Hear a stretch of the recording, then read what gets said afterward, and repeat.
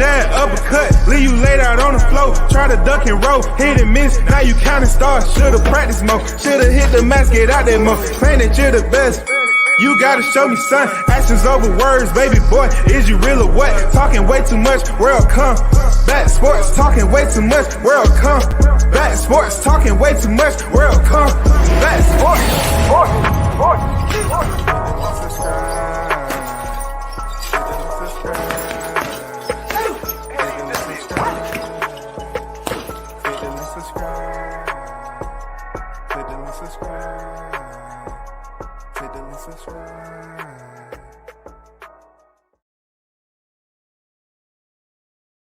Sports, man. You know what it is.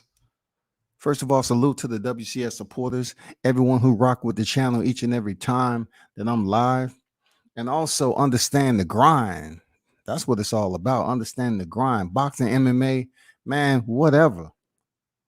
That's what I do. Today, we're coming from Abu Dhabi, man. Not me physically, but you know the reporting is UFC 267. And you know, we get to check out a free card, man, of mixed martial arts on UFC 267. I'm not sure if you all was watching, but we just seen a perfect example in what I was trying to get at with John Murphy getting a knockout of his opposition. Hold on for a second. It's a perfect example in what I was trying to get at.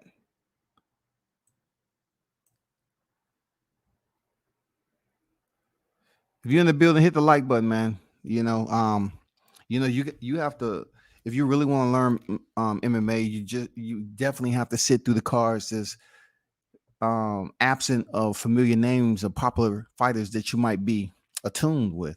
You know, you got to watch the upcoming fighters too, even these foreign fighters. You do. I mean, just like boxing, nobody say, okay, I don't give a damn about that, but you have to. You know what I'm saying? Because it's so many styles that are different out here. The sport is forever evolving, so you have to sit down and you have to pay attention to some boring fights. But still, Amir Khan, okay? Lerone Murphy just defeated Amir Khan. So I just want to kind of break something down to you about conversations I've been having with several people about Shields. I know she's online and she's been defending, and she really don't have anything to defend. If I was her, I'd just let it ride, because what she's doing is just incredible. Regardless, you know, she may get critiqued. That's what's supposed to happen. Okay, that's what's supposed to happen. You are an elite competitor. Others are watching you, so therefore, just say it's media, they're going to have their own observation. Now, dependent on how much experience or education they have is the level of respect that you provide back to them. That's all I'm saying. If you're listening, Claressa Shields, definitely want that interview, because I know I can talk. You know, you want to talk about mixed martial arts. You know, I'm so curious about, you know, what your mind, what you was feeling in there. You know, what you thought you had improved in, you know, mistakes that you made and so forth. But I want to talk about the individuals that believe that mixed martial arts is one of those simplistic fighting systems. It involves a dynamic of multiple striking disciplines, y'all. That is mixed martial arts. Lerone Murphy was being taken down in the first round. All right. Obviously, his opponent, all right, Amir Khan, had better wrestling, probably sambo or what have you. But wrestling is grappling too. So he was taken down, you know, mostly, once again, the process of collecting data. Lerone Murphy decided to switch stance, which placed him toe-to-toe, lead leg with Amir Khan. In mixed martial arts, fighters can switch stances whenever they feel like it. When that happens, let's just say our southpaw is fighting the orthodox. In mixed martial arts, it allows you to go in and shoot for the nearest leg, which is the single. If you both fighting orthodox or both fighting southpaw, most of the time you get in, you're going for a double leg and switch if you make contact to a single, whatever the case may be. So he was having success with getting in, changing levels on Murphy, and then taking him down, being able to execute a strict body lock, being able to control the pace. Once he had him in the body lock, he was able to control the position. What Murphy had to do was work for the hands themselves. And some of the time it doesn't include getting your fingers and basically trying to work, break the lock from the gloves. In MMA, your body parts can be used as a wedge. So what you've seen Murphy do was take his right hand and wedge it in between Amir Khan's right arm that was body locked. And what he wanted to do is get up underneath it to try to apply pressure outward to break the lock, the body lock that was on. When he tried to go forward with it, Amir Khan would use his body weight to push him forward. And then when he tried to stand up just a little bit higher than he should, he tried to reverse it and go backwards. Very intelligent. He ended the round where Amir Khan had partial back control, 3/4 back control, whatever you want to call it, to end that first round. They come out in the second round collecting all the data, both fighters collecting all the data. Amir Khan's data is, I'm able to take this guy down. And this is what I'm saying is so intricate and delicate sport. That's why I call it the muddy flats. It's just so dirty. Collecting the data that he had, Amir Khan, on being able to take Lerone Murphy down in the first round.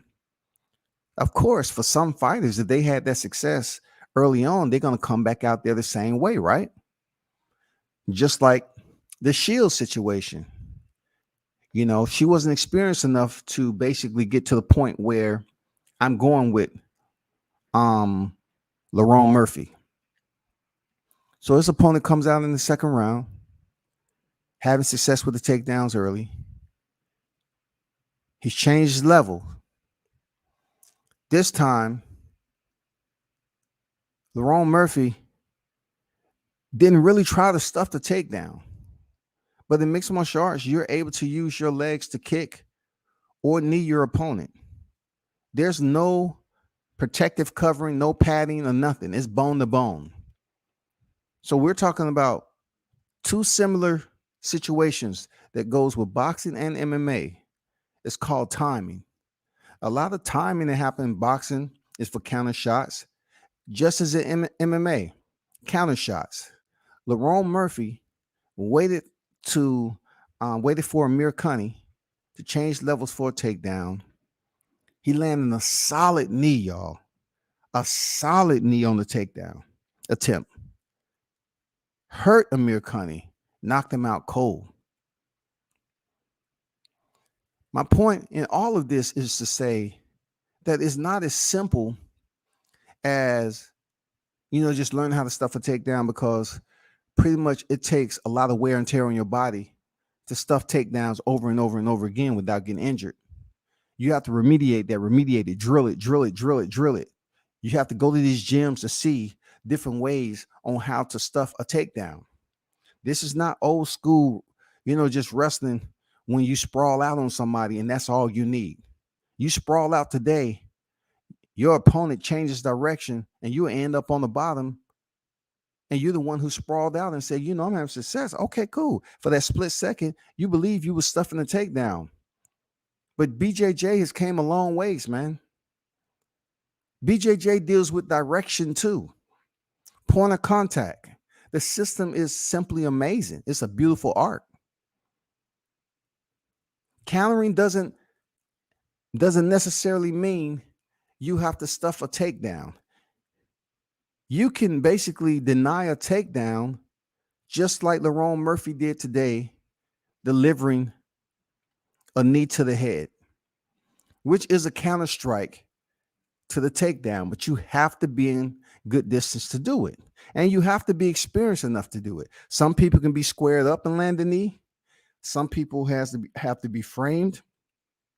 It all depends on the speed of who your opponent is. Perfect example.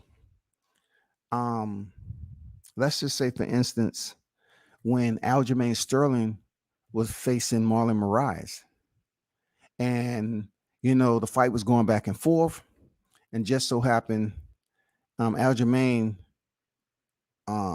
stumbled on the canvas trying to avoid a strike or what have you.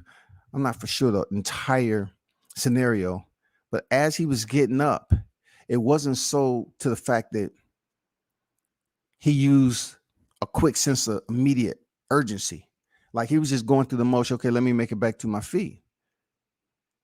When he started to come forward on Marlon Moraes, he kicked him with a knee while he was in the process, because Aljamain Sterling can wrestle.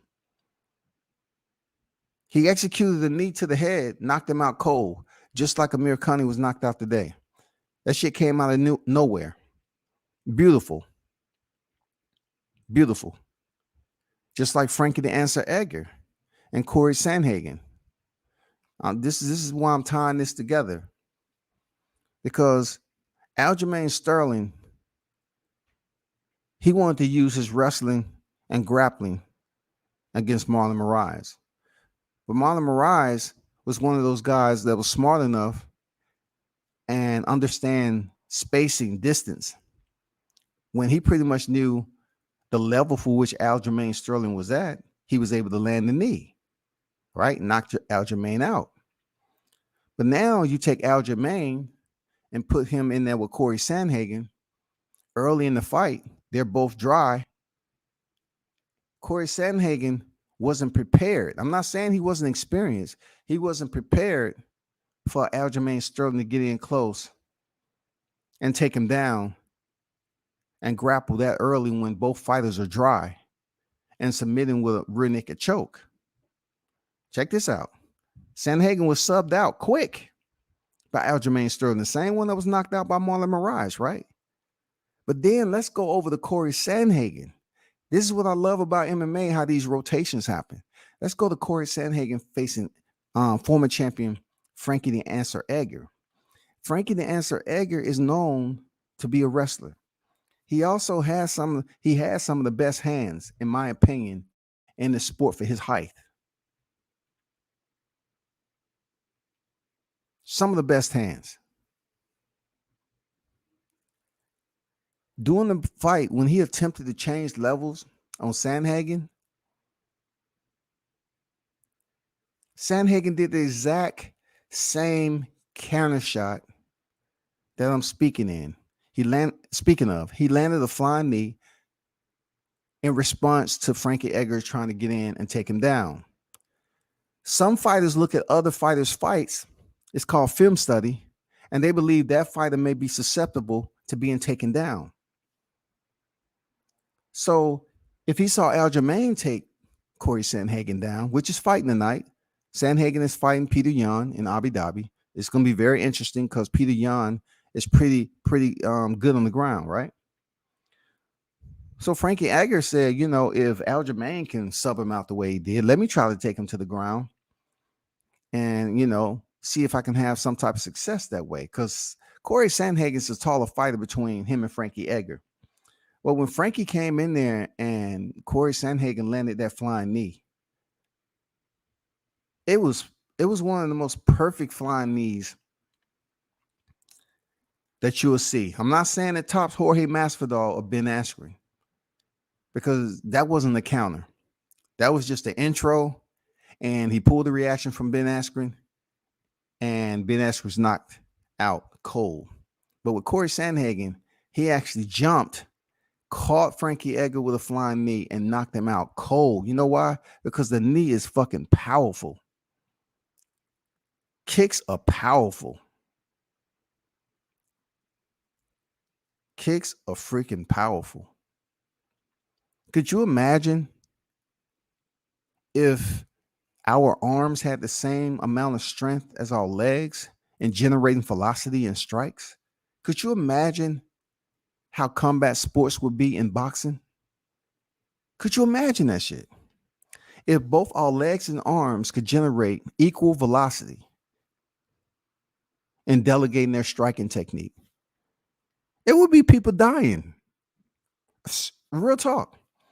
It would be people dying because the brain remains the same. The brain isn't growing any bigger. Your skull is what it is. But if your punches, if your left and right arm could generate the power that kicks are able to do, it would be amazing, man. But I just wanted to tie that in together, man. I'm definitely watching the fights right now. We're in the process of working ourselves up through the prelims of this free card, which is cool. So if you look on my YouTube, I pretty much placed an entire card there for you.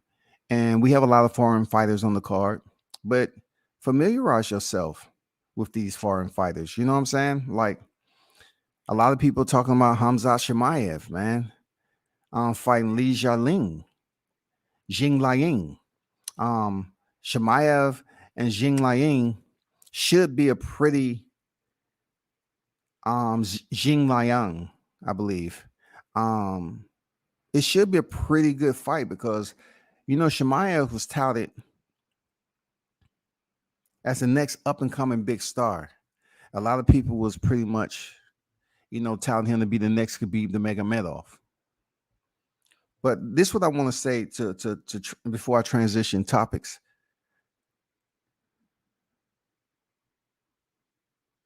Shields have to truly understand that, God bless her with incredible talent, special talent to be great at what she has been able to accomplish in the sport of boxing. What I consider somewhat being greater is her attempted transition combat sports to a more full contact sport of multiple striking disciplines. Multiple striking disciplines mean you can use more areas of your body to degrade or disrupt your opponent's ability to perform. And that's what mixed martial arts does, offensive defense. You're there to execute offense, and you also there to apply defense. Combine the two together, whichever system works for you at the time, then guess what? You have a winner. But MMA is so complex, man, that it requires you to work certain things that you would never work in boxing. It allows you to be able to clinch. In boxing, you can clinch, but you can't hold behind the head and punch. In bare knuckle fighting, you can have one hand behind the head and you can punch. In mixed martial arts, you can have two hands behind the head. You can have a Muay Thai plum. You can have whatever you choose. You can try to attack the neck with a choke. You can do anything and everything you want behind the neck. Clinching, however you see fit to direct your opponent to where you want them to go to gain a dominant position. Period. That's mixed martial arts. It's no one way how to do this shit. Like you see people dirty boxing on the cage in mixed martial arts. Throwing uppercuts, hooks, elbows on the inside. Step away, create space, spinning technique, spinning elbows, spinning fist, spinning kicks off the cage. Hammer strikes to the thighs, inside, outside, knees, toe stumping. It's just crazy, ain't it? So when it comes to Claressa Shields' experience level, man, it's no criticism that should be given it for real. And what I'm trying to say is, I told it the way it was from my first fight. I said it the way it was with Brittany Elkin being a brown belt, and there's no way she was supposed to get up. That was fact. That was fact. Brittany Elkin was there to allow, first victory. She wasn't there to go on a winning streak. She was retired. She was competing in BJJ. But for her opponent,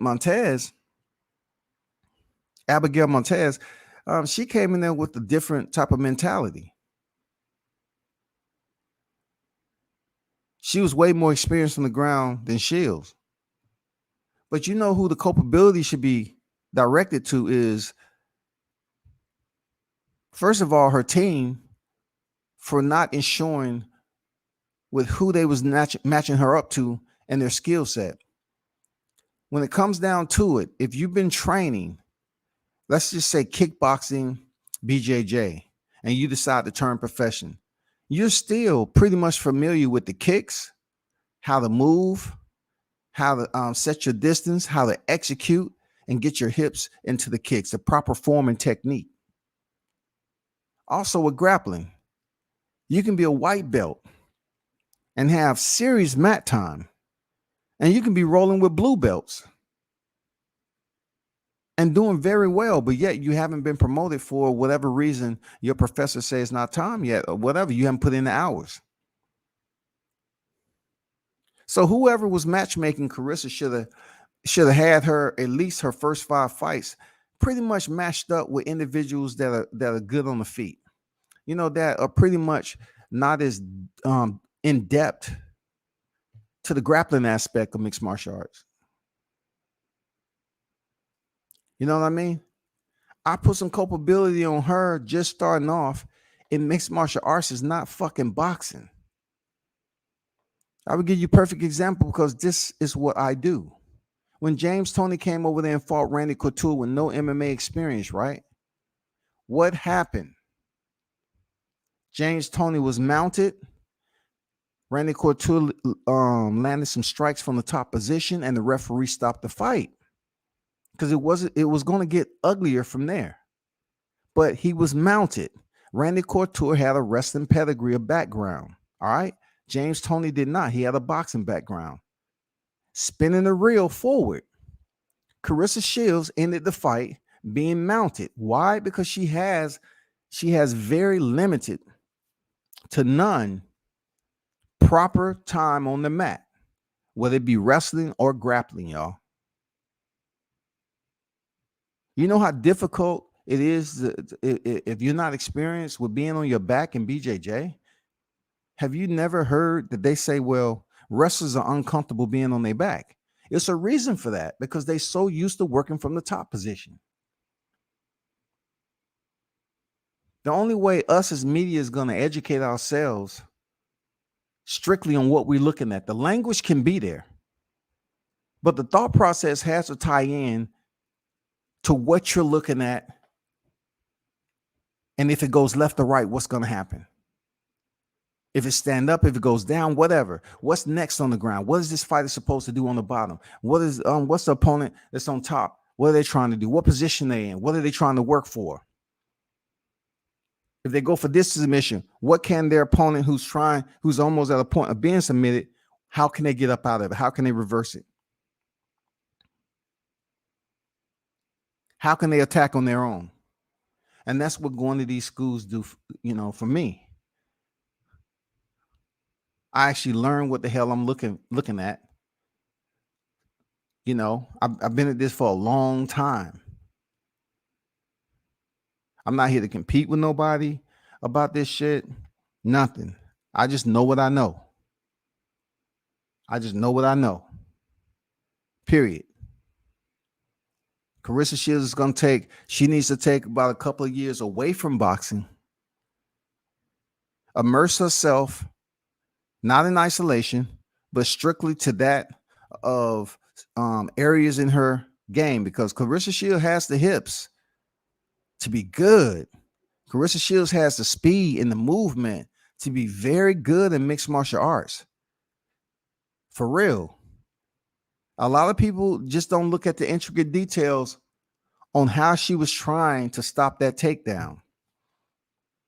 Montez was deep on her hips on one side of the cage, and Carissa seemed to been able to basically, while she was trying to get separation Old girl Montez forced her all the way to the other side of the cage. Now, I'm going to tell you, the basic novice, the tyro in mixed martial arts would have been taken down right there in the spot if they didn't have any balance. So I commend Carissa for actually trying to stuff. She wasn't able to get separation because she fully committed on the right hand. That is the time in the mixed martial arts, especially with boxers. You want to go in there, you want to be heavy-handed, sit down on your punches, boom. Before you know it, they underneath you, body lock. They're driving you, whether it be a single or double. They're turning the corner. You're going for a takedown. And then from there, it's a whole nother world. There's no pushing off. You know, it depends on what round it is, though, and how much experience you have. But we're talking about novice, right? There's no pushing off like we used to do on the playground. It's way more technical now. Even in high schools, middle schools, you have kids who are taking BJJ, kickboxing, martial arts, taekwondo, more so now than when I was coming up. When I was coming up, BJJ wasn't even pretty much around. It was wrestling. Even though wrestling is considered a grappling sport, more people looked at it like, okay, wrestling. You wearing shoes. You wearing an outfit. You know, you have your wrestling attire. You have ear guards. You know, you're starting from a standing position, this, that, and the other. But guess what? Grappling, you can start from a sitting position or standing position. Shields hasn't learned that yet. She hasn't. Somebody said that she needs to compete in grappling tournaments. Not even close. What she's going to compete in a grappling tournament and she don't even know how to grapple for? What is she going to go to a grappling tournament and she don't know how to grapple? If you truly watch boxing, what did they say? You come to the gym, you learn the sport, you practice and practice, and you go in the ring and apply what you have practiced. Right? That ring doesn't mean you're going in there for a championship fight. That's why they have amateur boxing, professional boxing. If you continue to go, let's just say you haven't spent enough time on the mat, putting in mat time, different sparring partners, you know, grappling partners on the ground, learning your craft, learning proper discipline technique of what you should be doing, the points and contacts you need to learn in this position. Why would you go to a tournament? You still have no idea on how to place your opponent in a position for victory. They're gonna dominate you. They're gonna dominate you and dominate you. You have to put in mat time from a position of disadvantage to a position of advantage. Whether it be the more dominant position or less dominant position, you have to practice that on the mat as a grappler, period. It's high level BJJ practitioners that never competed. They teach within the school. They've been, you know, a loyal student within the school, and they pretty much teach the art in the school system. They don't compete. And then you have some who learn the sport, and then they say, I want to go compete. So you have the legendary BJJ. And, you know, a lot of people want to use the Gracies. I mean, I laugh at when they mention Horace Gracie. You know, Horace Gracie, like, he was the end all be all of BJJ competition. Like, that's a whole nother story. I want to keep it on Carissa Shields, but I mean, y'all really need to do your research. We pretty much talking about a guy who was able to come into the UFC at the inception and compete, vice some of the legendary BJJ grapplers who competed at the high level of world championships. That includes the Gracies. You know what I'm saying? Not every Gracie was able to do that. D Hodges on deck. What's good with you, D Hodges? Say what up, World Combat Sports Chat. Salute, OG. Salute to you, OG. How you feeling? What's good on this Saturday with you, D Hodge? You got to watch out for kick, elbows, knees, fist, slam, chokes. Boxing only watch for punches and punches. True words, man. Yes, sir. Boxing is a tough sport too. Now you know those. You know you have larger gloves, and you're fighting in a ring where your targeted area is from the abdominal protector, which is the top of the trunks, all the way up to the head. Areas that are off limits is basically the backside of a boxer. You know what I'm saying? You can't just sit up there and throw punches while the boxer has his body turned. You punch him in the back, or you punch him in the back of the head. That's the only thing. The chick was smart. Keep her on the ground. That's what she was supposed to do, D Hodges. Absolutely. Yes, sir. She didn't let Shields box. She wasn't supposed to. Real talk. Solid point. Facts. Salute WCS and D Hodges. What's good? What's good with you? Let me get this live stream back up. So who's on deck? Dos Santos and Denise is on deck. Santos in the yellow, Denise in black. Yeah, in the second round.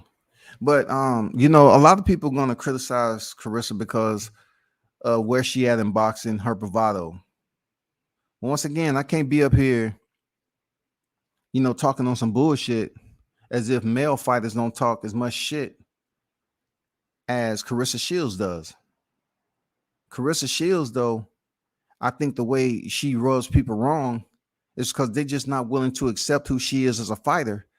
You know, someone like Deontay Wilder. Deontay Wilder is not a huge trash talker, but they glorify other boxers back in the past who've talked trash. You know, Muhammad Ali got into scuffles. Just look at the video with him and Ernie Terrell.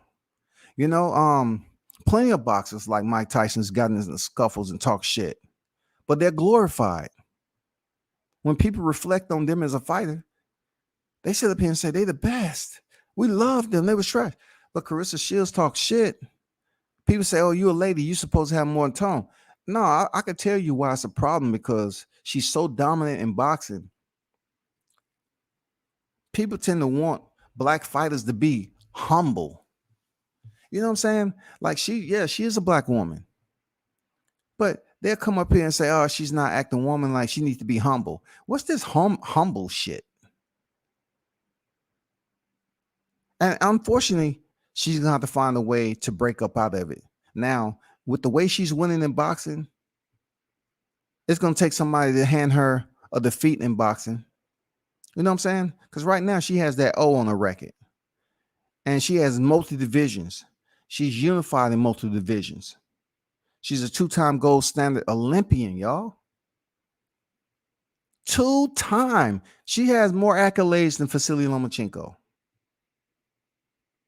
She has more accolades than Rigondeaux. When it comes to from Olympic pedigree all the way over here to what she's been able to accomplish in the amount of fights she has in boxing. Now, of course, I'm not naive to sit up here and compare the level of competition, but it is what it is, y'all. If it was so simple, why hasn't anyone else did it before Shields? That is my question to you. It was so simple back then. Why did it take so long for it to happen when Shields decided to come over to boxing as a professional, coming off 2 Olympic tours, winning gold? She steps into the MMA arena at 26 years old.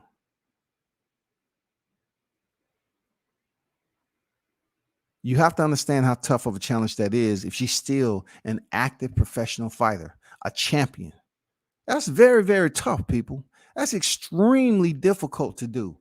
To step over while you're still competing and you're hoping your team, which I disagree with whoever's moving Carissa, not to ensure that she was there to get a stand opponent that specializes mostly in stand-up, that has, you know, an equal depth of ground game as a Carissa, so it can make a more challenging, not more challenging fight, a more equal fight on the feet.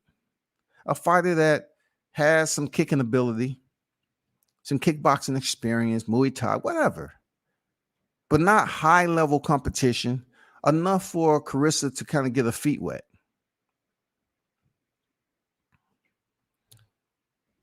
But this is what I say too. Somebody didn't do their homework.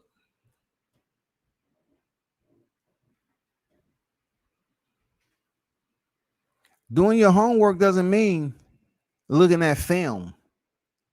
Doing your homework is calling around and see who knows about this specific fighter. Putting them secret squirrels out there. What do you know about this fighter?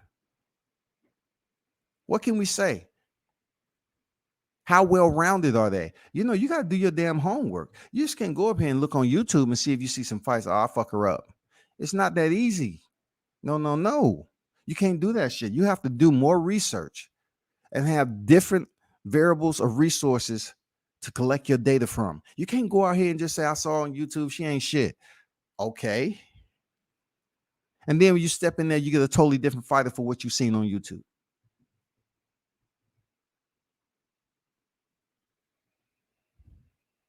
It's a lot of y'all that truly don't understand, like, the separation of both of these arts. You understand the overlay in all respect, because I'm not going to anybody. You know, I'm not wasting that energy. I'm just telling you what I know. You may be able to talk about the overlay of what you visually cataloging from watching both sports, from what you've read. You understand the overlay.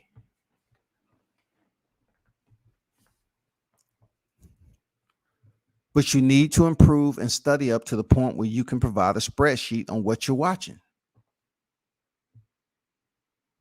You need to be able to do a mental presentation on what you're watching. You cannot speak on mixed martial arts like it is boxing. Especially just because Carissa came over here and boom, she won her second MMA fight and she wasn't subbed out, right? But she lost a split decision, right? Like, once again, I repeat, she wasn't submitted. She lost a split decision, right? She lost a split decision. Yes, she lost. She ended the fight in the final minutes of being on the bottom position. It happens to a lot of people, a lot of athletes. But what does that say, man? It may come a point in time where you look back at this second fight and then look at where Carissa is at now when she's close to 30 and her BJJ game is on a whole nother level. People like myself is gonna sit up here, if I'm still on this motherfucker. I'm gonna bring up the clip where she was mounted to what she is in this fight. Like, oh, times have changed. And the only person that can change that position from being fully mounted to her being able to sweep or basically frame up, get back to her base, or be in the top position, whether it be denying a takedown, is her. The only person that can change it is her. Listen to her coaches and pretty much applying that, remediate. That's the only person that can change that. Carissa's gonna have to be willing and able to listen. And in order for her to become extremely well-rounded in BJJ, she has to grapple with men and women. For real. She's going to have to grapple with men and women. If you really want to be in this sport, both genders are going to teach you something different. It's not going to be entirely different, but the strength is going to be a little bit different. The speed is going to be a little bit different. But you have women that grapple with men all the time because of the factor of the strength.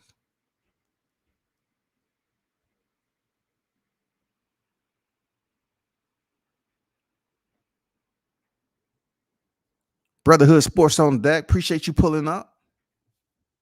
Say salute WCS and D Hodges. But that's just where we at right now. You know, where I'm at as far as my interpretation of the criticism. I would love to speak and have a dialogue, but every fighter you can't have a dialogue with about something, especially when they lose. I guess I don't see it like that, man. Like, you're talking about somebody who's extremely competitive in my lifetime and anything I did.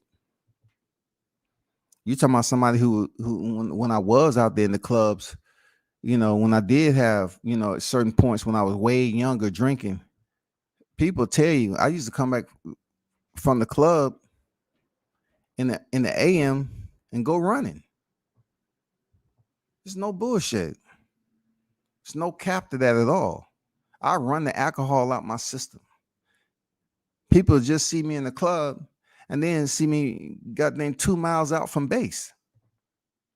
They say, what the?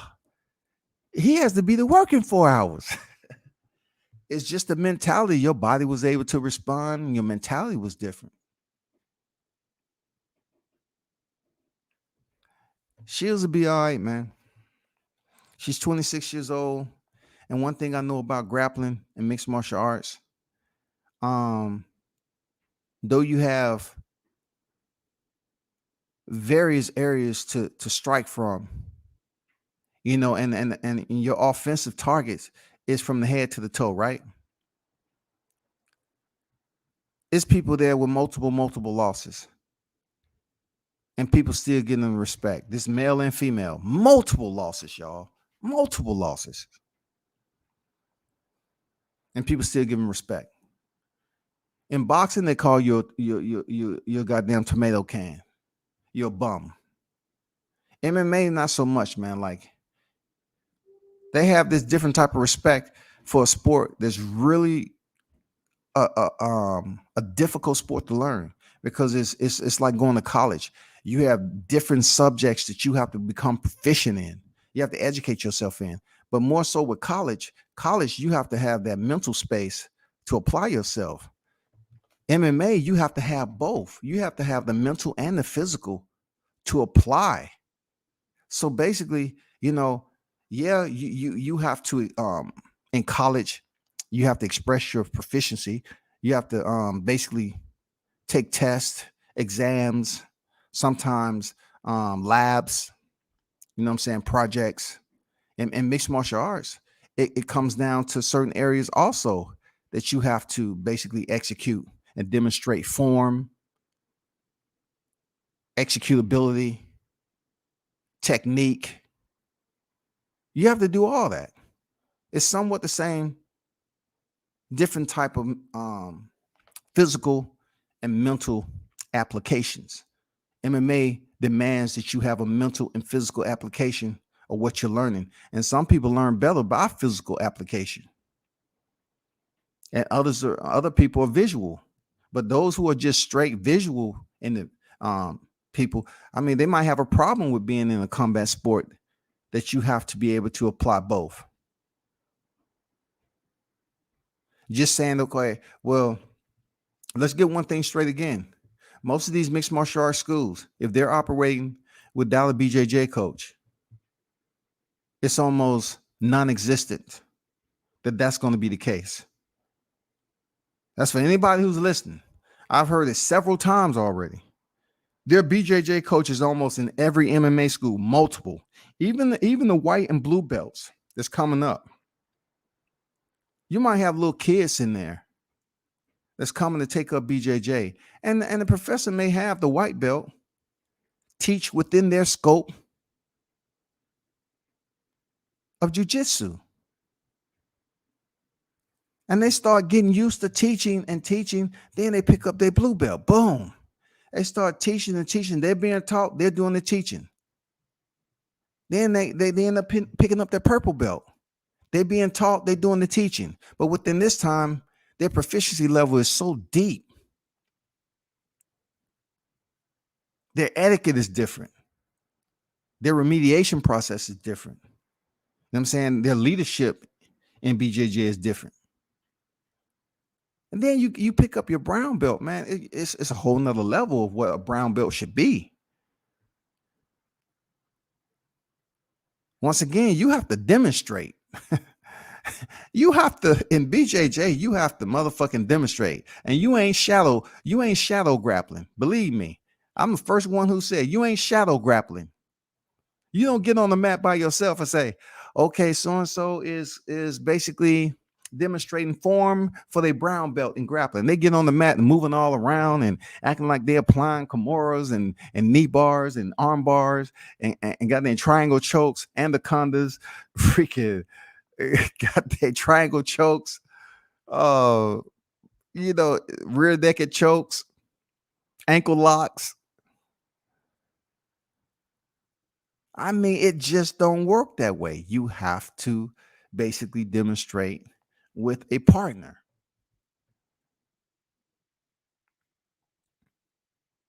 You have to.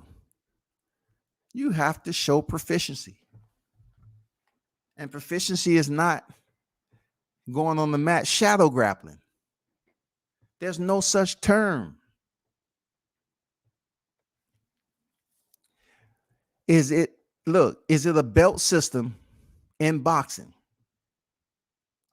to basically represent your degree of knowledge? No, it's not. Boxing is a sport in which if you have the opportunity to get up to a point where you can compete for a belt, if it's a regional, if it's a state, if it's a world championship, that basically signifies where you at in your boxing career. You know what I'm saying? When you compete for that belt, it's no belt system to represent or show your proficiency as a professional boxer. You go from the amateurs, you have all these amateur belts. Okay, cool. But the system is not to say, okay, you're at this level, this is what you need to get to this level. Now, the sanctioning body has their own their set of secondary belts. I get it, but that's not what I'm talking about. We're talking about to basically signify your level of professional authority, your proficiency. The sports are different. Even in mixed martial arts. Mixed martial arts really don't have a belt system. Now, if you want to separate that into the sub martial arts that we're talking about, such as the ones that's beneath the umbrella of mixed martial art, of course they have belt systems. Kung Fu, Taekwondo, Karate. You know what I'm saying? All those damn martial arts, Taekwondo, all of them, they have belt systems. But in mixed martial arts, you pretty much dare to compete in a multi set of disciplines which play out inside the gym and in competition, period. That's what it is, bro. King Mitch on deck. What it do, man? Come back with us. What's good with you? So we're moving along in this card, man. I'm just letting some of these, they're in Abu Dhabi. So there are a lot of, I'm assuming, Russians on the card, a lot of foreign fighters on the card, which, a lot of these foreign fighters are coming up, man. And they're doing their thing.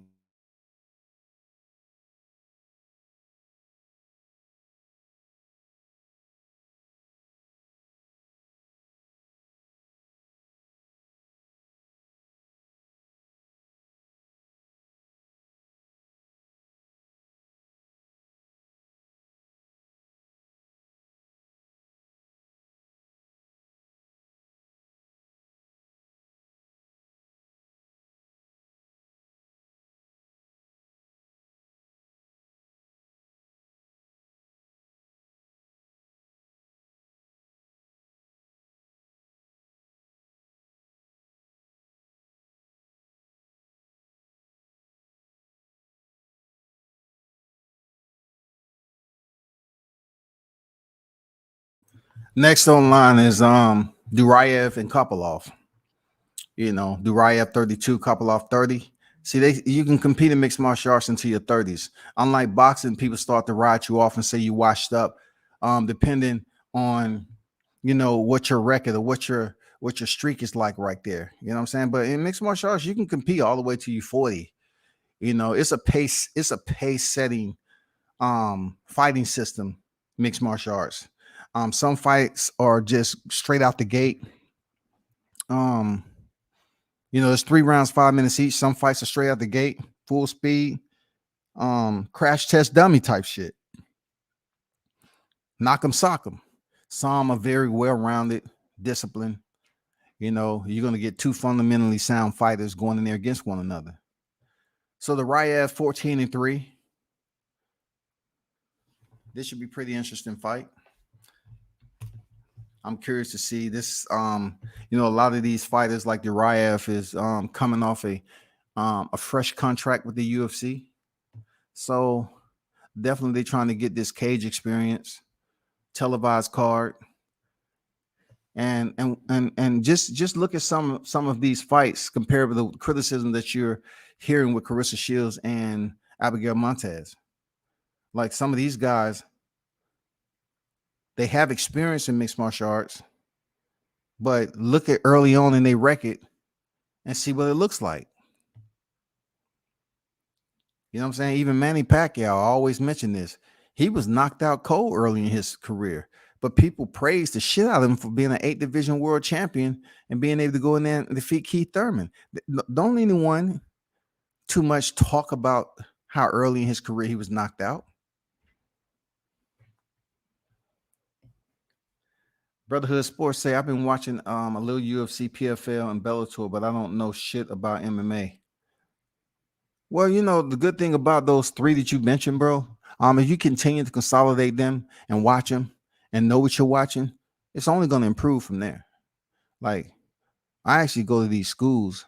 I've attended BJJ tournaments. You know, I've spoken with fighters and asked questions about why they do certain things. And when I went to a school and I seen these guys starting off on the wall, back then when I was growing up, who would have thought you need to learn how to fight off the wall? But if you look back on bathroom fights, restrooms, el baño, whatever, if you look back in the day, a lot of fights was open area. And the only time that it was kind of up against the wall was in the bathroom.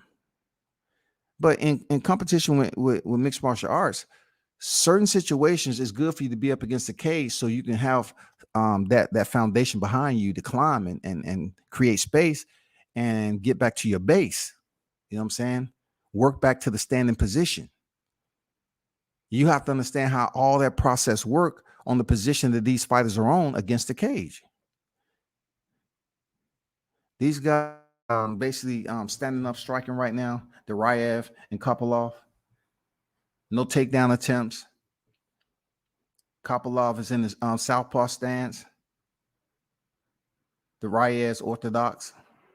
So once again, like I spoke about earlier, if he was to go for a takedown, either one of them, the lead legs are there. They're accessible. So you see the feints going on from the Riev. Inside leg kick by the Riev. Solid. I like the pace by both fighters. Nice jab by Kopylov. I like the foot feints though. And you know, some people don't understand the different feints in MMA. For real. Like the foot feints, the head feints, the hip feints. It's, you know, it's so many freaking feints. Even in boxing, it's a lot of feints, but you have more areas to be concerned about in mixed martial arts. Whether they're going to change levels or not. Their distance. Nice body kick by the Riev, man. I like how he has his hands up. They have 4-ounce gloves too. Each round is 5 minutes each.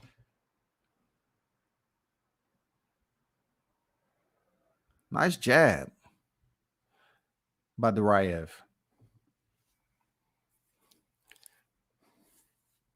And those of you that's listening in, right? Boxing inside a 4-corner ring is different than a cage. Obviously, you have more space in the cage. You have more space.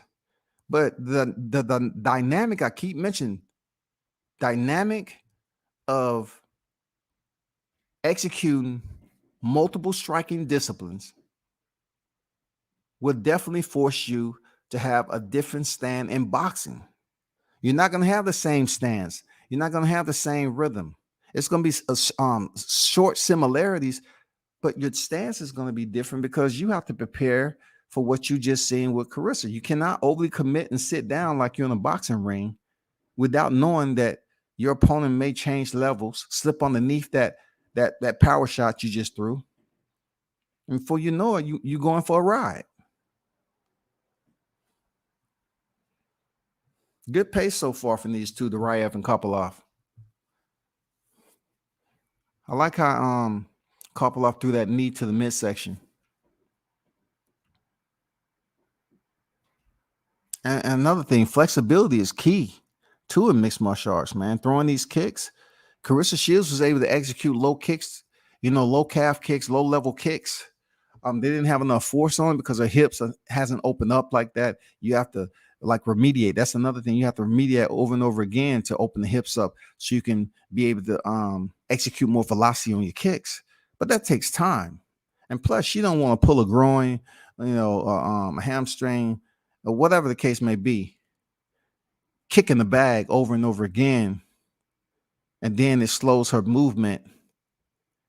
And then she goes back in boxing and loses to a fighter that she was supposed to be. And then after the fight, she says, well, I just want to let y'all know I had an injury training mixed martial arts. That's a whole nother damn fireball right there. They're going to say, okay, oh, you had an injury. You shouldn't have been doing mixed martial arts then, stupid. That's how people are going to treat it. They're not going to say, oh, okay, she didn't make no excuses before the fight.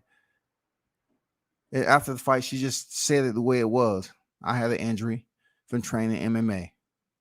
I didn't perform my best, but I'll be back. It'll be tough for somebody like Carissa Shields to go through that. Especially if she up there fighting Savannah Marshall, all the hype that's behind one of the only females to be here in boxing. We second round on deck, man. Oh, he catches freaking Duraev, man. Kopylov catches Duraev. Drops him. Duraev is able to make it back to his feet. Oh, strong kicks, man. Kicks are a game changer in MMA if you know how. Shit. So he gets in close. You see he attempts to go for the double leg. Those of you that's watching, look how Kopylov is pushing Duraev's head to his left.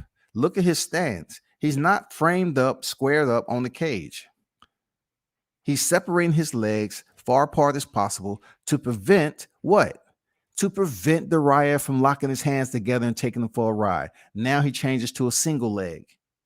He dips back to his knee. He switches to one leg. What can he do with it?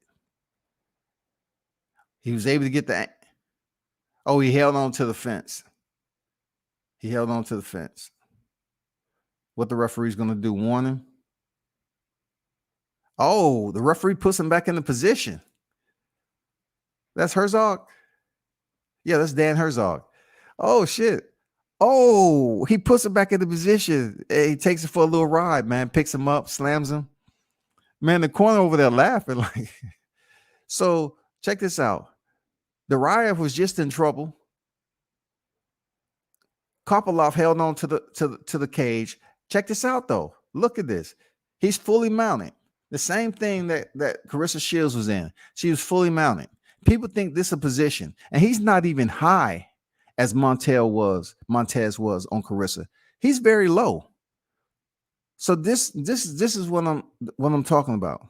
And this right here, if your opponent is high when you're on the bottom position, you conserve your energy, and there's different ways on how to basically work for half guard, or work back to full guard, or even try to buck your opponent off the top.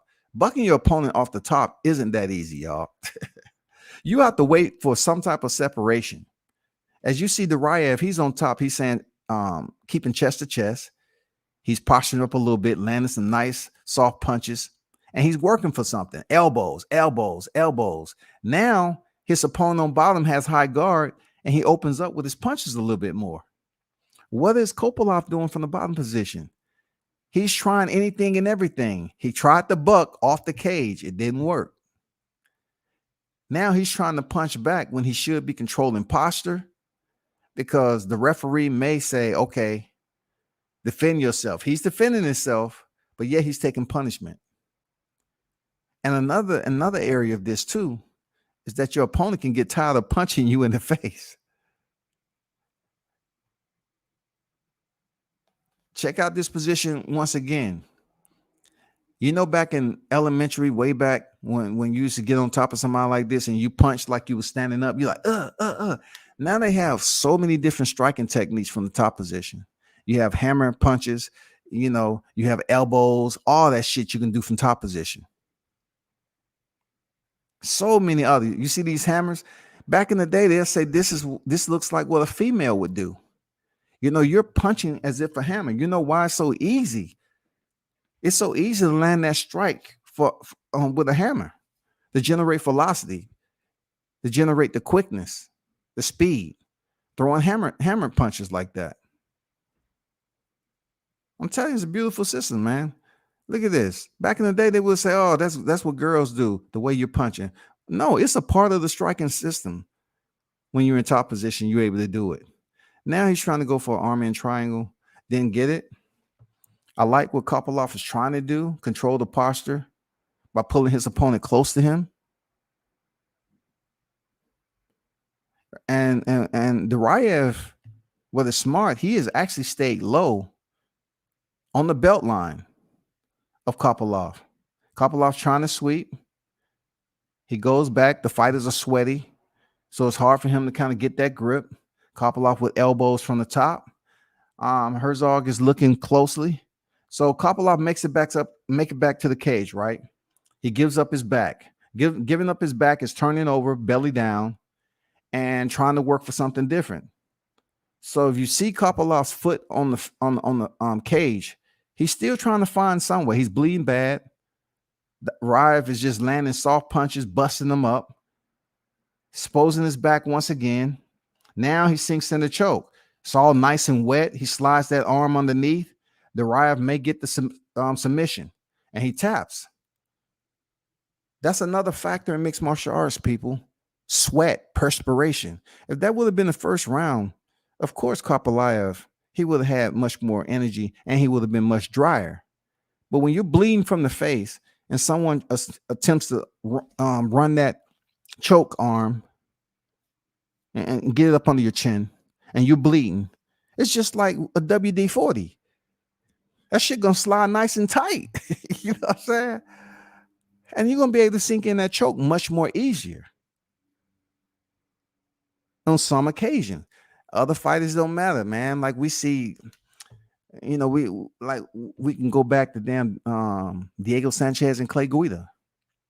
We can go back to Nate Diaz. I mean, individuals that's known to bleed. We can go back to Robbie Lawler and Rory McDonald. Neither one of them was subbed out, but they was bloody as hell. It's not like Rory McDonald didn't know BJJ. It's the fact that Robbie Lawler had pretty decent takedown defense. Look at the head of Kopylov. Oh my God. He has some knots from those elbows, people. And this is another thing that Montez didn't do. She didn't really throw any elbows on Carissa. So shit. I'm not hold on. The fight ain't over. What the fuck is happening? The bell must have rung. I could have sworn Kopylov was tapping, dog. See, I have this on mute. This is crazy. Kopylov goes to the body. He's still recovering. He has crazy knots on his head, people, from those elbows. Elbows don't look like they're getting through from TV. But goddamn it, listen to them in person. Duraev in on the hips again. Not the more technically sound entry, but so be it. He goes from a double to a single. Once again, drops, change levels, try to go lower stance to get the ankles, scoop the ankles out, goes back up to the single leg, turns him.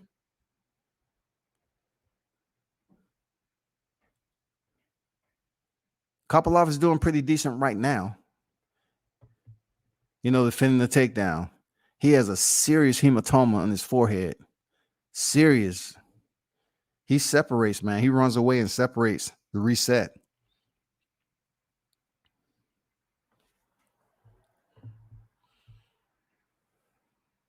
What's going on? Unscripted Virtuoso on deck. Say salute, World Combat Sports in the chat. They truly are. Jose Aldo was one of the meanest kickers in the early days. I agree. Absolutely agree. Jose Aldo was brutal with the leg kicks. Nope. And if you don't buck them off, can potentially end up in a worse position. Yeah, man. Like, your opponent has to be in the position to be bucked off. You yourself on the bottom position have to be in a position to generate momentum to buck them off the top position.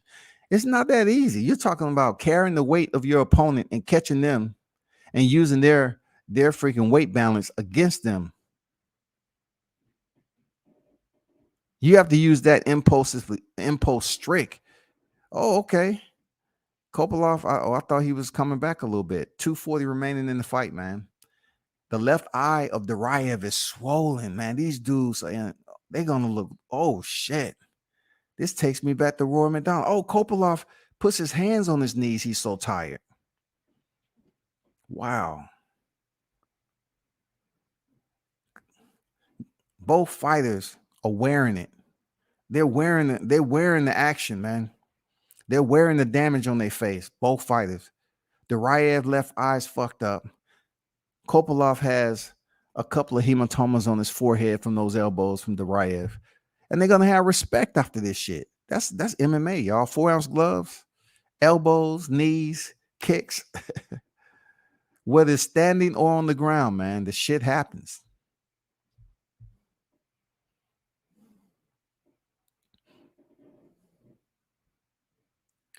Nice jab from Kopylov. Tough. Both of these guys are tough, man.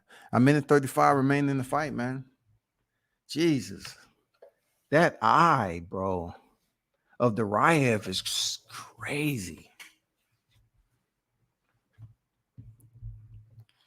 And just to think, in boxing, you think fighters will be looking like this most of the time? Man, the doctors would be called in. Let's call in not MMA like that. Blood everywhere. Oh, shit. His mouthpiece was knocked out again. He picked it up and put it back in. A minute remaining, man. Both fighters are popping their jab out there. Lazy kick by Duraev. I know he's exhausted right now. I mean, it's Halloween early, y'all. Today is Halloween right now in this fight right here, y'all. I ain't gonna bullshit you. It's Halloween tonight in Abu Dhabi. Oh, he changes levels, man. As tired as he is. Oh, Kopylov did an excellent job to stuff it and then goes in for his own double. Oh, shit. He gets top position. 20 seconds remaining, man. Oh, he gives up his back. Duraev gives up his back, man. Fatigue. He still makes it back. He's able to get back to his feet, man.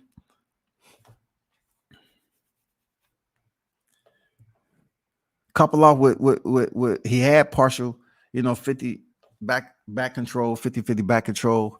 And then the fight is over, man. And both fighters are spent. Damn, that was pretty decent. That was a pretty decent fight, man. Real talk. Shout out to Duraev and Kopylov, man.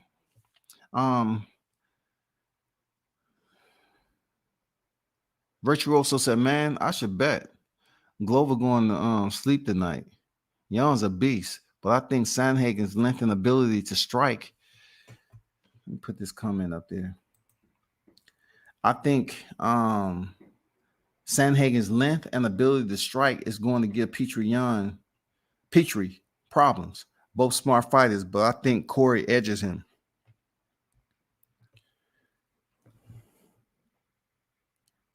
Now, for the first half of that, Glover getting knocked out, that's highly possible.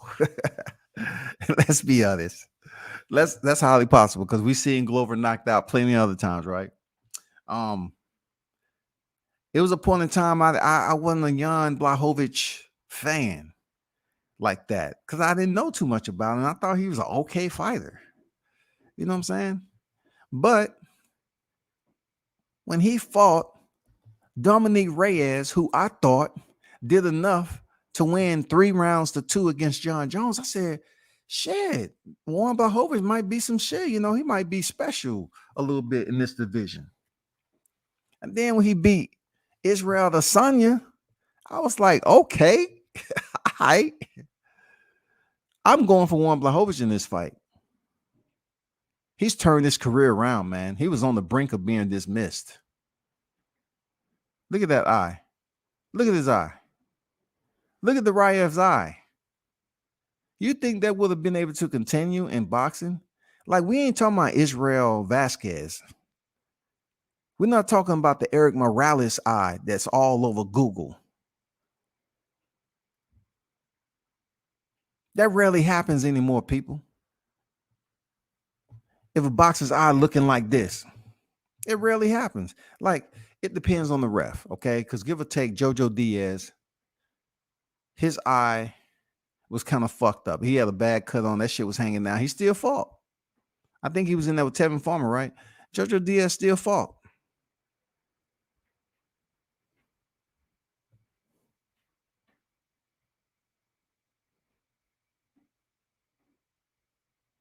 But on the second half of what Virtuoso said, with Petr Sandhagen giving Petr Yan problems, Peter is the shorter fighter. Cory Sandhagen does have the height and ability and range. But Peter or Petri, however they said, I would say this, that he does have pretty decent hands, to be honest, because he was giving Aljamain Sterling the business. He was doing pretty damn good against Sterling, for real. But I think Sandhagen is on a fucking mission, dog. Sandhagen, I actually like seeing Sandhagen fight. Like, it's just like me watching when I seen Albert Bell sparring to Michael Harris. Like, Albert Bell, I seen him in the ring, but what I seen him doing sparring, all the different looks that he gave, it was crazy. Like, to see these fighters be so slick and have all these damn tools, I was like, what the hell? Like, I actually learned some shit in that motherfucker. Like, Cory Sandhagen, man, he's good on the ground. He's good with his striking. And if Yan isn't able to close distance, if he wants to, because I think he'll be a fool to stay on the outside. You know what I'm saying? Like, let's say, for instance, Marlon Moraes and Henry Cejudo. Both of them around the same height. And Henry Cejudo, he has that wrestling background, so the only thing he's really worried about is what? Striking. And he broke down Marlon Moraes with his striking. I don't think Cory Sandhagen is worried about Yan putting him up against the cage and not being able to handle himself with takedown defense and his grappling ability. I don't think so. And then, not to mention, Frankie Edgar was around the same height as Petr Yan. And if he chooses to come in there and try to get a takedown, guess what? He might meet the same fate as freaking Frankie Edgar. He might be met with a doorbell that says, "This knee is all for you." Gift wrapped and everything. No signature needed. Here. Ugh. Shit. He might find out he got a package. Says kneecap across the front of it. I'm serious, man. We have the next John Gooden is on his way out here, man. But good shit there, Virtuoso, man. Very good comment, man, because I like Cory Sandhagen. He did my boy Frankie Edgar dirty. Dirty. I've never seen Frankie Edgar knocked out like that. I never. Oh, my God. And look, I said, that is it, bro. Frankie is done. And then I see him on another fight card. Like, this dude was knocked out stiff with a flying knee from Sandhagen. And I saw him on another card. Good Lord.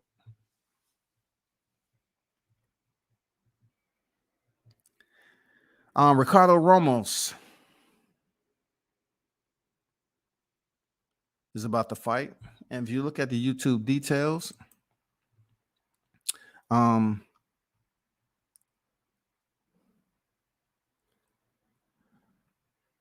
me try to listen to the audio a bit.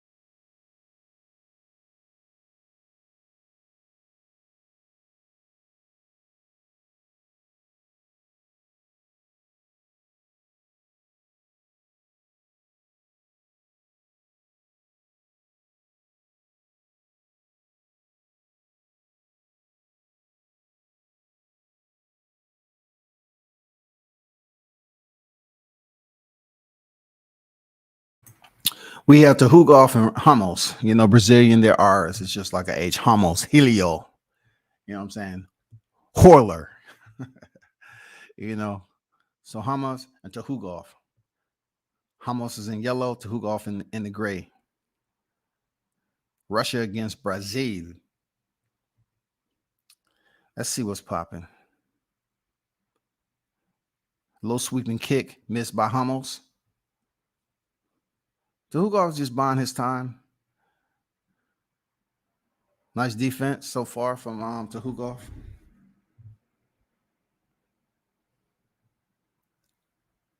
Spinning back kick missed by Ramos.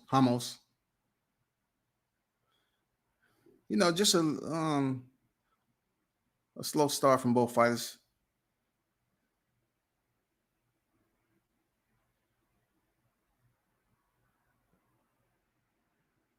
Ramos is more active with his hands. Finally, a 1-2 counter by Tukhugov. Ramos steps in with the left jab. Sweeping right kick misses by Ramos. Good distance by Tukhugov early.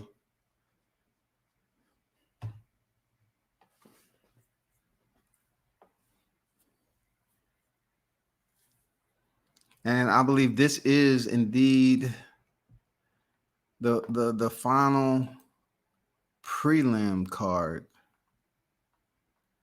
I believe. Let me see. Before we get to the main card.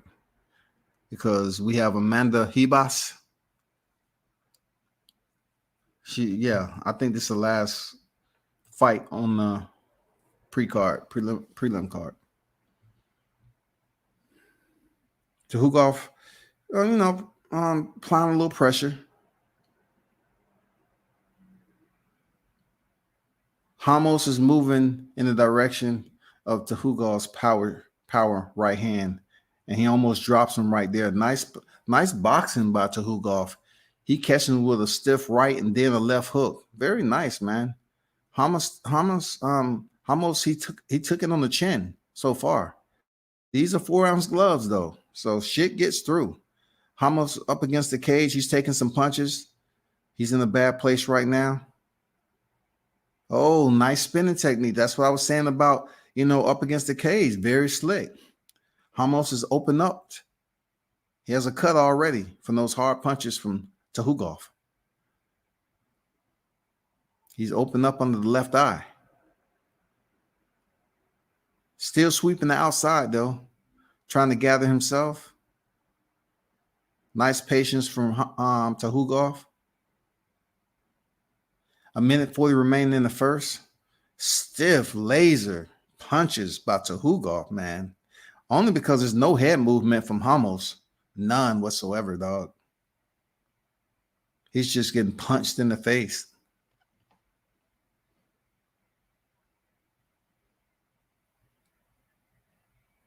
Man, Tukhugov is loading up on that right hand, I'll tell you that.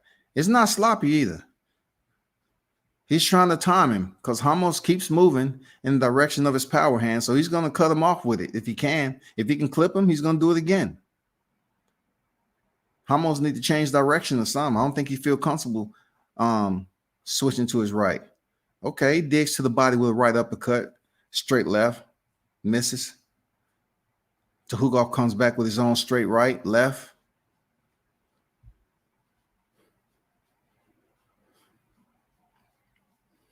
These Russian fighters, man, they a lot of them have this stalking mentality. Oh, he caught him with a spinning elbow, y'all. That's what I was talking about.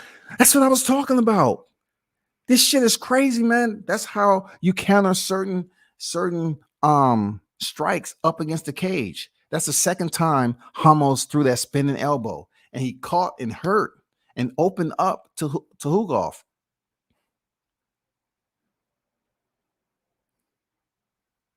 Timing, remediation on that spinning elbow. Amazing. Beautiful, beautiful technique. It can be a spinning elbow or a spinning fist, man, but you have to know, you have to throw that shit with conviction. Now look at it. Ramos is pressing the pace to end the first round. That was a good first round, man. Watch this spinning elbow. Watch that shit. Ooh, nice. Caught him on the jawline, man. He said, oh, shit, I got you. Oh, shit, shawty. Man, it's so many areas to come on, man. There's so many areas to this game to learn, man. Especially if you're competing in the sport. It's just so much to learn, man. This is truly a sport that's difficult to do what John Jones has been able to do. It's very, very difficult. Nobody's trying to be Rocky Marciano in this motherfucker. Like, it's very tough to be in mixed martial arts without picking up a loss. For real. It's tough to be the Floyd Mayweather. It's tough to even do what Julio Cesar Chavez Jr. was able to do at one point in time. Having the amount of fights he did with no losses.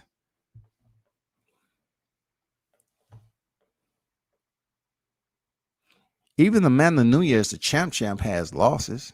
Valentina Shevchenko has losses. Doug Rose Namajunas has losses. Kamaru Usman has losses. I think he has one loss, I think, if I'm not mistaken. Or he might not have. No, I could have sworn he had one loss. Let me look that up right quick. I'll tell you a little bit later on that. Okay, we're in the second round. Ramos Tukhugov. Man, very good round.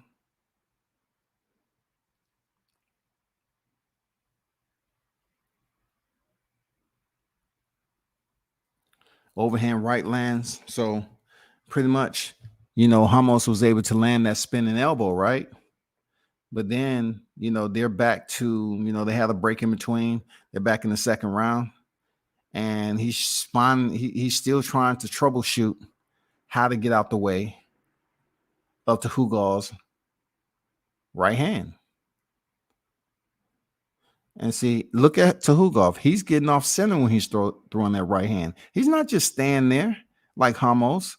Look how they execute their punches differently. Look at that defense. Look at that head movement by Tukhugov. He's dancing in that motherfucker. There you go. Exactly what I was talking about. Tukhugov has head movement. Ramos doesn't. Look how he throws that jab.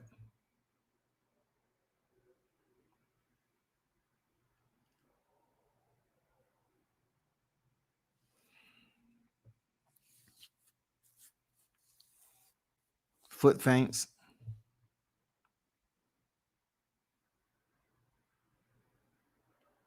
Sweeping left cross miss for Tukhugov. Ramos is trying to wait and draw Tukhugov in, up against the cage or something, try to catch him.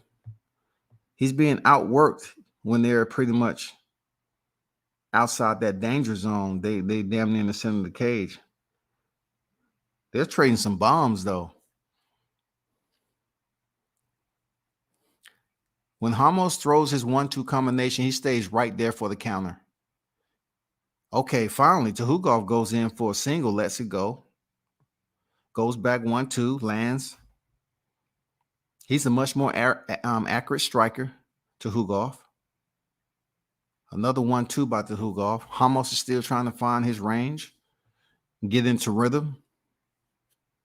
Okay, low calf kick from Ramos. Got you.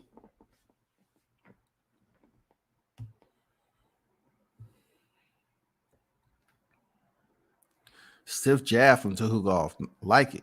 That shit's on target, man. Line him up real nice. And if you want to watch it, it's on ESPN Plus. It's a free card.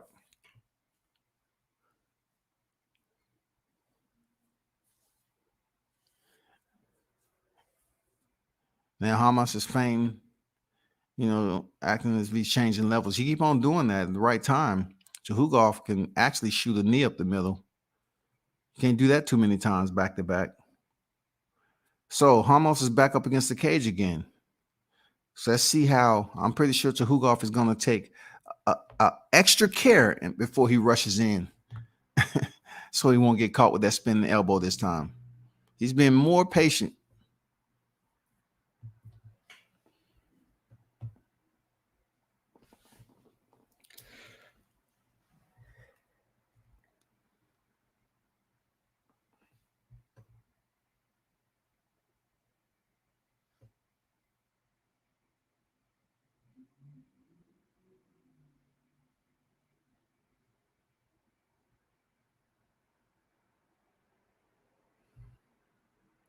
They have Ramos at 18 significant strikes. Tukhugov is 26 right now.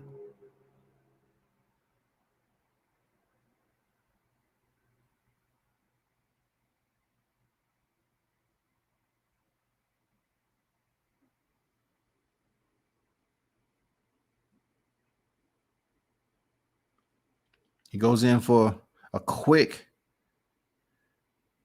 single leg into a body lock. Takes him down easy.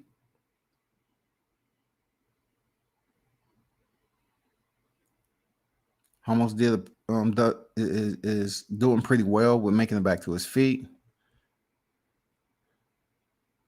Tukhugov's just riding him out right now with a body lock. Ramos is trying to counter. End of the round. Good fight.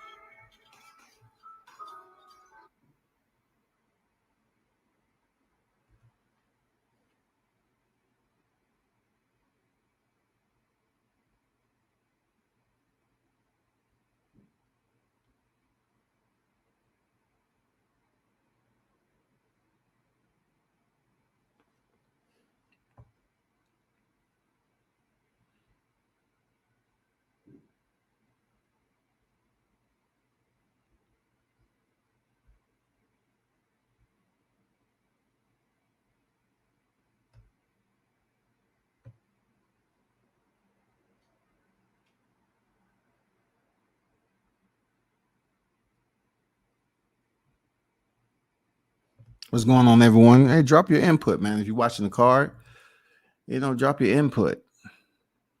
We're in the third and final round of the final fight of the prelims. Ramos is in the yellow, Tukhugov in the gray.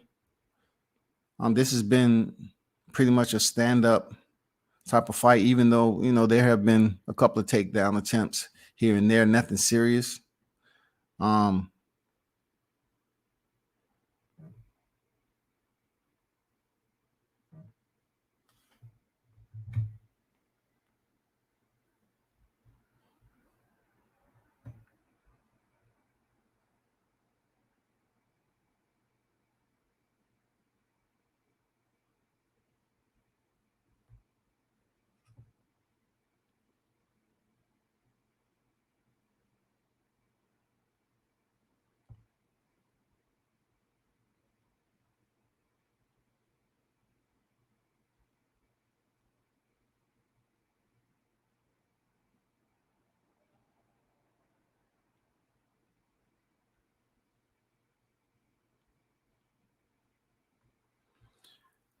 3:45 remain in the fight. Nice stiff kick by Ramos to the rib cage of Tukhugov. Tukhugov is just sticking to the jab, just to get closer. Nice knee landed by Ramos, on the separation. Ramos seemed to have energy, man. Oh, nice boxing by Ramos. He's really taking it to Tukhugov right now. He's really matching up his punches and kicks really nice. Really nice. He has a sense of urgency. Attempted that spinning elbow in the center of the cage, didn't work as effective. There was no forward momentum by Tukhugov, that time. So you definitely have to come forward just a little bit to have that distance.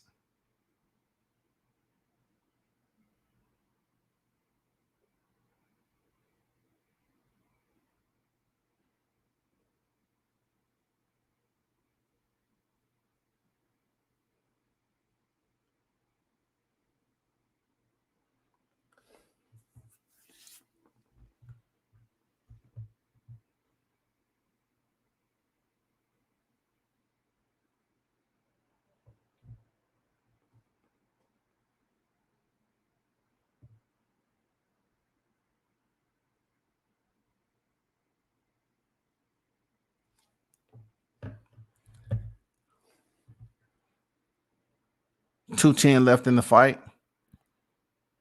Both fighters just, standing, trading punches. That's where it's been most of the fight. Stand on the feet. Almost seemed like he was, all about that momentum, man, to try to close this out strong. It's a close fight right now. So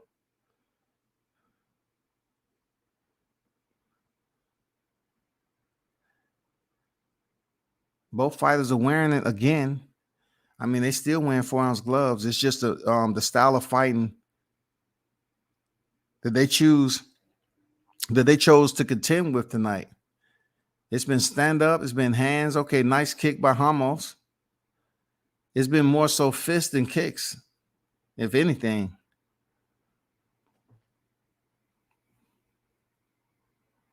Sometimes fighters allow their opponents to woe them into the style that they want them to fight. So instead of just using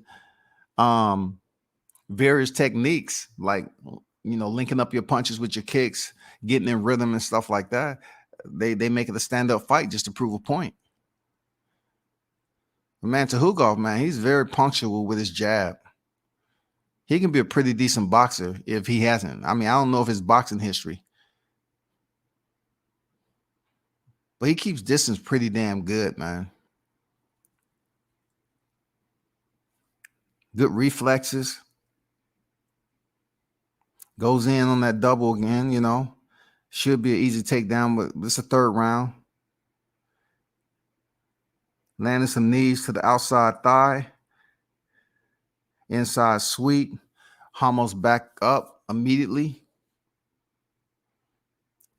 Approaching 10 seconds remaining in the fight. And pretty much Tukhugov just went in for the body lock just to conserve time. Now he is going for a Kimura from the standing position, but it was at the last minute, man. Good fight by both Ramos and Tukhugov. Good fight.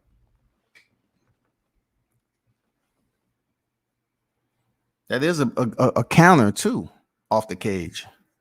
I mean, that's a counter, but if you don't practice it or remediate it, it's not second nature to you to do it.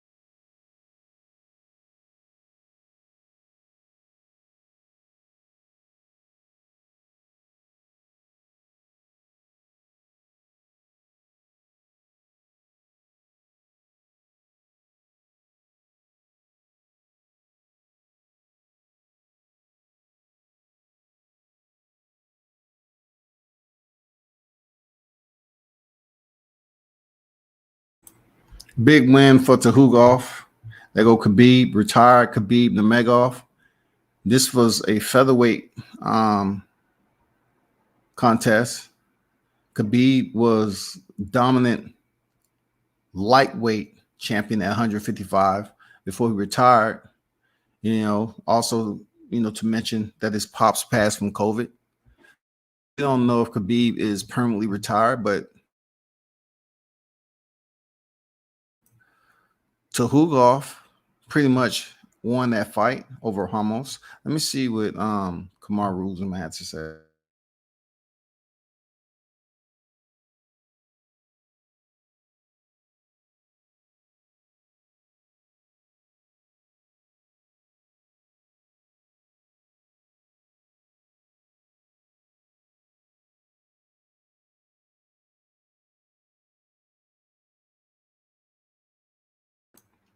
So pretty much, hold on for a second.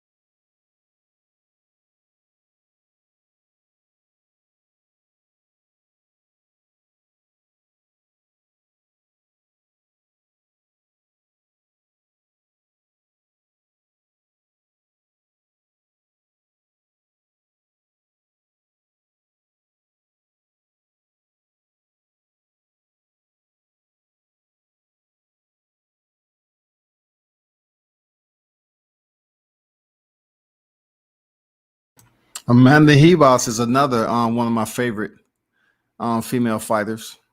Not over Thug Rose Namajunas, of course, and Valentina Shevchenko, but she's on the rise. I like her, man. She's tough, man. She's in there with the real one tonight. She looks very focused, for real. Looks very focused, man. I like that fight gear, man, for real. I like that fight gear.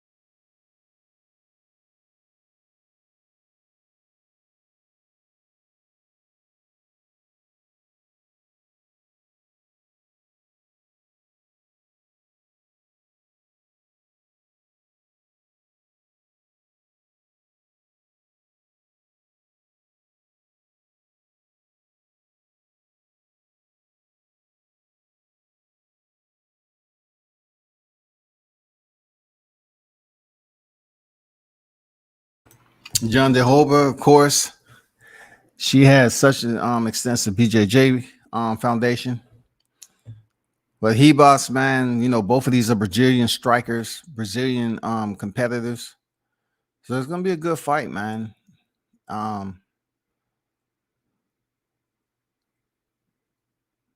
wait till they finish introducing Ribas.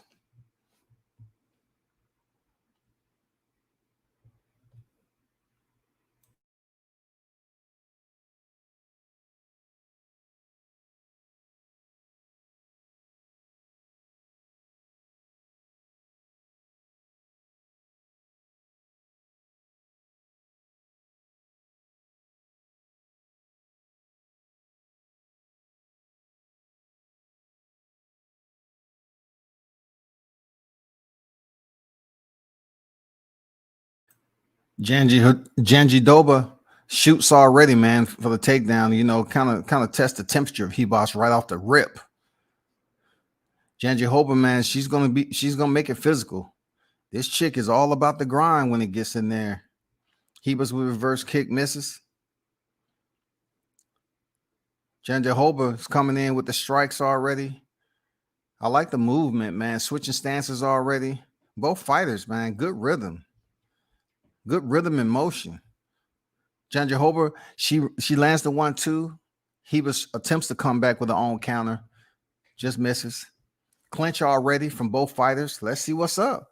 Jandiroba, okay. Ribas was able to defend that takedown very, very well. But that, you know, it's going to take more than that because Jandiroba, she's definitely one of those persistent fighters who continue to go for the hips. So we're going to see how Ribas handles the consistency when she continued to, you know, shoot in for those takedowns, man, back to back. Good pace, though, early on. Jandiroba gets in deep on the hips. Oh, man. She gets Ribas on his back already. He was damn near. She was close to defending that. So Ribas is on her back, holding the overhook. She has the overhook on Jandiroba's left side. She's just trying to basically settle things down, man. Control the posture of Jandiroba. So let's see what Ribas is able to do. So you see Jandiroba is attempting to pass already. Close guard by Ribas. King Mitch say, I know this MMA live, but I think Karan Davis would do a better job than Uzkostegi. Karan is a sitting target like Jose. Movement would be Benavides in trouble. Late notice to Karan may tire. We'll see, man. Look at how John Jehovah is in a predicament right here. Let's see, can Ribas pull off what looked like a scissor submission, which rarely happens, but it has happened. She's working off the bottom though. Closed guard once again, controlling the posture of Janjahiba. She has a left hand around the back of the neck, controlling the posture, punching with a right hand. It's good shit. Learn. I mean, come on, man. You know, you got to learn how to work off your back too, if anything. So John Jehovah is, you know, she was stacking her up a little bit. Both are throwing some punches, letting their hands go a little bit. The free hand, of course.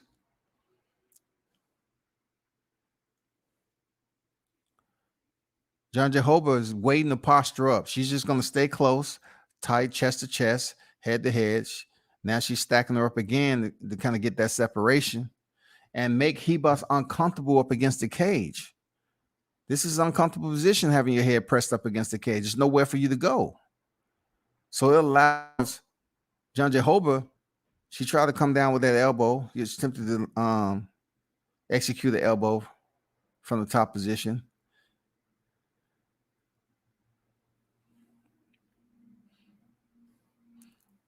Ribas doesn't seem like she's in a hurry to escape that position.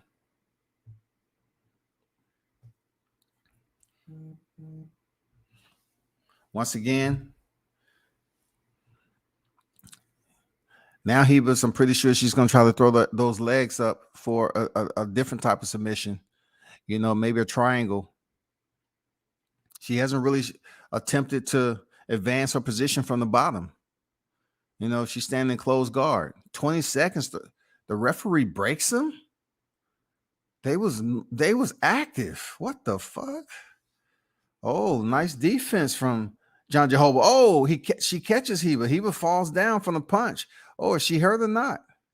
But she's coming back. Oh, that's big. The end of the round, that's big. Look at John Jehovah, man. She looks like she's just a fucking dog. She say, shit, I'm about that life, man. John Jehovah like, shit, I'm about that life, big dog.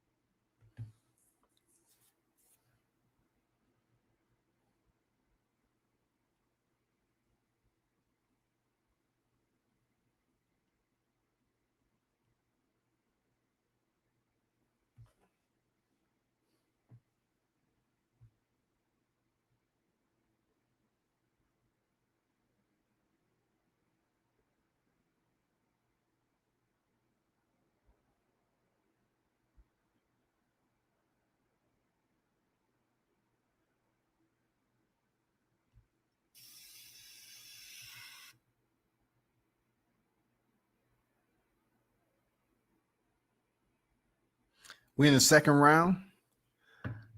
John Jehovah, I believe, won that. She spent most of it, you know, on the top and the back half of the first round. And she was able to land some strikes, even though Ribas did do a submission attempt. It wasn't nothing serious. It's not going to be like, well, we're gonna make it a 50-50. Nah. I get it, John Jehovah. Ribas needs to pick up the pace. Oh, she catches her with right hand. Nice. She pops John Jehovah's head back. Real talk. Good fight. John Jehovah is using the footwork now. Reset. Comes in with the 1-2. Ribas has good movement, but she just really haven't did anything. Would be a counter striker right now. She needs to be She needs to be the instigator right now. She needs to be the lead. But it's a patient game, but it's only 3 rounds. That reverse kick landed. Remind me of GSP.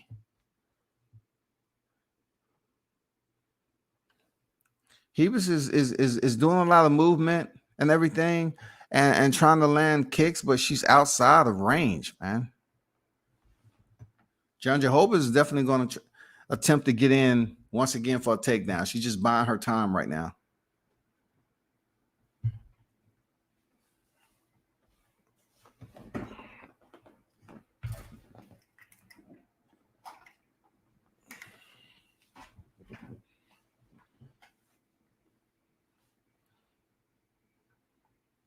Nice 3-punch kick. Karam doesn't have enough to keep Benavidez off him, though. Big up to him for stepping in late. It was starts to test positive.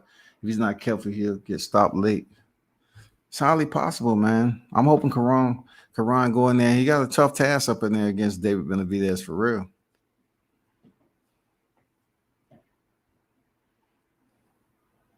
Jandiroba, I'm surprised at 245 left in the first.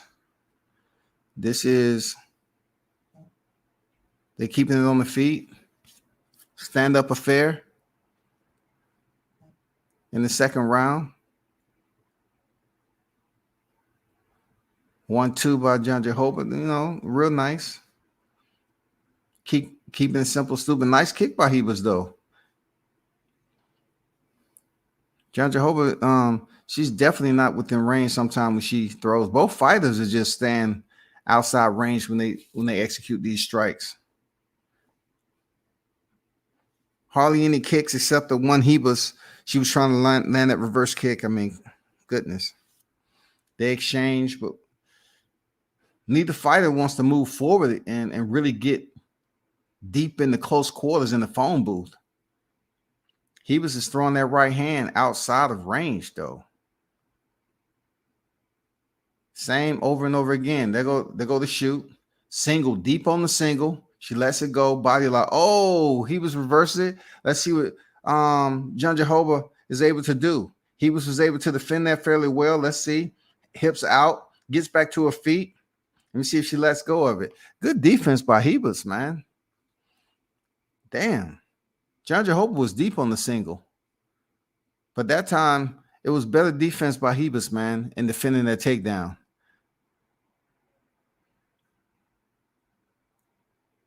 I don't know if Jandiroba is getting tired, but Ribas looked good. She looks like she has the most energy.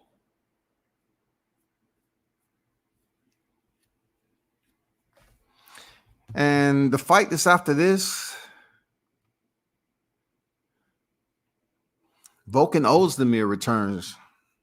This is the light heavyweight. Ankalaev. Magomed against Oezdemir. And then you have the 2 fights that everybody's waiting. They're waiting on Chimaev and Jingliang, and then Volkov. Hold up.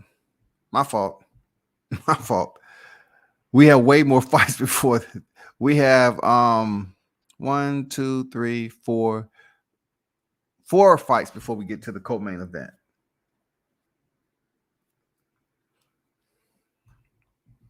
I forgot I put the main card by itself. Oh, he was in on the hips, get the body lock up against the cage. Fighters clinch. End of the round. This is a tie. This is a 1-1. This is a 50-50 right now. I think it's all even right now in this 3-round fight. I think it's all even.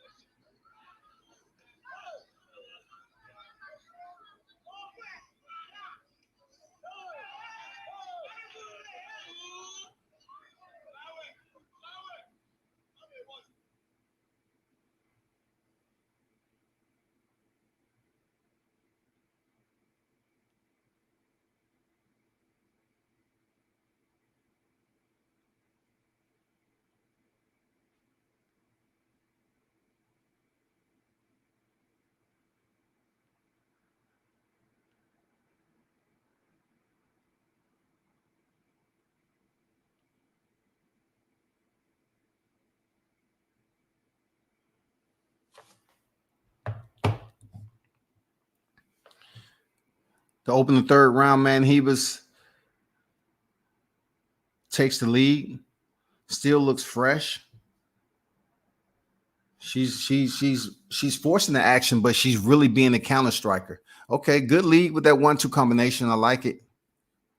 I like the hand and arm movement, the rhythm and motion. Okay, she complements and sets it up and gift wraps it with a kick on the backside of those punches that she landed. Jandiroba comes back with her own 2-punch combination. Ribas is opening up with the kicks now in the third round.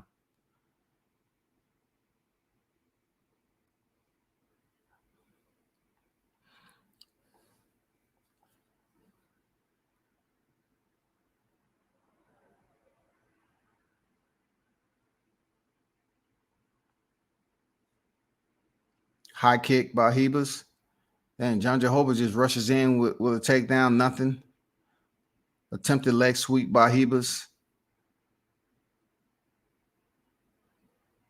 Jandiroba looks a little bit, the worse for wear, tired a little bit than Ribas does, but she's still fighting. They still fighting, man. That's all I can say.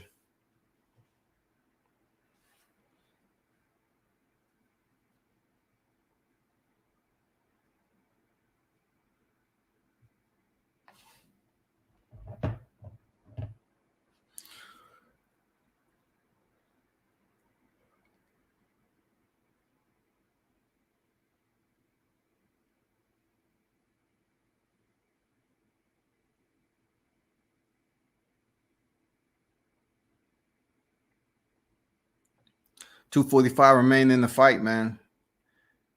Oh, man. Nice 1-2 landed by Jandiroba. Popped the head back. And Ribas comes right back, tripling up on a combination and then sealing it up with a kick. Jandiroba goes in for a takedown. Defending by Ribas. Both fighters back separate. Nice takedown defense by Ribas. Nice takedown defense.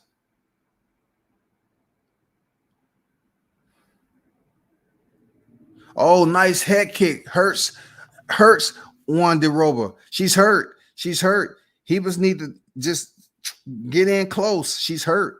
She is hurt bad from that high kick. Wore the sleep. Why are you doing reverse kicks and she's already hurt? Just get in on her, man. You letting her off the hook. She's still hurt, man. Kick her in the head again. Send that high kick again, man. That's what hurt her. And you gonna go back to punches? Like, you don't have that type of power there, Ribas. Come on, man. Jandiroba is hurt still. Minute 20 remaining.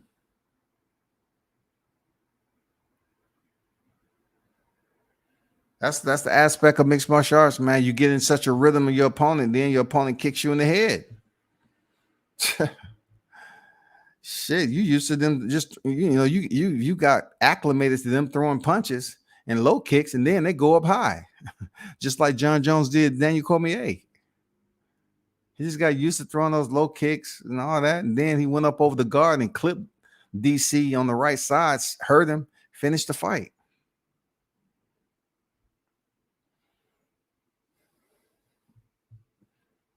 Shout out to Carlos Jackson, man. He's stepping in there at MSG, man. It's fight night, top rank.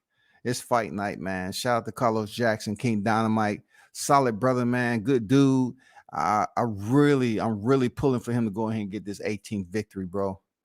Really pulling for Carlos Jackson to go get this 18th victory for real.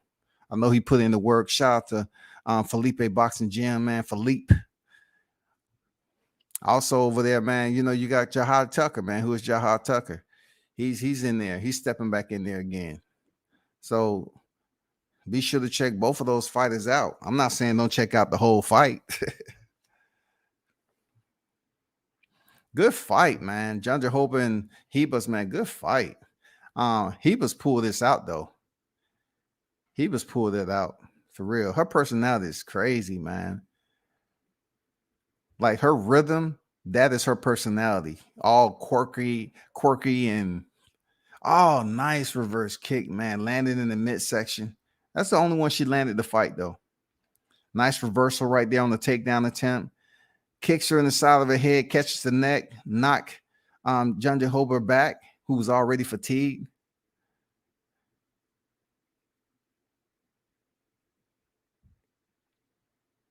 Amanda Ribas is about to take this win. They're both Brazilians, so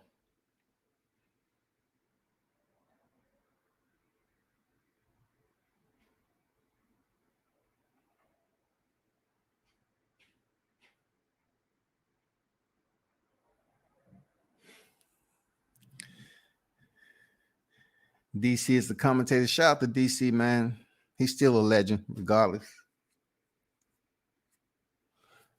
Former light heavyweight champ and heavyweight champ in the UFC, man. He wasn't the first to do it, but who cares? It's just the fact that he went up there and knocked out Stipe Miocic in one round to get the belt, dog. Hey, you got to give that man his damn Hall of Fame respect, man. You got to give him his respect, baby. That's all I'm saying. And give him the respect, baby.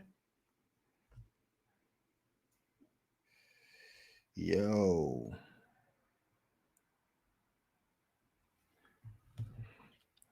Hey, man, I'm going to tell y'all like this ahead of time, right? I better not see no grown-ass men out there trick-or-treating and shit. I don't care if your height stopped growing at just below 5 feet. Don't be out here getting in a costume and going trick-or-treating. Let that shit go, man. If you in your mid-20s, on up, don't be out here trying to trick-or-treat, man. Get some food and shit. Trying to sell that shit online. I'm starting my business, New Year's resolution. You know, I'm getting ready. New Year's resolution for 2022. I'm gonna start my business. Go there selling Halloween candy on goddamn Amazon. Don't do that, man. Don't do that. That goes for the women too. Don't try to go out there and put on something sexy and put on a cat suit and shit and trick or treat, trying to convince people that you're 19 or 20 years old. Stop. Leave that for the kids. And if you are taking your kids out to trick or treat, that doesn't mean like, oh, well, I got to the New Year's to have my resolution. So I'm going to eat this candy. It's not for you to go in there and eat up all the Butterfinger and Snickers, Twix. It's not, this candy is not for you to go in there and do that shit. Go in there and get some motherfucking ice cream and shit, butter pecan, mix the Snickers and M&Ms in there. That's not for you to do that, man.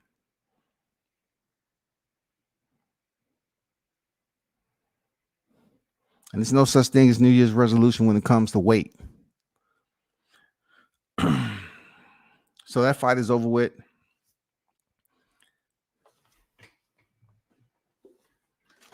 We're moving along.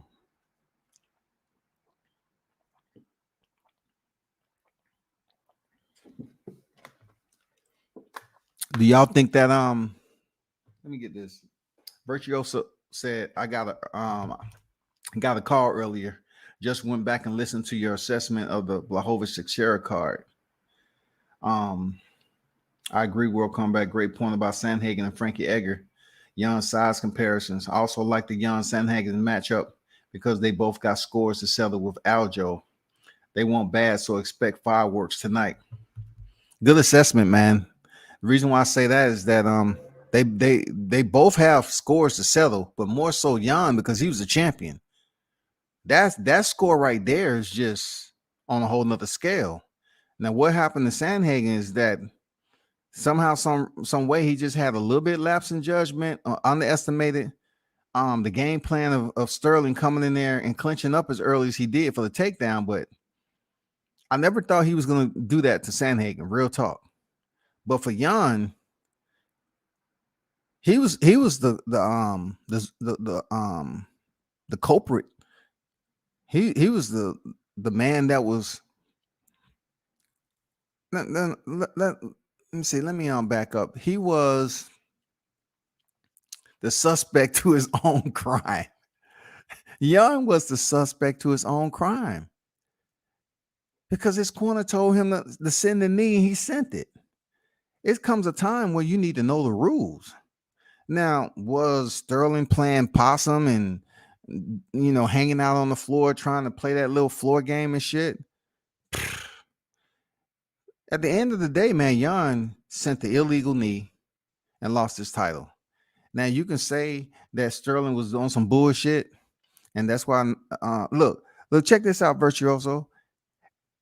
They believe he was so much on some bullshit, they don't even have him on a pound-for-pound UFC list.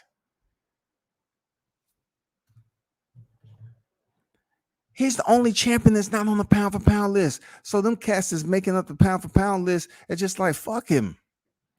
They pissed. They say, oh, you want to play that game with us? Yes, man. That shit's crazy. They don't even have that man on the pound-for-pound list, man. Hold up. You think I'm, oh, shit. Hold up. Why did I do that? Hold up for a second. This is crazy, man. Conor McGregor was on the pound-for-pound list with no title for every day. Aljamain Sterling, right? Let me share this shit. I can. It's still mixed martial arts, man. Come on, man. It's not like a lot of people in listen to this card anyway. So, but check this out though. Since Virtuoso brought it up about get back, check this out, man. Look at the pound for pound list right here. Kamaru Usman is number 1, only because John Jones is inactive. But somebody find Aljamain Sterling, who is the current.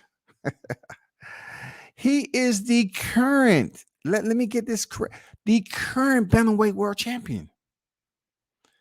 Alexander Volkanovski is the current featherweight world champion. Look at this. Petr Yan doesn't even have the belt, and he's number 13. How? Where's Aljamain Sterling on the pound-for-pound list? Justin Gaethje, who was subbed out by freaking Khabib Nurmagomedov in the second round, after he went in there and put on a blazing performance of fireworks against Tony Ferg. He's sitting at number 14. Cyril Gane is set to face Francis Ngannou. Petr Yan is on deck to face Cory Sandhagen. Cory Sandhagen is nowhere on here, but he's getting a title shot. For the intro. Robert Whittaker is still on here at number 12. Brandon Moreno, the flyweight champion, which salute to Brandon Moreno getting it out the mud, y'all. Salute to Brandon Moreno getting it out the mud against Davison Figueiredo. Charles Oliveira, man, you know what it is. He's the current 155 lightweight champion. He got it the right way. You know what I'm saying? He got it the right way, dog. He beat Michael Chandler. Max Holloway is still number 9. How? How is Max Holloway still number 9? Alexander Volkanovski is the current 145-pound featherweight champion. Stipe Miocic. He was knocked out by Francis Ngannou, but he still sits at number 8 inside of the top 10. Juan Blachowicz is fighting tonight against freaking Glover Teixeira. He's the light heavyweight champion. He's number 7. Dustin Poirier, of all people.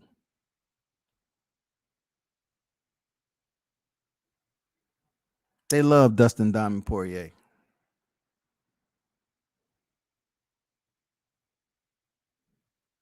They love Dustin Diamond Poirier. Look at him. He's close to top 5. This dude lost the Khabib. I mean, what's left for Dustin to prove? He beat Conor McGregor, stopped him twice, but Conor didn't have a belt. I mean, I like Dustin Diamond Poirier, but for him to be this high, defeating Conor McGregor, who don't have a belt, who's been subbed out by Khabib and beat twice by Dustin, I don't get it, bro. Heavyweight champion Francis Ngannou. He's the champ, man. He knocked out Stipe Miocic, bro. John Jones is inactive.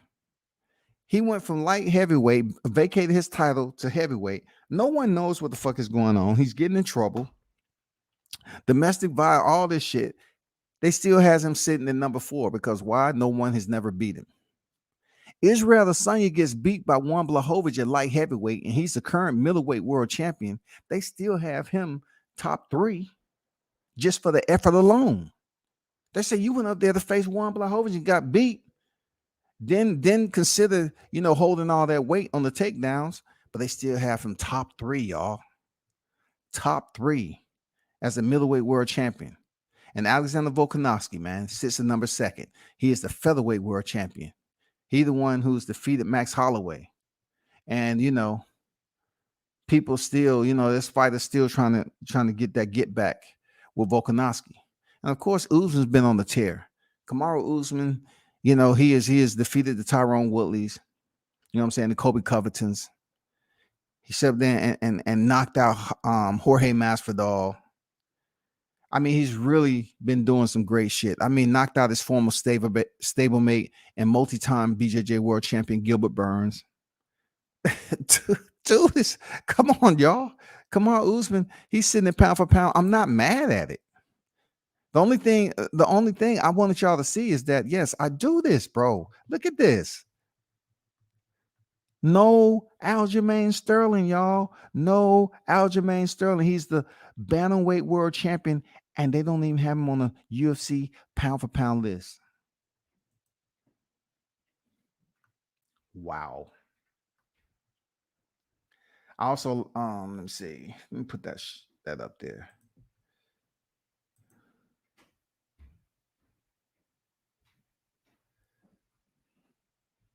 That was a good point there, Virtuoso. Real talk. Good point. Good point. Good point. That's what I say. They harass him daily on social media, bro. Man. Look, when you win like that and people think you was lollygagging and bullshitting around, they try to get a DQ to get a belt.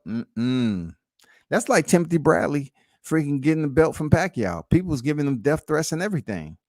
You feel me? So Aljamain, he has to know better. I bet he'll never do this shit again. If he comes back, that's if Petr Yan wins this fight. That's if he wins this fight. And Petr Yan is no slouch. Aljamain come back in here and defend his title, then they'll let it go. They'll let the shit go. But until then, they're gonna be on his ass, man. Yan started to get tired and frustrated because Aljo was about to bring him down, and he threw the knee out of desperation to not go to the ground. He fought a great fight against Sterling to that point. Yeah, he was giving Sterling a very good go for his money. You know what I'm saying? Absolutely. And especially one of Aljo's strong points is his wrestling and his jiu-jitsu. His hands are okay. Like, I felt that he was a bit wild against Marlon Moraes that got him knocked out. But then Marlon Moraes goes and do the same thing to Jimmy Rivera. Head kick, shawty. Damn near similar. So at that time, styles make fights. And, solid point, man. Let's see how that shit goes tonight. I'm pretty sure Sandhagen. Look, one thing I can say for sure with the hype, he is not Sugar Shane. He's not Sugar. Not Sugar Shane. Sugar Sean O'Malley. Cory Sandhagen isn't Sugar Sean O'Malley. Don't get them twisted. Don't get them confused. They're not the same because of height.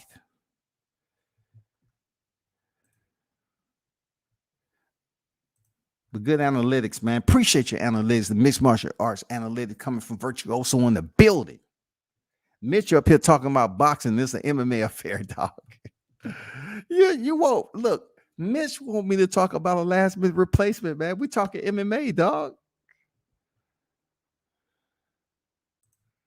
He said, don't be out here snatching bags either. Hell, you're busted fucking with people's kids and their candy bags. Yeah, man, don't go out here trying to rob somebody of their candy and shit. I done seen some ghetto stuff. The only time I actually participated in Halloween, man, I actually put some candy out there in a motherfucking bag. I mean, in a bowl, in a chair, with a signs like, take candy, and people come out here and pick up the whole bowl and dump that shit in there. I was like, man, this is the last time I do this shit. Hats off to Marino. He came in against Figueiredo. I agree with all that 100% will come back. Poirier is not a top 5 guy, bro. He's been beaten handily in the past plenty of time. Yeah, man, they just like him because he's a good dude. I don't know what it is there, Virtuoso. And also with Marino, I like the fact that Marino got the title. For real. The way he got the title is fair and square, straight up, straight down. He got the motherfucking title. I like Marino, man. It's one of the fighters I would definitely like to interview. I felt that Davison Figueiredo, he was having his weight issues. But check this out, though, Virtuoso, right? You seem like you know your shit, too. He won fair and square against Joseph Benavidez. I was going for Benavidez, and I really wanted him to win a title. Coming out of Team Alpha Male, never been able to pick it up, been second, just been a second place guy all the fucking time. And he got stopped twice by Figueiredo. But when Figueiredo went in there against Marino and it was controversy, I said, man, they got to run that shit back. You got to run it back.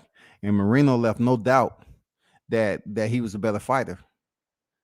So the only thing I'm looking at, he needs to do more to keep that, to bring that flyweight division up in the popularity of the MMA audience. We need a stargazer up in that motherfucker. We need somebody who can bring, like they have in the lightweight division over here. They gotta find some way somehow to bring up that flyweight division, because well as I do, Dana White was trying to abolish that motherfucker. Look, Dana White was trying to abolish the flyweight division, and we know how that worked out. We know how that shit worked out, dog. He was trying to abolish the flyweight division, bro. When Henry Cejudo beat Demetrius Johnson, he sent TJ Dillashaw down there because Henry Cejudo talked himself out of a motherfucking paycheck. He said, no, I want this amount of money. I want that. So they brought juiced up ass TJ Dillashaw down to 125, and he gets knocked the fuck out, dog. Not only do he get knocked the fuck out, his bantamweight title wasn't even on the line, and he gets stripped anyway because he tested positive for EPO. Man, God, come on, bro. Come on, man. Is that not a bad way to go out?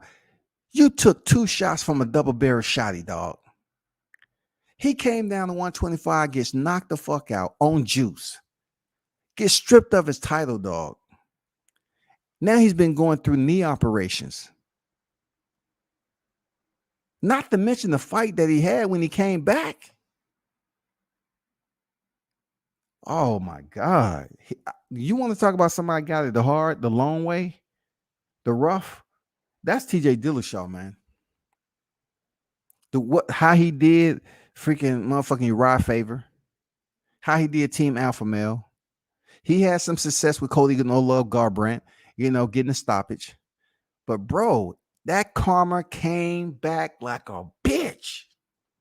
That karma came back like a bitch on TJ. He's up there talking to Danny. Yeah, I can do it. I can whoop his ass. I got him. Boom, knocked the fuck out, dog. Test positive and lose and stripped of his bantamweight title, his 135-pound title. He said, man, I feel bad for Benavidez. He could never clutch that title. The guy who held the titles were too dominant, but he was always number one contender. I know, man. I seen Benavidez in person. Like, look, I told this story before, right? When I used to stay in the OC, Orange County, when I was still active. No, I was retired, but I was still staying over there until I moved just a little bit in Orange County. I used to see Uriah Faber at this restaurant up the street because I used to go running. And I used to see Uriah Faber in this old beat up, I think it was a Mustang. It wasn't beat up. It was just had like this rust relic type look to it. But I saw Joseph Benavidez with him too. They 2 small dudes, man. But 2 of the coolest cats you run into, real talk. and having interaction with him, I was like, man, I want to see Benavidez. I mean, first I said I want to see Uriah Faber win a title in the UFC. I want to see Benavidez win a title. It never fucking happened, dog. It never happened. Like Uriah Faber had like 6 something title shots. They gave him the opportunity. He just couldn't transfer the WEC momentum over to the UFC, dog. And Joseph Benavidez, man, I swear, I thought, you know that song "Tonight's the Night." I thought for a fact Benavidez, he was gonna get it in. He was gonna get it done finally. I seriously did. I thought it was gonna happen, but he's been there too many times where he came up short, man.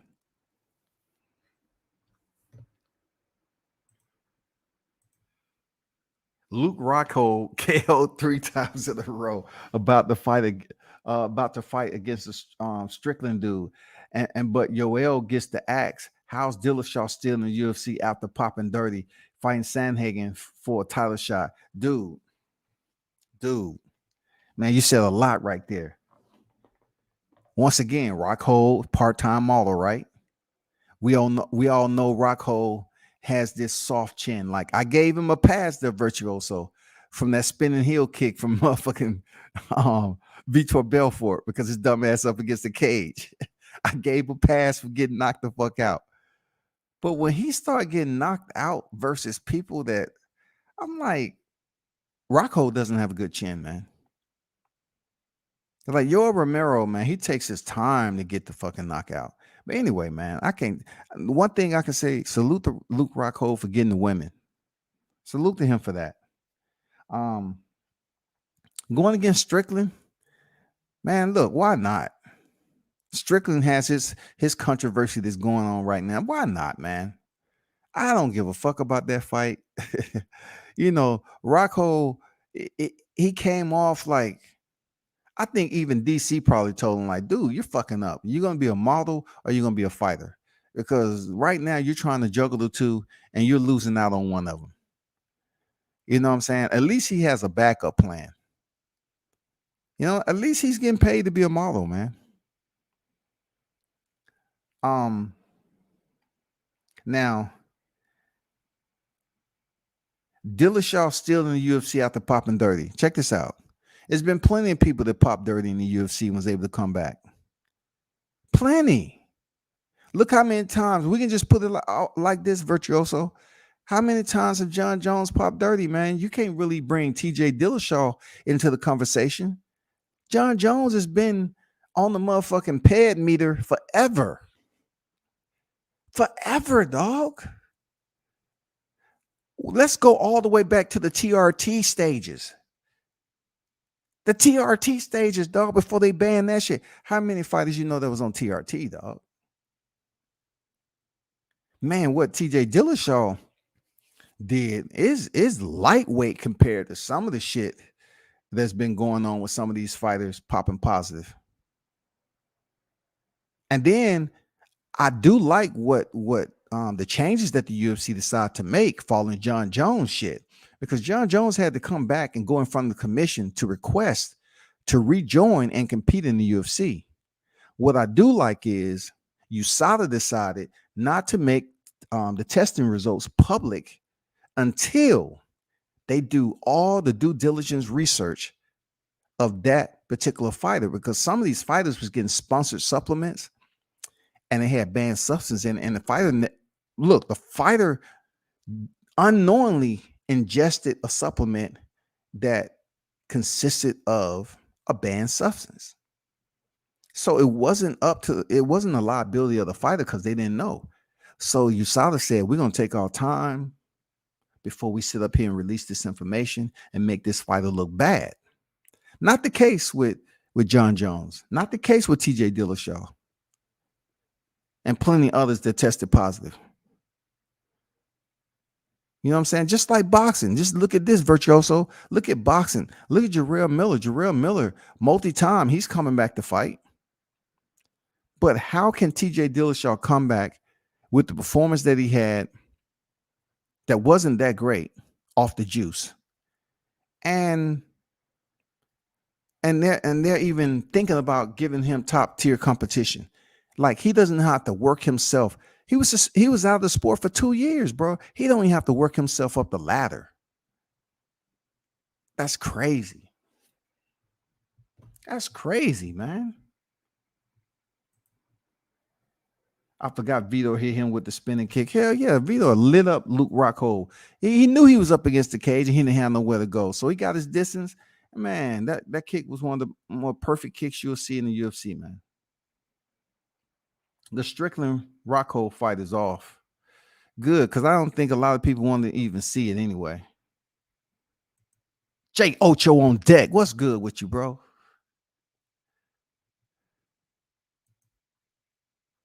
The Strickland dude going to get whooped against the right dude. They trying to build him up, though.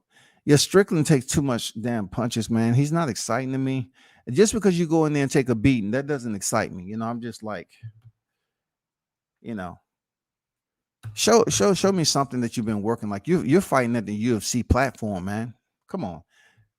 Let me see. Let me see who's up right quick. Let me see who's up. Okay. They're in the intermission. I appreciate the comments, man. Mixed martial arts, unscripted virtuoso on deck. You know, talking his MMA knowledge. That's what's up. He said, bro, that TRT was giving old heads extensions on their careers. Man, talk that shit, dog. Dan Henderson, Vitor, Wanderlei Silva, etc. out there standing young. Man, I'm telling you, TRT is the best, ain't it? TRT had motherfuckers in their youth. Man, you ain't never lied. They had motherfuckers sitting down like, damn, I feel 18, 19. I feel like I got 10 years left. And them must be in their 30s, dog. Man, you ain't never lied. TRT's shit. When it came to these competitors using that, oh my God, man. Vitor Belfort came in there looking like the Vitor that just knocked out Evander Holyfield. Don't say I'm lying, because I ain't. Look, the old Vitor, I say, God damn, Vitor got muscles again and shit like that. Take a look at the picture when Vitor was off that TRT. That motherfucker looked like he had a swimmer's body. But man, you ain't never lied there, Virtuoso. For real, dog. He had them motherfuckers looking like they turned back the clock. They had that TRT and they say, TRT is banned. I wish they would have kept TRT in the UFC, for real. I did, because I want to see these guys compete at a high level. If TRT can give you that reversal and allow extension, so to speak, allow enhanced longevity to your career, man, I want to see it, man, across the board. Just keep it in the organization, man, because everybody that's on juice isn't out there beating people and becoming champions. But at least it'll protect fighters a little bit more and being prepared, have a quick recovery time, being able to get that top-notch training. You know what I'm saying? You know, they body healing up from injuries. Yeah, man. And see how fast he turned over the belt. When they said he popped dirty, that's how I know he knew. He didn't turn over the belt. You talking about TJ? He got stripped, homeboy. He got stripped, bro. He was stripped. Dillashaw, that is apologizing now. Yeah. Look, Conor McGregor, of all people, he told Uriah Faber, he's a snake in the grass. Look at him, a snake in the grass. He told him on The Ultimate Fighter that TJ was a snake in the grass. I wouldn't even call Conor McGregor dry snitching. He was just calling it as he knew it. He said, man, you're a snake in the grass, dog. I knew what's going on. Like, motherfucker, TJ Dillashaw was up there searching for a home without even telling Uriah Faber he's leaving to go with Dwayne Bang Lugwit. He's not even telling him he's about to relocate the Team Elevation. He's house hunting and didn't even let Uriah Faber know. But somehow, some way, I felt Conor McGregor knew that shit. Karma came back like the rawest bitch ever, didn't it? On TJ. The way he did Team Alpha Male, the way that he just stabbed Uriah Faber in the back. You talking about Faber was recruiting him out of high school? Like Faber had his eyes on TJ out of high school wrestling. And he decides to say, okay, Ludwig, man, it's gonna be me and you, man. Let's go. And for a minute, it was looking bright. They won the title and shit. But the first time that Uriah Faber had the opportunity to soak it all in was when Cody won the title from Dominique Cruz. Picogram. There we go, Mitch. Get back into it, Mitch. There we go. Stay on topic. The picograms. See, when it comes to the picograms, that's really only pertaining to John Jones, because John Jones has so much shit in his system. The picogram, damn, what they call it, the picogram highway to heaven was still sending down precipitated picograms down here. You know what I'm saying? It's almost like people had them, you know, the angels up there was just sprinkling the picograms, like you see old boy, the chef, they'd be sprinkling that salt on the motherfucking steak. It's like the angels, the MMA angels up above was sprinkling that picogram shit. That was John Jones, man. And like I said, that's why shit changed, because they found out medically that if a fighter is taking a certain amount of performance enhancing drugs, right, it may take longer for their body to release all of it. So if they're having a quick turnaround, or just say he got suspended and he's going through training and stuff like that, it still may take a certain amount of time for all those, you know, picograms to get out the system, to flush themselves out. There's really not a method to it. So that's another thing USADA took in consideration. Dillashaw built like the Ultimate Warrior. I know, man. Look, Jay Ocho. You see that picture that they showed with him after he knocked out Cody Garbrandt? Motherfucker was ripped. I agree. This motherfucker looked like the Ultimate Warrior. Then that motherfucker was shredded and juiced up. Oh, I agree about Blachowicz too. If you pay attention to how he handled Reyes versus Adesanya, he's shown he's a smarter fighter. He definitely made me a fan. Yeah, I took him being a fan when he beat Dominique Reyes, bro. Because Dominique Reyes in the John Jones fight, he was being first. He was landing the low calf kicks. Every time John Jones would move, he was like, top, pop, pop, pop. He was being first every time. I was like, damn, John Jones can wrestle. And Dominique Reyes is standing there, you know, getting off on his kicks. And then he landed some combinations on Jones. At one point in time, did Jones run out the pocket off the cage from Dominique? That shit was crazy, right? And then a lot of rumor was it that John Jones was, you know, he might have been competing on drugs, not more so enhancing drugs, but cocaine wise, he might have, you know, been going through his demons and shit. You know what I'm saying? But I thought Dominique Reyes beat John Jones 3-2. That's real talk, man. That's from watching the fight. People come here, well, he did this. Look, he didn't get a takedown to the fourth round, bro. He didn't get a takedown until the fourth round. So you can't say the attempt at the end of the third. Dominique outworked him, outperformed that night. And in my opinion, it could have been John Jones' first legitimate loss outside of being DQ'd with Matt Hamill. It was called Dana Ain't Really Rock With One being champ.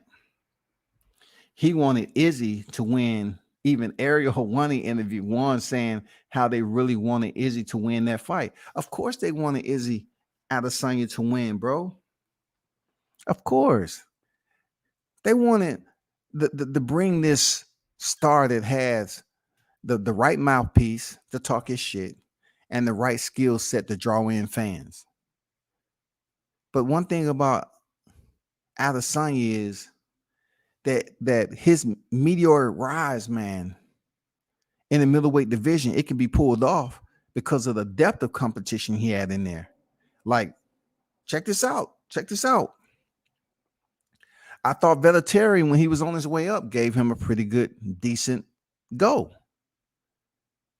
You know what I'm saying? I thought he did. But I was one of the ones I say, man, before he even get a title shot, man, he's going to take a L. And then he finally stepped in there against Robert Whittaker. I was saying to myself, like, dude, I feel that Robert Whittaker is a better fighter than Adesanya. I do. I felt that way. And he was able to pick up the title, but I just felt like, what's going on with Whittaker? Does he have an injury or something? I mean, what the fuck is going on? You know, what's going on? And then,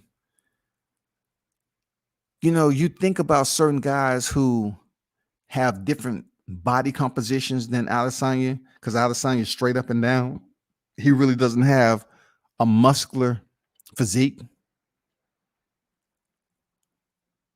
He goes in there and does what he does to Paulo Costa.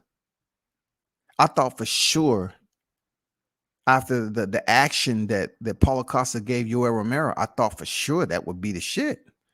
But no. I mean, he might have been coming off the juice. He might have had a tremendous weight cut. I don't fucking know. He said he was drinking and shit. I don't know. But Adesanya, you know, he came out with the cage entrance, and Dana White thought he had another blossoming star, and his shit never really panned out. But like I told y'all before, I wish John Jones would have stayed at light heavyweight, so it could have been John Jones who faced Adesanya instead of Juan Blachowicz, because obviously John Jones is a bigger name in the UFC than Blachowicz. Real talk. I think if Izzy could have made the decision to face John Jones before he decided to vacate, right? I believe that fight could have did very, very good numbers PPV wise, because both fighters, they had the fans' attention. They have similar body structures. I'm not going to say they have similar motherfucking fighting skills, because I still put John Jones ahead of Izzy. But Izzy, enough at that time at middleweight, he was doing what the fuck he's supposed to do. He was winning. He was winning. You know what I'm saying? He did what he was supposed to do. He was winning. But when he stepped up there to fight Juan Blachowicz, I say, man, Blachowicz is every bit of light heavyweight. So one or two things are going to happen. Israel is going to stay on the outside and use his kicks and punches. You know what I'm saying? And once he's able to get Juan Blachowicz hurt, then he might move in and finish him. But as far as power for power, I didn't think Izzy had it. Strength for strength in the clinch, I didn't think Izzy would be in the clinch with Blachowicz like that and expect he was going to win. And then, you know, I gave Blachowicz the nod to get the takedown of anything, because Izzy hasn't shown that he can keep his ass off his back in there with the right person. Yeah, McGregor knew that. Faber was pushing for the fight with him for a minute. TJ burned him bad. I can't blame him. TJ, man, I'm telling you, man, what he did with his team was just so, it was absolute betrayal, bro. It was absolute betrayal. Ankalaev in there against Oezdemir. He attempted a flying kick that missed. But I'm seeing Oezdemir. I remember when Oezdemir was on his way up too, before he got shut down. I think the first person to shut him down was DC, right? I think DC shot down Oezdemir. But anyway, yeah, McGregor knew the shit, man. He had his squirrels going around finding out shit about the team since they was going to be in the same, you know, room and everything. Yeah, for sure. And Faber was a good dude, man. He really thought Dillashaw was cool. He never really saw that shit coming. It's just amazing, bro.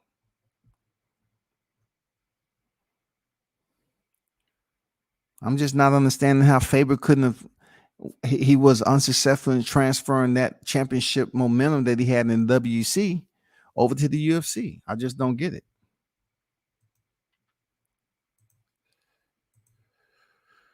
That's why John skipped out when Dana announced that rematch with Reyes. He's not outsizing these guys at lightweight like that anymore, and they're getting more agile and quicker. I agree. I agree with all that. And John Jones was looking a little slower too. Like I said, I don't know if because he was on drugs or off the drugs. I don't know. Oezdemir in trouble. Oezdemir in trouble. I don't know, man. I totally agree with that. These guys are getting quicker, but let's be honest. Juan Blachowicz is not that quick. let's think about it now while we got time there, Virtuoso. Let's not do that. Juan Blachowicz is not that quick, man.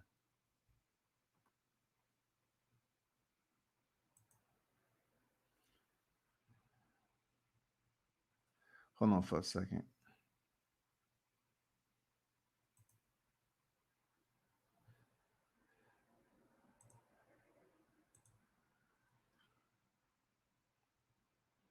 Check this out.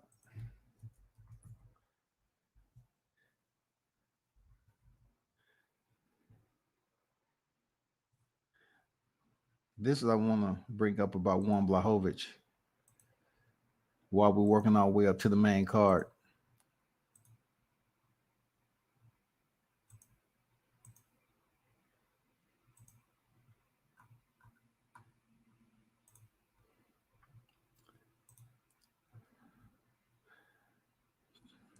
Check this out. Look at this. He had lost to Jimmy Minowa, right? Who had a lot of hype behind him, right? Then he goes in there with Corey Anderson, loses a decision, gets a win, go in there and lose against another top name, Alexander Gustafsson. We all know his history with John Jones. The wrestler himself, Patrick Cummings, he lost the majority of the decision. This is in 2017. So it's getting fuzzy for freaking Juan Blachowicz, right? So he fights Devin Clark, Jared Cannonier. He gets a win over Cannonier, who pretty much was in the wrong division. He gets a win over him and forces him to make his decision to drop down, I guess. Jimmy Minowa again, he gets a win. Krylov, nobody cares. Thiago Santos, the Hammer, right? He loses. This is 2019. He loses round 3 punches. It's real shaky. He was on the verge of getting let go from the UFC. For real. Until he got his shot at Luke Rockhold. Boom. Left hook, ground and pound. Then another heavy hitter. 2019, he goes on the run. Ronaldo Sosa. Split decision win. He goes in there. Look, check this out. This is what I do. Corey Anderson, he lost. Unanimous decision. He goes in there and wins round 1. And we all know what happened from there with Corey Anderson. Corey Anderson, I believe, was released at this time from the UFC. You know what I'm saying? Look, Corey Anderson was stopped in the first round in a rematch with Juan Blachowicz, dog. Boom.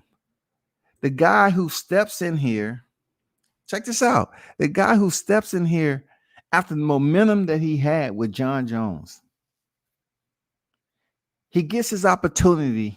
And though he was trying to say it was last minute notice, he gets his opportunity to face and fight for the vacant title with Dominic Reyes.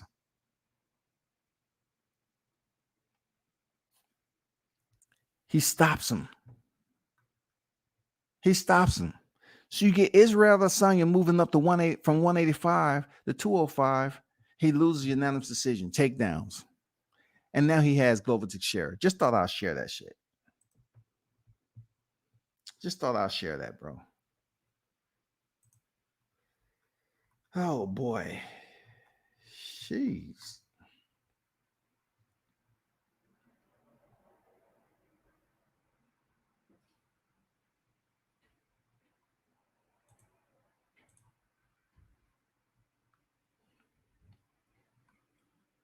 Broke Rocco's jaw, man. Yeah, for real.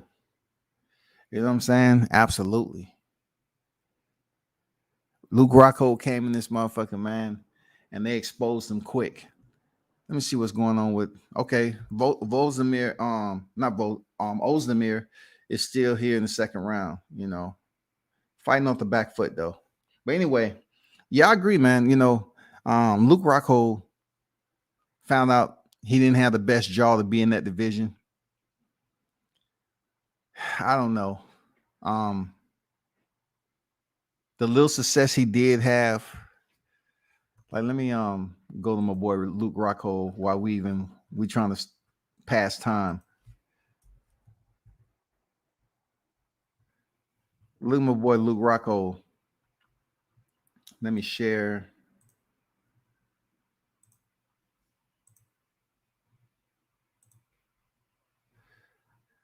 Look, this is Luke Rocco, right? 37 years old right now, right? Out of AKA, which is a good gym, 6'3". He has good height on him. So this is the kick I was talking about earlier. A wheel kick, spinning heel kick, wheel kick, whatever. That's back in 2013, people. 2013, that was a ways ago. So during that time from 2013, you go to 2014, you know, he fought the likes of Philippou, Bosch, Bisping, Machida, Wyman. Now, come on, man. Come on. You're looking at some pretty decent names right there, man. Some pretty decent names. Tim Bosch, they was talking about the power. Yoda Machida, man, come on.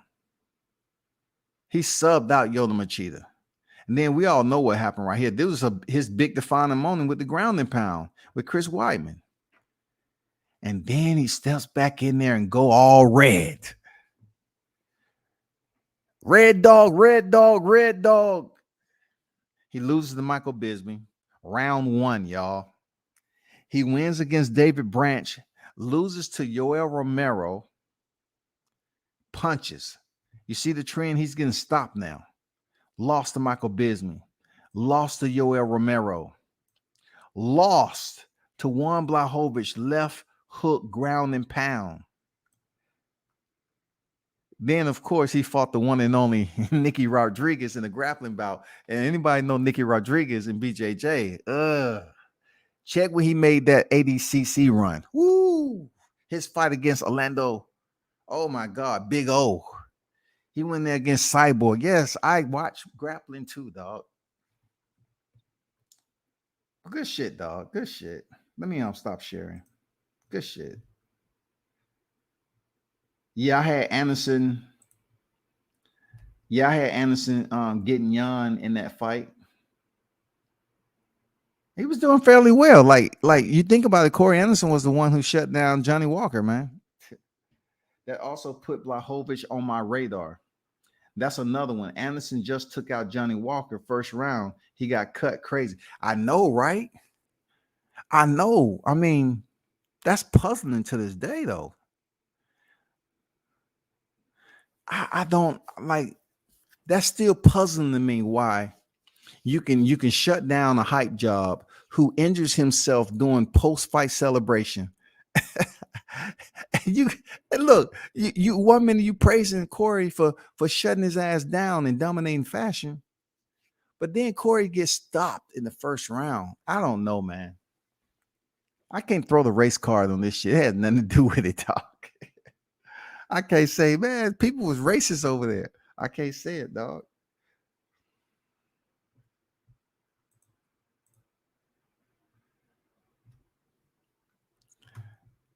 Let me see what's up. Oh, this is going into the third round. Yeah, man, that shit was weird how Corey got released. And look at him. He's about to face Nemkov in the finals, man. That's wow. And they was going back and forth, you know, on who's the best, you know, light heavyweight and shit like that. So he's pretty much saying if Blachowicz, you know, doesn't beat Glover Teixeira tonight, then that settles that. You know what I'm saying? Because Corey Anderson has a win over Glover Teixeira. It's wild, man. That's wild, dog. Let me look it up. Corey Anderson defeated Glover Teixeira via UD in July 2018. So that's what he's telling Warren Blachowicz right now. He's like, you better get past Glover Teixeira if you want to even say shit to me. You know? So we'll see how that all go. Real talk. We'll see how it all go because I will give Corey Anderson this. He's proven once again that you can leave the premier organization, the UFC, along with many others like Ryan Bader, and go over there and be successful at a resurgence of your MMA career. It's possible for you to leave the UFC and go over to the Bellator and jumpstart another half of your career and get on a win streak.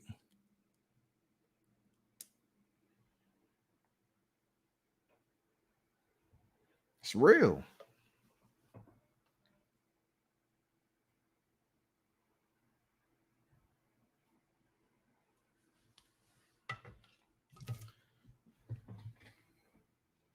Hold on for a quick minute, people.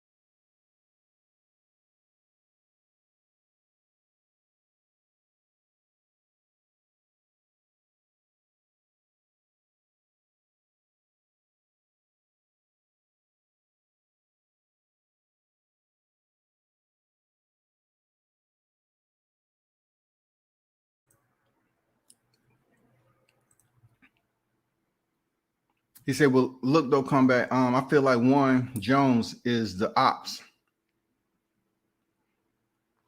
John Jones is the ops. Think about it. He really only goes hard at other black champs. Rashad, Rampage, Adesanya, and Cormier. Ops or what? I mean, he never fought Adesanya.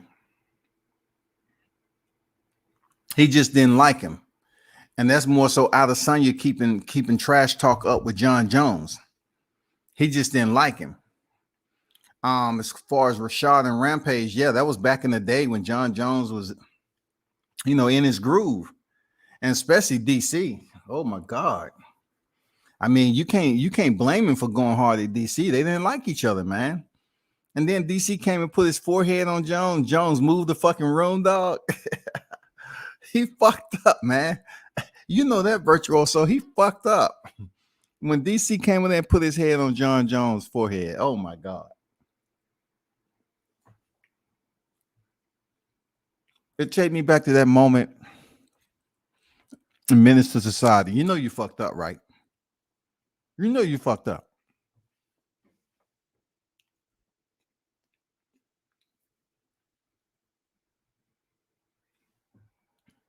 He popped for pads, plus out of the ring antics, and the guy's still the top dog. Cormier said in the interview, they never overturned those results from him testing plus their fights. They still plus the results. They gave him a DQ, a no contest. They gave him a no contest, bro. So you're talking about they supposed to overturn and award DC the fight that didn't go to a decision. So they moved it to a no contest, but DC was stopped both fights.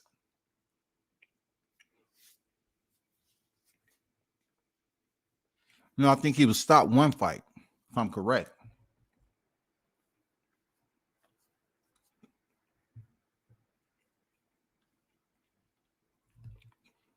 He was stopped in the rematch. So one thing we know about Pez, they don't improve skills. That high kick to the head, DC lost, right? Okay, he popped dirty. How are they going to award him the win? And he got KO'd. Now, if he would have lost via decision, I can see them reversing it and saying, okay, we're going to give you the win. I know what you're saying, though.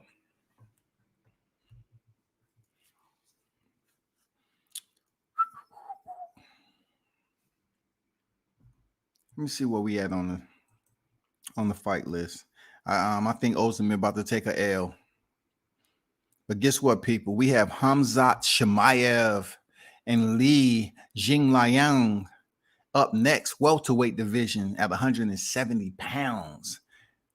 That's what the fight people are really looking forward to. On the undercard, they really looking forward for this Chimaev Jingliang.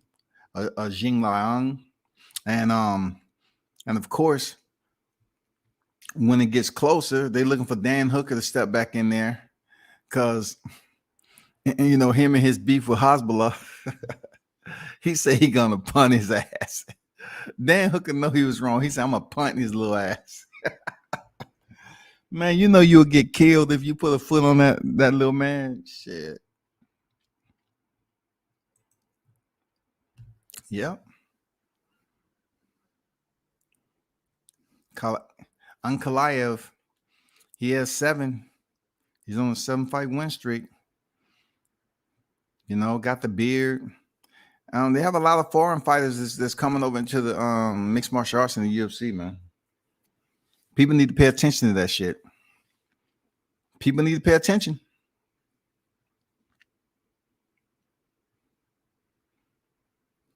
I don't know why it's not more black fighters in the UFC. I don't know, man. It's not a lot of, like, I saw Spriggs. He won the Who's Number One grappling tournament. It was kind of like they kind of called it like a little upset, but not the Spriggs. You know what I'm saying? Spriggs, from what I hear, want to face Gordon Ryan right now. You ain't hear from me, but it's not that many black grapplers in BJJ high level. It is some that's in the sport, but like speaking of Spriggs, that's like one dude. I'm wondering if that's gonna ever change. Like, you'll find black boxers, and you can find black martial artists, but I'm wondering when they're going to be more black fighters in mixed martial arts. I'm just curious when that's going to happen. That's all. Glover Teixeira. Old Glover Teixeira, man. Let me see how old Glover is right now. Glover. Let me be verbally correct.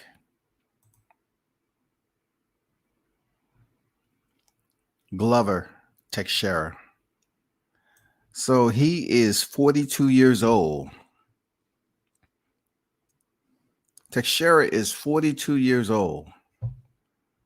And check this record out. 32-7. 32-7. And people still treat that man like he one of the legends of the sport. For real. But they also remember his more recent losses. They know he lost to John Jones and Phil Davis when he was in the UFC. But they remember him being stopped by Anthony Rumble Johnson, stopped by Alexander Gustafsson, stopped by Corey Anderson. But it's crazy how he's been flying under the radar, man, with these wins. He put a look. I don't know if you still on him, Virtuoso. Did you see the beating that he put on Anthony Smith? I thought Anthony Smith should retire after that fight. The referee was looking for a motherfucking coroner. He beat the shit out of Anthony Smith, man. And then the Thiago Santos deal. I mean, you're talking about somebody who's pretty decent. Like, he's a BJJ black belt, ain't he?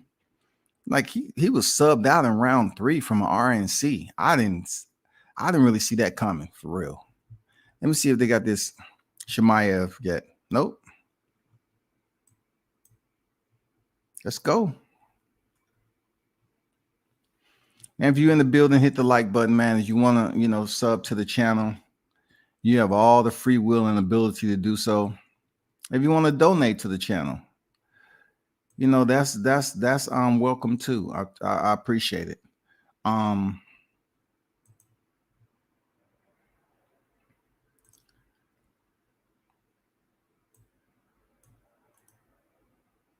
I like this next fight that's on deck, for real.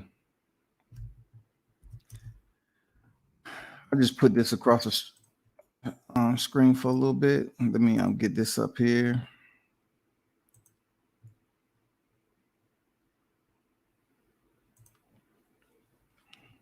So that's for those who tuned in. If you choose to sub to the channel, and also while you're in here, like the video, man. It's not like,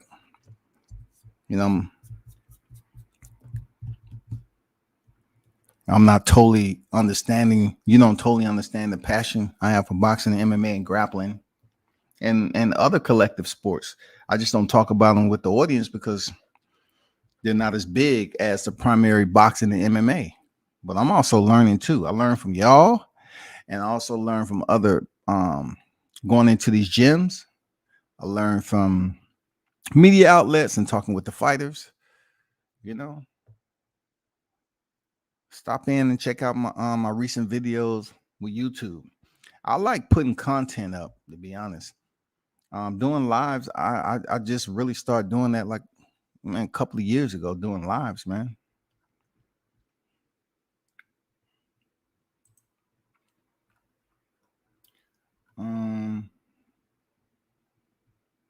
Have you noticed a surge in Russian and Polish fighters? They're growing exponentially. I do. And that's why I was kind of mentioning that, Virtuoso, because, yeah, that's what I'm saying. I told people to pay attention to that. It's a lot of Russian and Polish fighters, man, is coming to combat sports, period. Not just in the UFC, but in combat sports, period. Even in Bellator.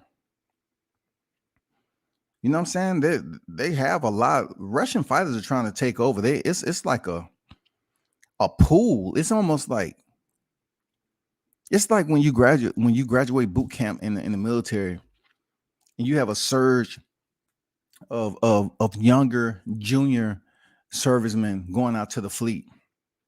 It's almost like they completed boot camp and now they out here trying to compete as professionals. It's a lot of them. And them mugs all look the same. They have their beard. They have that tough exterior look to them. And they kind of fight the same. But they here. They ain't going nowhere. They here now. Let me see what he's talking about.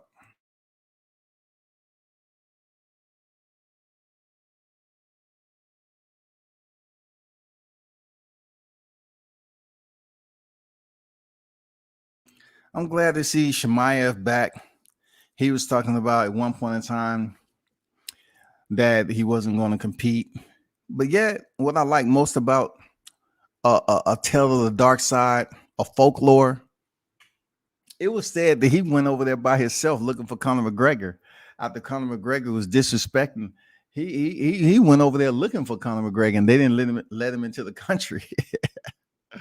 Chimaev was a one-man hit. Look, he was a one-man hit team. He went looking for Conor McGregor for disrespecting, for being disrespectful about that shit, man. For real. That's the motherfucker right there. He's in there with the nice one this time. I'm trying to listen to the intros too.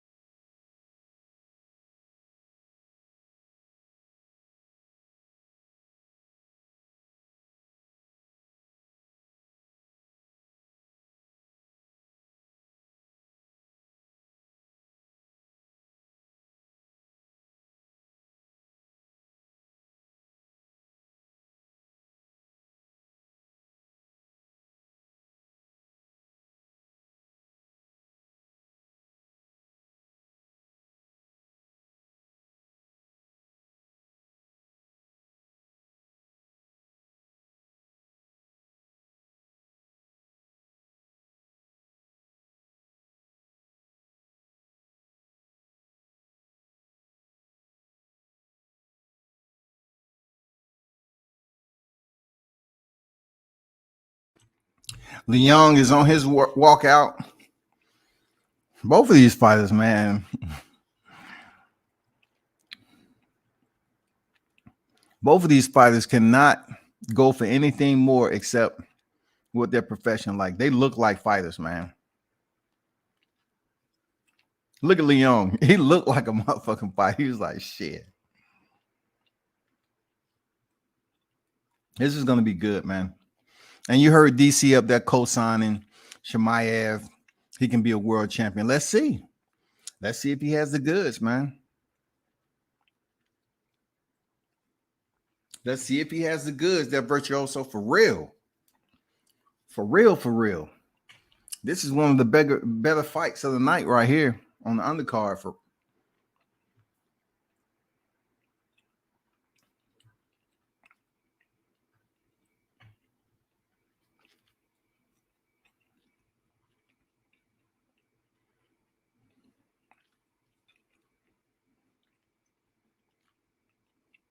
look at Leon, man. He looked like a motherfucking fighter. Chimaev looked like a fighter. Like both of these guys look the part. And they can both fight too. He's a BJJ black belt.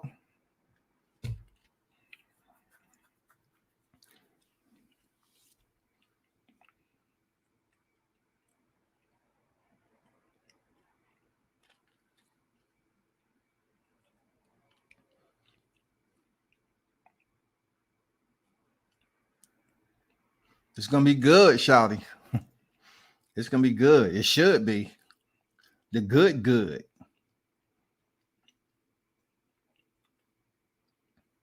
You think Khamzat going to be on the same as he was before? We'll see, man. That's the only thing I can say. You know, he looks the part, like I said. He's only 27 years old, man. Leon, he's freaking 33. We'll see. He went through some shit, man. He had a bad case of COVID, supposedly. But we'll see how strong he is right now. Fighter's intro is on deck. See, Khamzat looking great shape, man. Like, when you talk about that Nate Diaz factor, that Nate and Nick Diaz factor right now, look at him. He's doing the same shit they used to do, man. Tell me I'm lying there, Virtuoso. That's the same shit Nate them used to do. Get all hyped up before the fight. That's the same shit Bobby Green does now.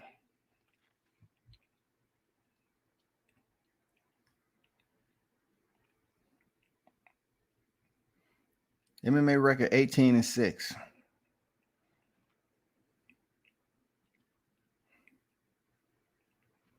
This looked like the shit you see in a movie. Look at that face. Look at that expression. That shit right there. That's the ultimate picture right there, dog. That's the shit you put in the intro of a fight scene in a movie. Okay, I see you.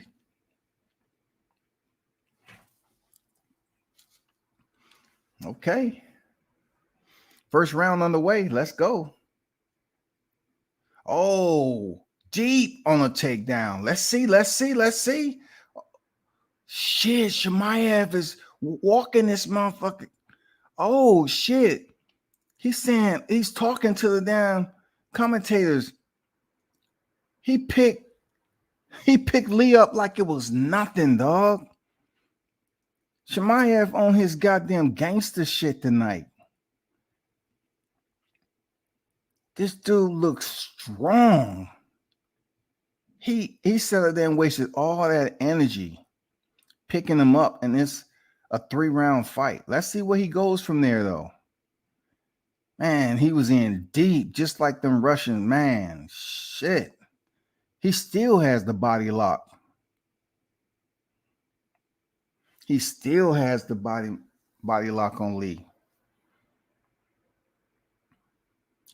And what Lee is doing, he's basically working the lock where the fingers are at with the hands. He can't do too much right now because it's heavy pressure from Chimaev. Heavy fucking pressure, dog.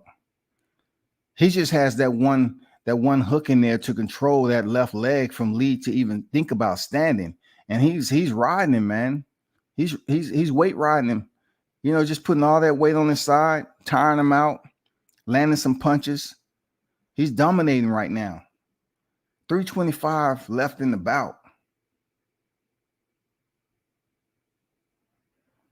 Yeah.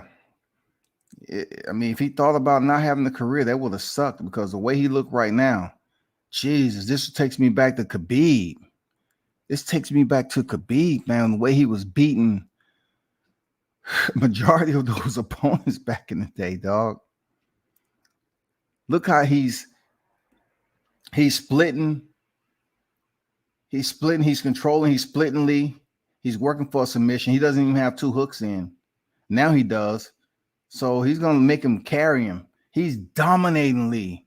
He's damn near got him flattened out with 240 remaining, dog. This fight might be stopped. He's dominating this guy. He has him flattened out, man. Face on the canvas, all that shit. I did not see this coming from Chimaev, man. He is dogging Lee right now. Seeks in the choke. Is his chin up under there? Oh, it's deep. It's deep. It's deep. Lee is waiting. Chimaev, man. He switches grips, goes in tighter. It's done. It's over. He's gonna go to sleep. He's a black belt in BJJ now. He's a black belt in BJJ. He changes over. That was deep. He changes it up again, man. Oh shit! This is even tighter. This is tight. This is deep. Deep. This is deep. He got his hand up there. He's asleep, y'all. He's asleep. Chimaev subs him out, dog, with an RNC. Oh my God, that was a motherfucking beating, dog. And he's been a sport about it, dog. Like he's not even being an asshole about it, pushing him off like most fighters do. You know what I'm saying? He's been a good sport about it. He's like, dude, you okay? Chimaev looked like a beast tonight, man. I hate that. Look, I hate that he can't fight again tonight. Oh my God. He stands up on the cage, man. If I was to attempt to do what he just did, I'd be in the audience in the second row. EMT, please. Shout out to Chimaev with that beat down. who the fuck is this guy? like Conor McGregor. Who the fuck is this guy? This dude comes back. He picks him up like he's a kid and walks him over there talking to somebody. Had the S lock, S grip or whatever. Oh man, he just dogged them. Look, y'all, this is a BJJ black belt that's on the bottom of Chimaev. Chimaev just picked up his blue belt, y'all. Understand, this is what I do. Chimaev just more recently, months ago, picked up his blue belt. He ragdolled and subbed out a BJJ black belt. I'm telling you, it's levels to understanding the game. This man put to sleep a BJJ black belt, and he's a fucking blue belt. This is crazy.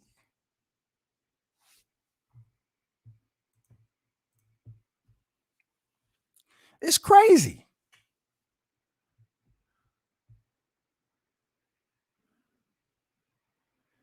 Did that answer your question, Virtuoso? Look, he looked better than he did before, dog.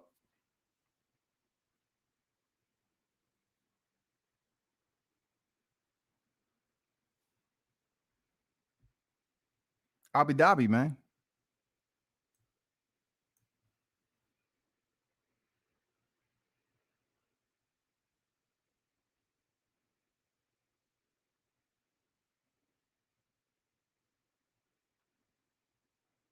Wow.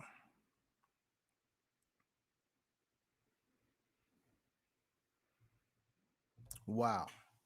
I was just reviewing some other fights. You know, actually, Volkov and Burrow is up right now, but I was trying to review some other fights, man, while I'm watching this because it's not a heavy card. So I might be a little bit behind what you watching. But still, I'm on track with the fights. Volkov, big ass Volkov, they're in the first round.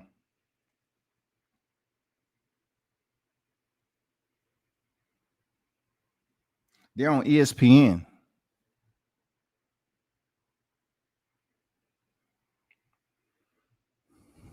I hope y'all, I hope those who are tuning in listening, what you just witnessed with Chimaev and Lee, let me give you the belt system up to black, okay? White, blue, purple, brown, black. Chimaev most recently, several months ago, was promoted to his blue belt. That's the belt above white. He just went in there and subbed out and dogged a BJJ black belt. So when you think BJJ is everything you need, the dynamic to the metric of MMA fighting is just so extensive. You need more than just takedown defense, BJJ, yeah, wrestling, freaking distance, knowing how to create your distance, reaction drills. It's just so much to include, man. This man just subbed out a BJJ black belt. It's not the first time, but I'm just saying he's a blue belt. He was just promoted to blue belt several months ago.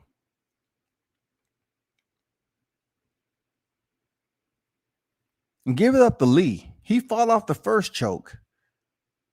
But Chimaev changed it up, changed up the grip. And that shit was in super tight to the point where Lee couldn't even tap. Lee couldn't even tap, man.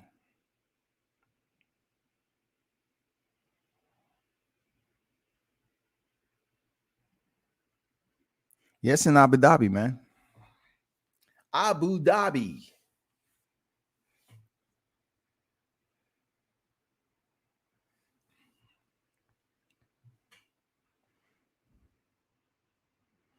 It's a free fight card. Damn, after seeing that, I'm really looking forward to the Sandhagen fight. I'm looking for the Dan Hooker fight too, but I'm really looking forward to the Sandhagen Yan fight. That's the next fight I'm looking forward to of anything.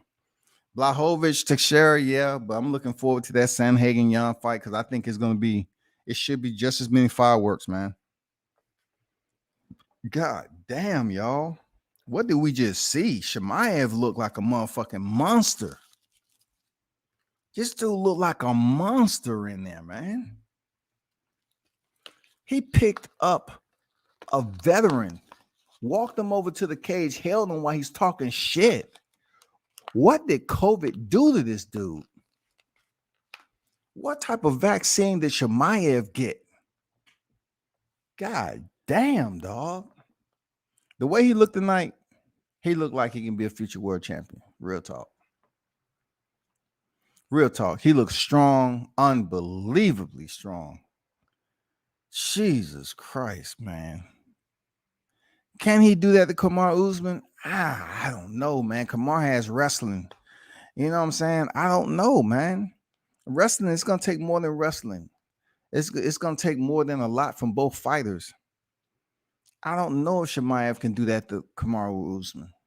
I mean, of course, he has to get past Colby Covington, but I guarantee you, if he get past Colby Covington, Dana White might give him another hard fight in Khamzat Chimaev because he's trying to promote the Russians, man. At first, I didn't see it like that. You know, the way they was treating Khabib and how much money they fined him for the Conor McGregor incident. You know, I'm like, but Chimaev, he might get the title shot pretty quick against Kamaru. People are going to be calling for that title shot now. Real talk. They're going to be calling for that title shot to see if Usman is the real fucking deal. Like,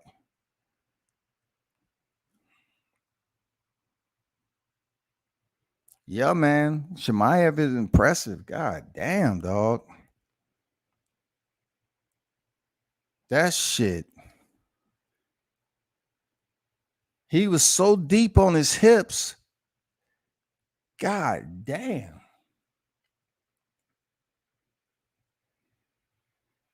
He came in with octopus intentions. He wrapped his arms around his waist and picked him up like he was a little kid. Teach him a lesson. Now, don't come around here stealing. Don't be a bully around here. All right? Feet was off the ground. He couldn't break the lock. And Chimaev was talking to somebody in the audience. Disrespectful. Disrespect. Just so disrespectful. My Stephen A. Just so disrespectful. Chimaev didn't have to do that. A blue belt in BJJ didn't have to go in there and sub out a black belt. Levels, bro. Levels.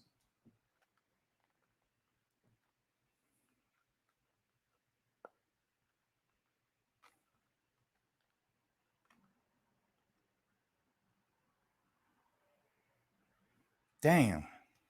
What did I just witness? They go from that fight to Volkov being on deck. It's not bad, but he said, yeah, I think Kamaru is going to be too strong, but that cardio and relentlessness. We'll see how good, Chimaev's cardio is, man. And like I said, we'll just because Kamaru, he has that wrestling foundation. He is strong. He's legit. He's certified wrestler. We'll see how their strength and weaknesses match up to one another. I mean, Chimaev looked very, very impressive tonight. But God damn it, Lee was not Usman. Lee was not Usman. Let's get that perfectly clear. He looked good against Lee, but that was not Usman.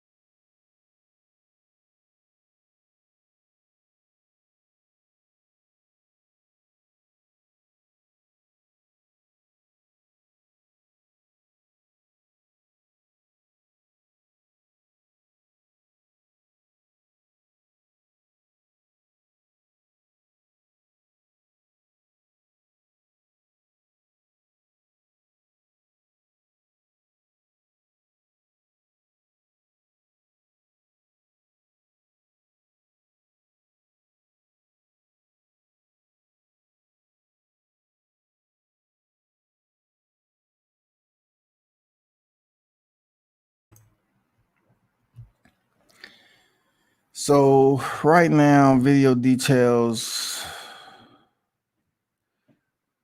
We have 3 more fights remaining. My primary fight I want to see is Sandhagen and Yan, to be honest with you.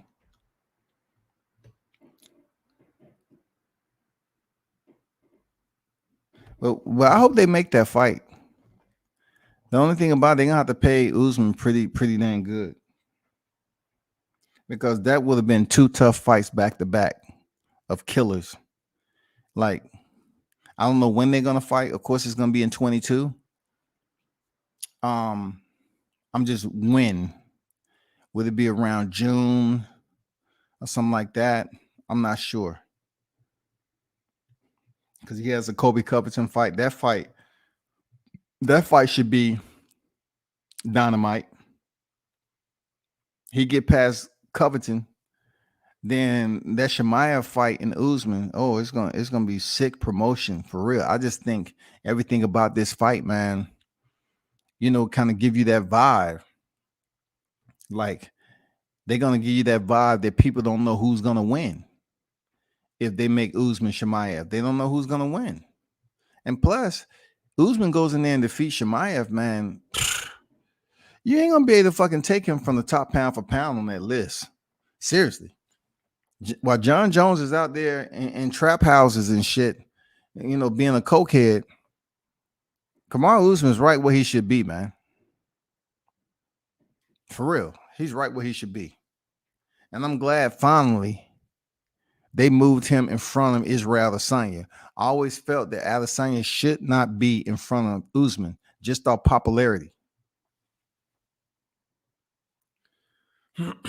Oh shit, will he run it back? He gonna run it back? Oh, man, it's a good game.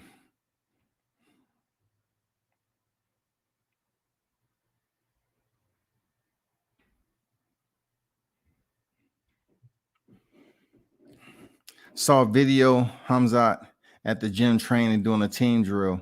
Afterwards, everybody was dead tired, and Chimaev gets hype and picks this dude up around the waist and starts swinging him.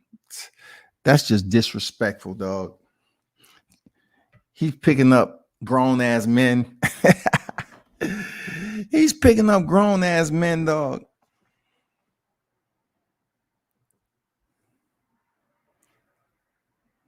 He's picking up grown-ass men and swinging them. Where did he get that from? Now, that I don't see him doing with Usman. The way he was able to get deep in this double leg. And people need to understand, just because a fighter shoots in, right? They change level, shoots in for contact. All right, let's call it contact. Not everyone is for a takedown. Like some of these fighters, just like Khabib and them fighters, they'll shoot in. Sometimes they want to, they want to gain a body lock. They have other things in mind to get close to a fighter. It's not always trying to take them down. Chimaev shot, and Lee defended a little bit, but he picked him up and walked him over to the cage, like the same shit that what's his name used to do. DC used to pick his opposition over and walk him over to his corner. That was a thing going on at one point in time. For these fighters to pick up Matt Hughes. He used to pick up his opponents and walk them over and slam them over there in his corner. But what Chimaev did tonight, he just held old boy up like a baby. Calm down. I'm not gonna let your feet touch the ground until you calm down now. And then if he don't calm down, he shake him side to side and whip him like a little doll. You okay? All right. Learn how to act.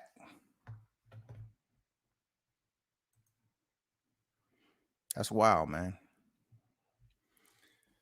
Oh, snap, man. Let me get something to drink.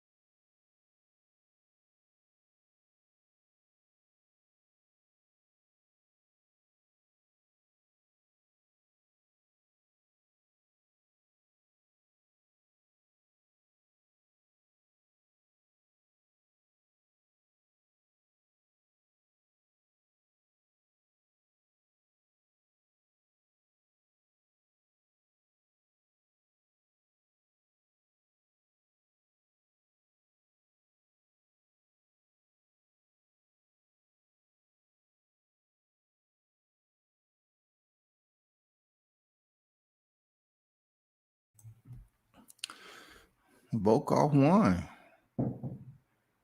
Dang, he kicked him in that soft little pillow that he had.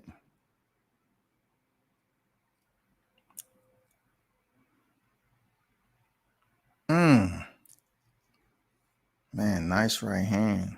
Volkov with the boxing, boy.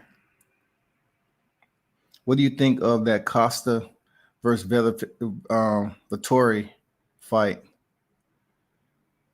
All I can say, man, if you want to talk about, I don't know, man. Vettori talked all that shit, you know, when he was fighting Adesanya, man. It was just a clown show for real. And then he loses. And then Costa, the same shit. He talked all that shit and he gets stopped.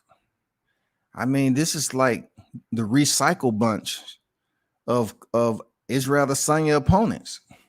Except Adesanya has fought Vettori twice. Vettori, rep.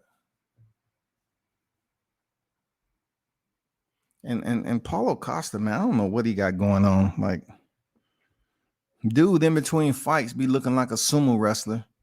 And then he loses all that weight and gets shredded. Let me see what they're talking about with Khabib.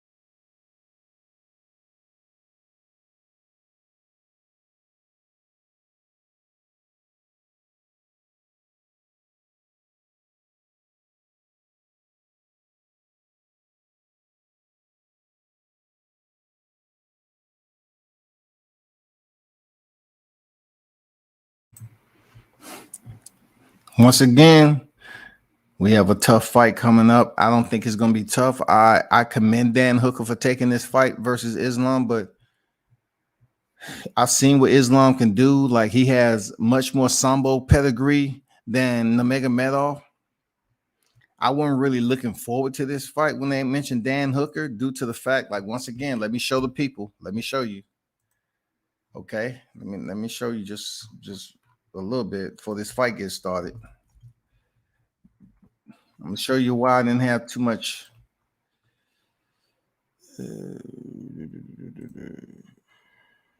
So let me share this right quick.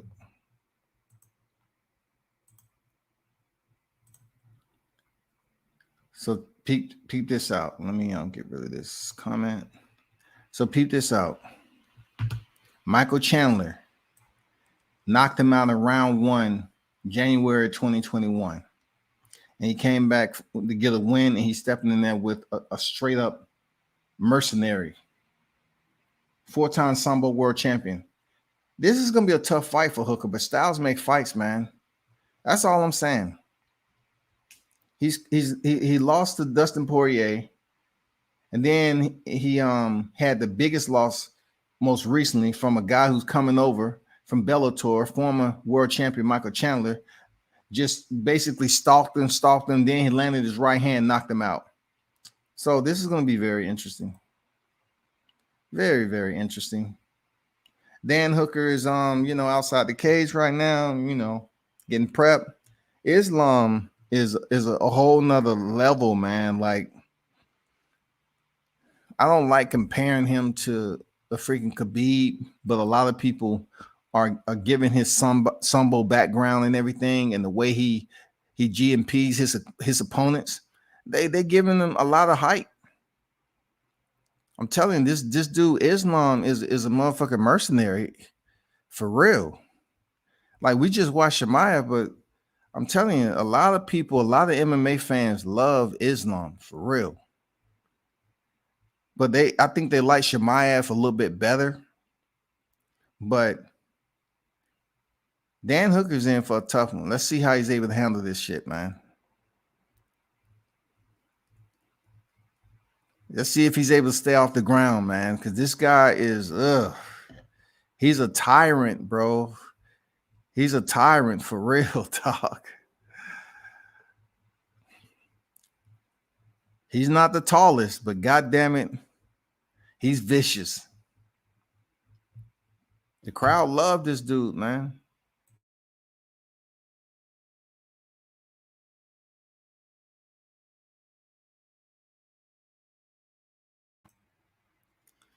This dude's a beast.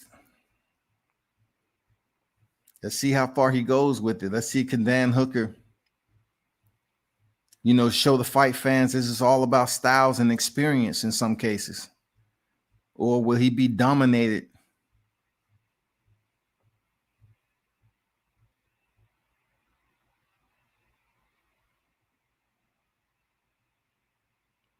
Yeah. I think Michael Bisping did stop Luke Rockhold. Yeah, for sure. Costa about to get cut. Second time he came in injured. I think he injured his pinky finger, putting down that ball of wine, because this dude looked like he can play for the motherfucking Rams in between fights. I'm not a fan of his. He's not disciplined, bro. Just because you can come in here ripped all up, how much time is spent doing fight camp losing weight?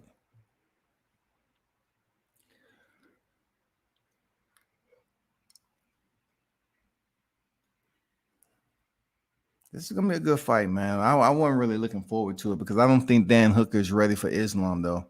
I really don't. I don't think he's ready for this guy right now. It might end up just as we saw with Chimaev and Lee. Dan Hooker has a slight height advantage. This contend at the lightweight. He has a 5-inch reach on Islam. Let's see if he's able to use it. Islam ranked 5th, Dan Hooker 6th.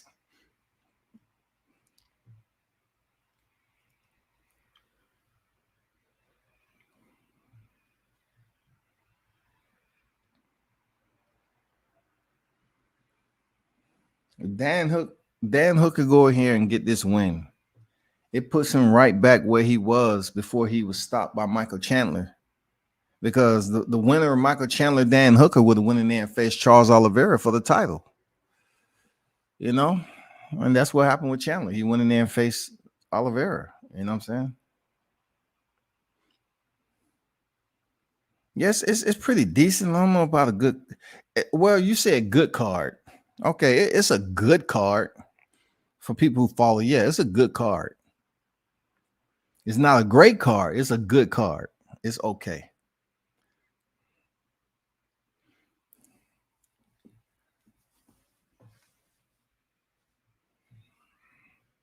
Appreciate y'all pulling up, man. We getting closer and closer to the fight. I really want to see Cory Sandhagen and Petr Yan. But right now we have a hitter, man. We possibly have a future, a future star in the making if he can live up to the hype. Or with Dan Hooker, send him to the showers. Let's see how long it stays on his feet.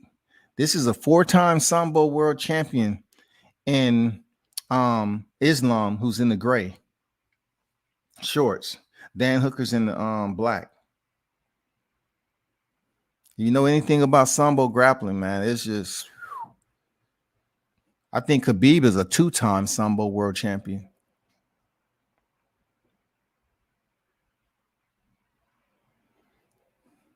It's still on his feet so far. Oh, nice left. Oh, he goes in. He waits till he punched, just like this, like I thought. The same thing that happened. You know what I say all the time. Like you can have takedown defense, but if you have a quick entry, like some of these fighters, look how he scoops the leg up already. That's typical Russian fighters right there. Even though Dan Hooker has a butterfly guard, for me and you, that shit would be uncomfortable if we don't know what the fuck we doing. That's to try to set up a sweep. All right. So he has a single butterfly guard on the far right. And if he gets to the right moment, he will attempt to sweep.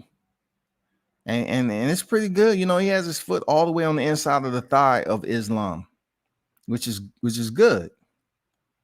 Now he just have to, it's going to be incredible for him to try to sweep a guy with top pressure like Islam. Look at that top pressure, man.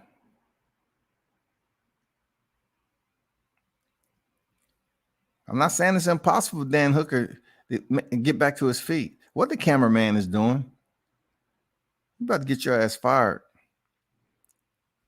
Look what he's working. He's trying to get that leg up out of there. He's pushing down on it, sending elbows, trying to get that hook.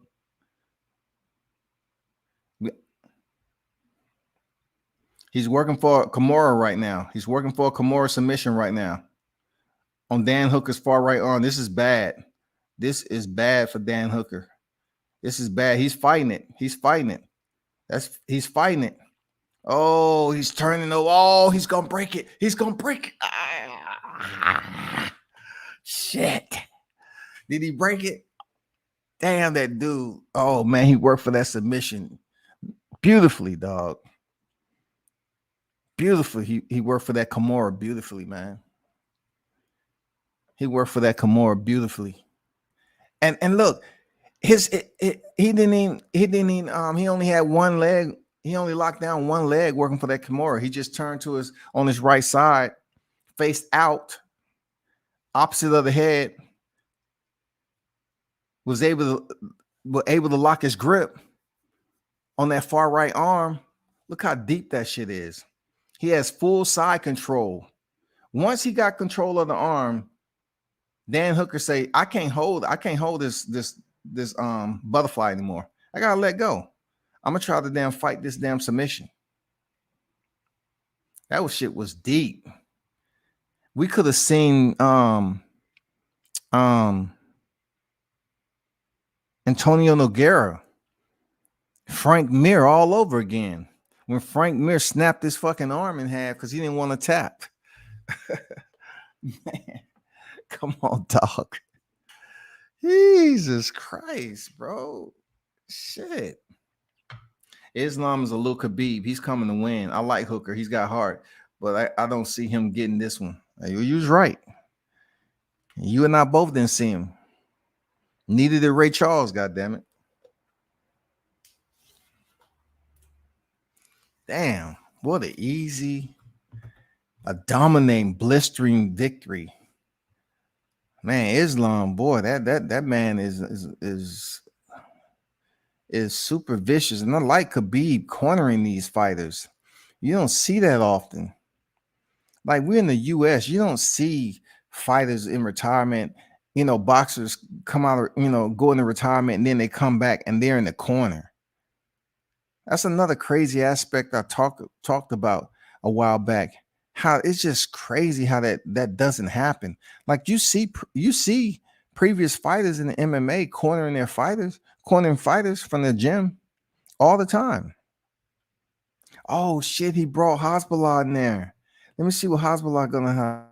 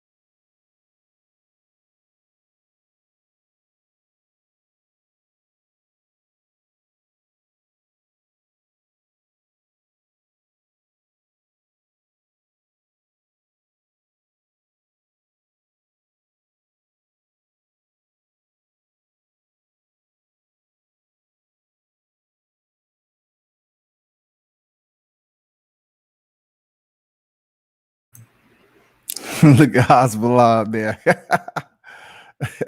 Man, you don't see that in the U.S. I swear, boy. You don't see that right there, boy. Hezbollah, man, people love that little guy, man. And they was going back and forth with Dan Hooker. Man, you don't see that. You don't see fighters going to retirement and during that time they're up here cornering fighters, man. You don't see that. It's not like it can't happen. Why can't it happen? That's wild, man. That's wild, for real. Nice little free cars leading into next week. Yeah, for real. Yeah, for a free card, absolutely. It's a good free card. Real talk. It is. It's a good free card, man. They getting Usman mad promo now. I like it. Let me see if they're gonna put Kobe in there.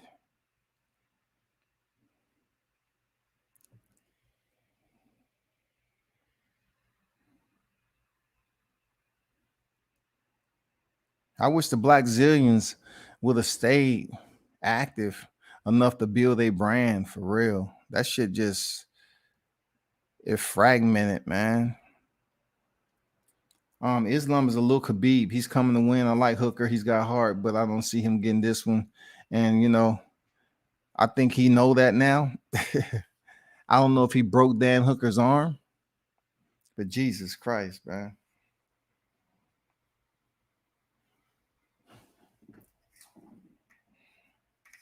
Wow. Crazy, dog. So at least that went through just like we thought it would. Now we have Petr Yan and Sandhagen. Petr Yan and Sandhagen, it should bring fireworks too. It's a lot riding on this match for real. It's a lot because, to be honest, the winner gets a title shot. So both of these guys have a common opponent in the current champion, Aljamain Sterling. One of them, the former champion, he didn't really lose the belt. He was DQ'd from an illegal knee to a grounded opponent. Cory Sandhagen, he absolutely lost via submission in the first round. So we'll see how this play out. We would definitely see how this play out, man.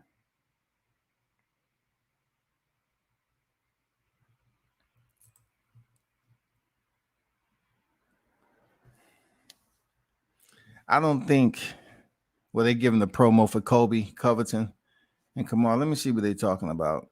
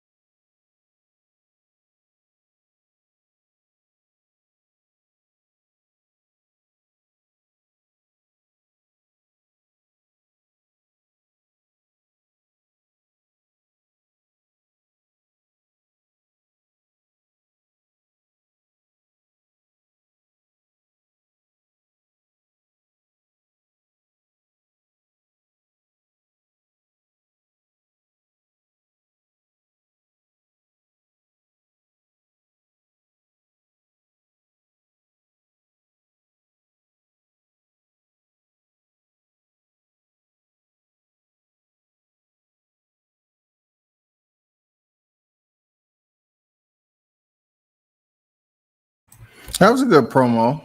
That was a good promo. I give him that. That was a good promo. He said some athletes have to go through life knowing that someone else existed that was better than them. I mean, that was good shit, you know. That's usually not the way that Kamaru Usman talks. He's usually not able to come up with one-liners like that to stick. So he might have been reading off a teleprompter or notes. For real. Because we all know that Colby Covington gets his shit written down, supposedly by Chael Sonnen. But Kamaru Usman ain't never came with no one-liners like that. Now, him saying that Kobe is just jealous because he knows he can't do what he does. Okay, that's cool. But knowing you go through life knowing that somebody else existed that was better than you, you know? Yeah, we could say that about John Jones too. Like John Jones was actually better than DC.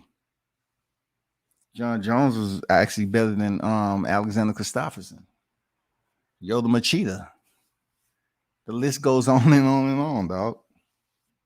Rashad Evans, Sugar Shard Evans, you know.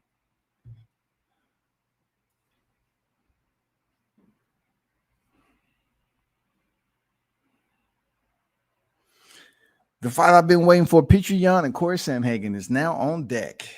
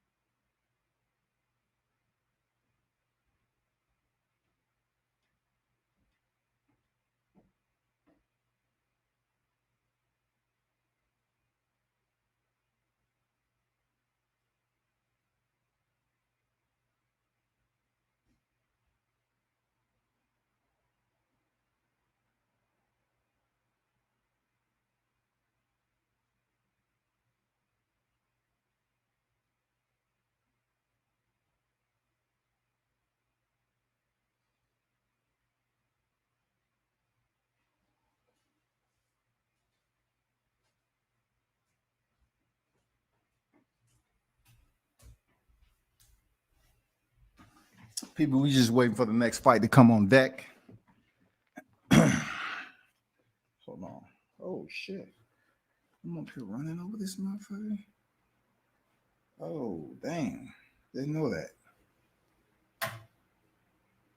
That's not good.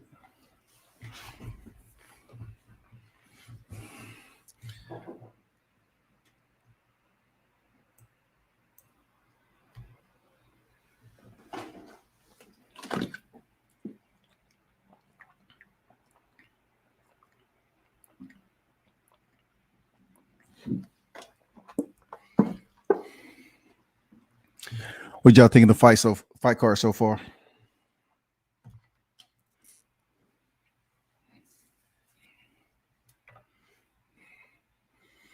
Who y'all think taking that Colby Covington and Kamaru Usman? I know it's November 6th.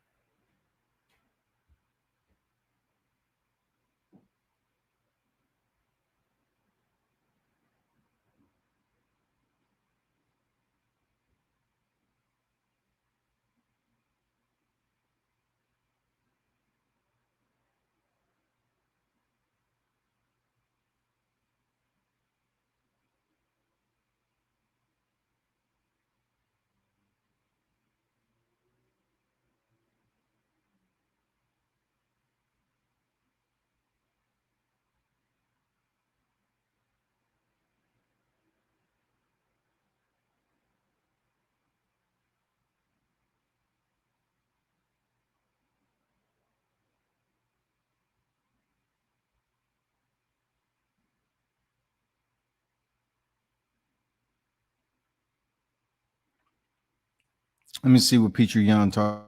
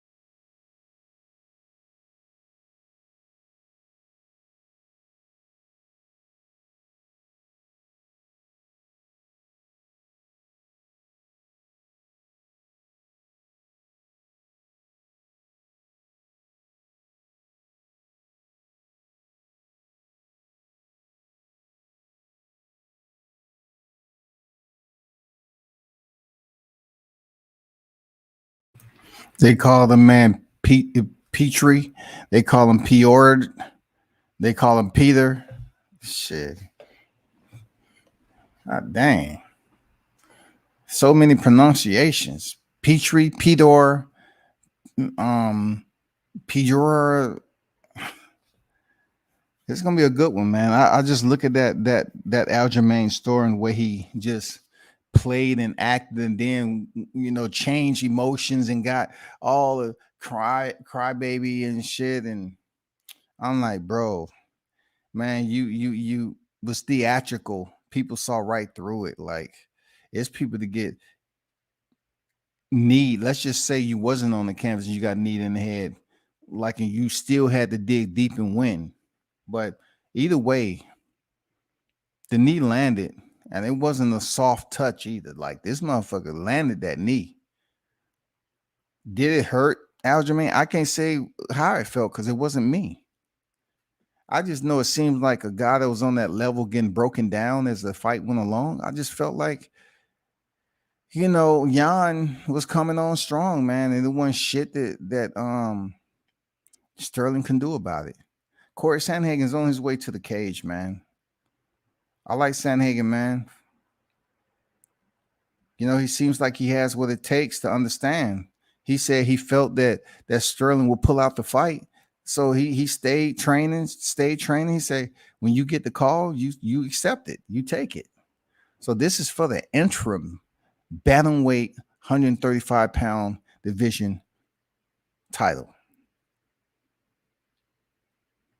This is far as Dustin Poirier has been able to get. I know that has nothing to do with it. I'm just saying. Dustin was able to win the interim. You know what I'm saying? Hey.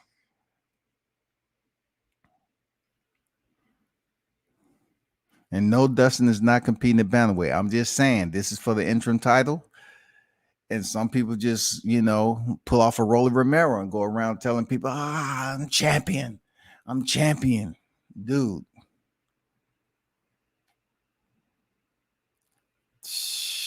Let's go. This is the one. Peter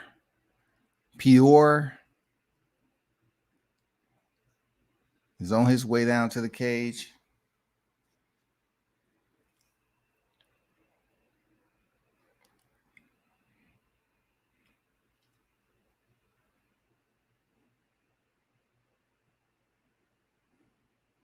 And the top rank card is going to be kicking off here sooner or later. I mean, real soon too.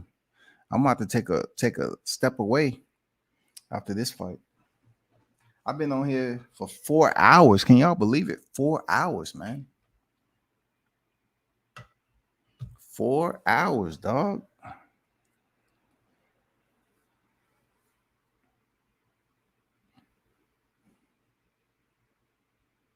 Damn.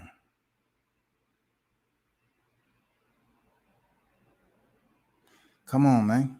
Let's go. Let's go, shout. Let's kick this off. Man, don't have the man out there waiting like that. Why y'all trying to stall him out?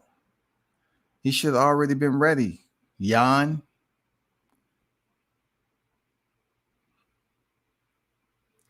See all these other countries walking down, with their flag draped over their shoulders, man. Representing their nation's colors, man. He even got security jogging down that motherfucker.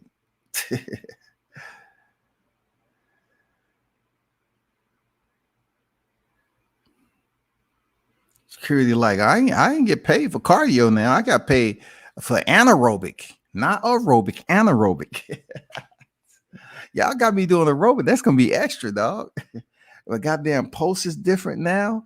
Shit, I'm breathing a little heavy. I'm used to goddamn stand in the pocket and swing and pick a motherfucker and slam him. You got me chasing down a former world champion.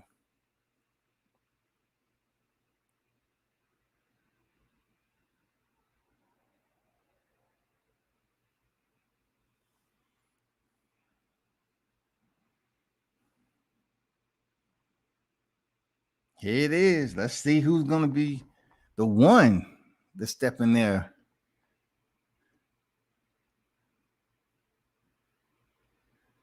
So Yan finally enters the cage. I don't know, man. Yan did that single hand post cartwheel. I'm impressed already. Sandhagen didn't do that shit entering the cage. He got his Holly Holm going on right now. He's pacing back and forth with the hop at the turn. Yan is deceptive, bro. For real. Cory Sandhagen is looking at that motherfucker like he food.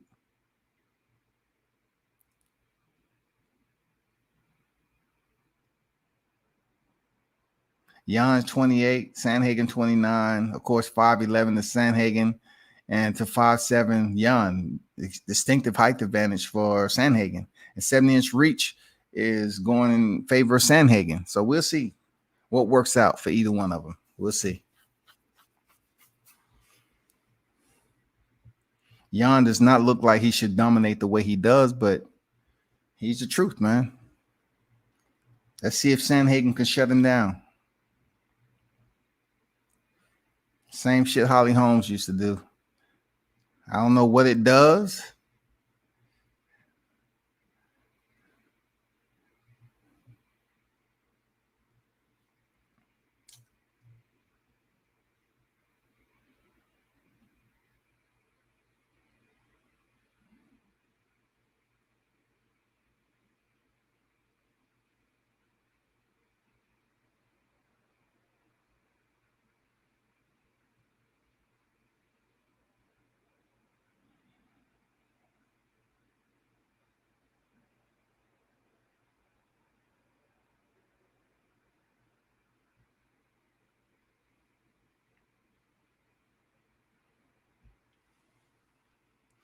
I wonder what that rhythm is doing for him right now. He is, man. Hasbulla is a mini gangster. You're right, man. He got mad protection. Can you remember? Can you imagine being that small and somebody do some fucked up shit and he come back with those guys?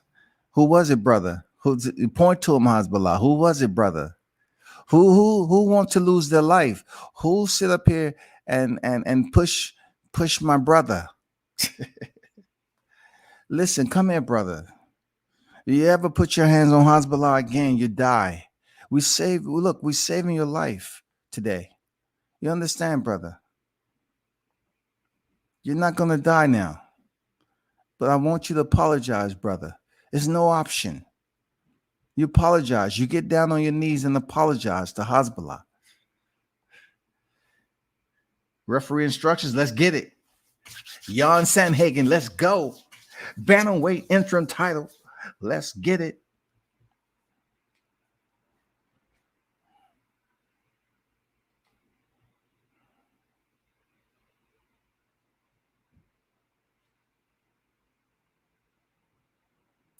Okay, Yan gets to the center first. Hagen on the outside. Yan controls the center already. Let's see how this is going to go. Nice jab by Sandhagen up early. Kick to the outside thigh. Lands by Sandhagen. Yan is eager. He lands his own kick, not with the same velocity as Sandhagen. Sandhagen with the head feints. I like what I'm seeing. He had the head feints early. Another leg kick on the outside.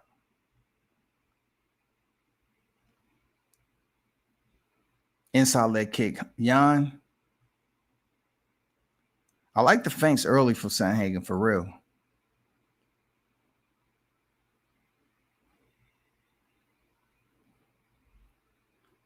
Sandhagen switching stances already. Oh, nice right hand lands for Sandhagen. Oh, he's switching his punches and kicks up real nice, man. He's giving that trail mix already. He's putting everything into his striking. Oh, don't let Sandhagen start grabbing your hands now and treating you like a little boy. Oh, another outside leg kick.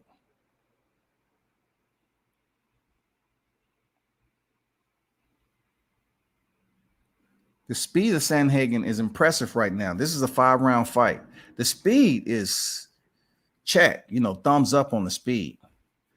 So far, Yan is just taking his time. The range is working well for Sandhagen right now. Teep kick, outside kick, thigh kick, brother.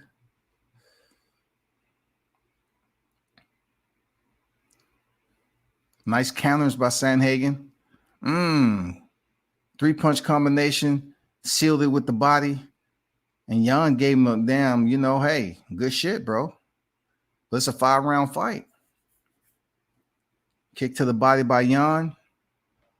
Sandhagen goes in and sends a 1-2 downstairs, man. Nice. Nice space by Sandhagen.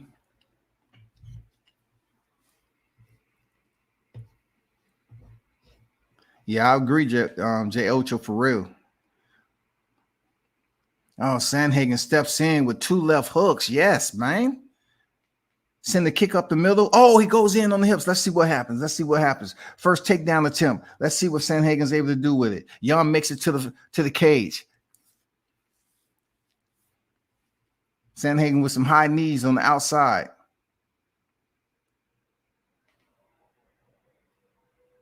Nice boxing by Sandhagen so far. Yan is still trading, though. Both of these guys are landing some nice combination sets, man. I like it. I'm going to tell you, if this make it to the end of the round, I'm going to tell you what this reminds me of, though. Oh, nice. Nice counter by Yan. This reminds me of TJ Dillashaw, Cody Garbrandt. Nice thigh kick, man, by Sandhagen. The speed, the tempo of both fighters are great. Sandhagen ain't playing, man. His forehead is red.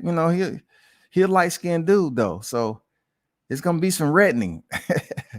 Inside leg kick, man. Yan is moving. He's warming up a little bit. Sandhagen is pushing the pace. Has Yan up against the cage. Yan still poised. He's taking some punches, though. He's still cool. Sandhagen's just letting his hands freaking go, man. You can't tell him nothing. Sandhagen's in rhythm so far. Let's see if he can sustain it. 50 seconds remaining in the first round. Nice step in, straight left from Sandhagen. Oh, another left lands. Yan is just eating them, man. Oh, 1-2 land for Sandhagen. He's feeling himself, y'all. He's feeling himself. He's comfortable. He's in on a single. He's deep on a single. Lets it go. Yan makes him pay for it with a right hook out the pocket. Oh, he's grabbing Yan's hands now. That's just like saying, damn, I don't respect you no more. Oh, a solid leg kick, man, by Yan. Very, very stiff leg kick. That got Corey Hagen attention right there, man. That hurt him. That kick hurt Sandhagen for real. Good first round, man. I give that to Sandhagen for real. I give that to Sandhagen. Sandhagen, I agree there, Virtuos. For real, Sandhagen was very, very textbook with his striking, man. Everything was disciplined. Everything was technical. All the shit you learn. It wasn't anything too wild, And same thing with Yan. Yan stayed within the composition of striking. He was sticking to just 1-2 combinations. When Corey started throwing his outside kicks, he went on the inside, outside. He stayed active too. Wasn't no wild shit. Just because Sandhagen was getting, some shine off of him, he didn't get all flustered and start swinging for the fences. Round 2 on deck, man.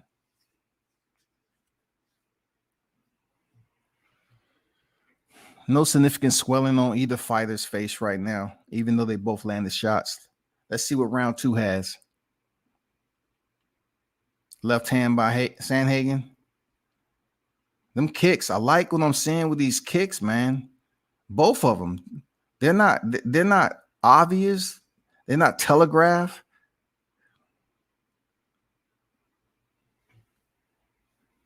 Give it up for Yan, sticking to the kicks too, being a shorter fighter. Now he's parrying Sandhagen's punches. Low calf kick by Sandhagen lands again, man. Good movement from both fighters. Good movement. Yan getting way more aggressive. Oh, Sandhagen comes with that straight right off the one. He comes back over with the left, overhand left. I wonder how long Sandhagen can keep up this pace, man.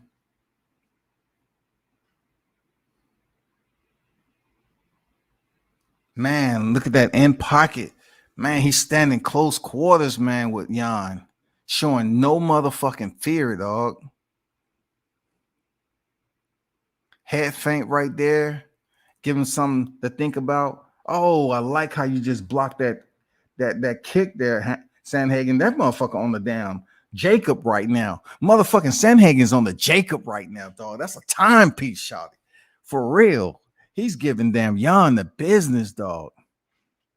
Oh my God, he's on the Jacob. Oh, this dude is just saying, shit, I'm not worried about anything you got right now, man. That's 4 jabs. Oh, he goes for the high kick, misses, man. Oh, bad deal. Now Yan is basically trying to emulate Sandhagen's action. That's bad. Oh, nice left hand by Yan lands. He's still in the fight. Sandhagen he took it well though, for real. Damn, Yan almost landed that high kick too, man. I didn't think he'd get it up that high, but he did. Nice uppercut to the body by Sandhagen. Yan is using very solid defense, but he's eating the jabs like they're Twizzler. Sandhagen's winning this fight right now. Look at his body. Look at Sandhagen's body from those kicks from Yan. Look how red his body is. That is not makeup, y'all. That shit on his back is tattoo. Yan is being a bit predictable with his 1-2 counter shots now.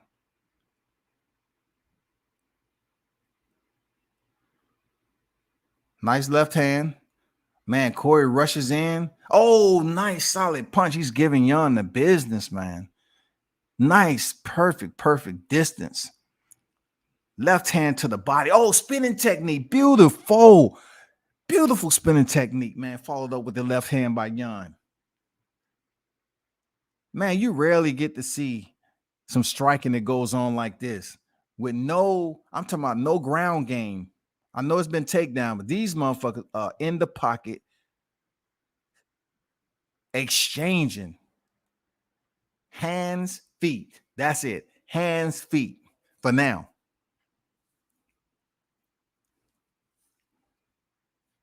You got to give both their props, man. Okay, just as I say that, Sandhagen shoots in with a minute left.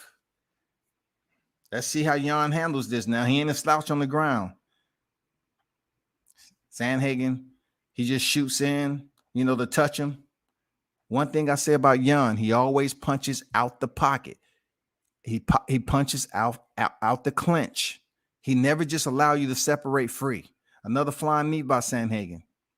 Blocked well by Yan.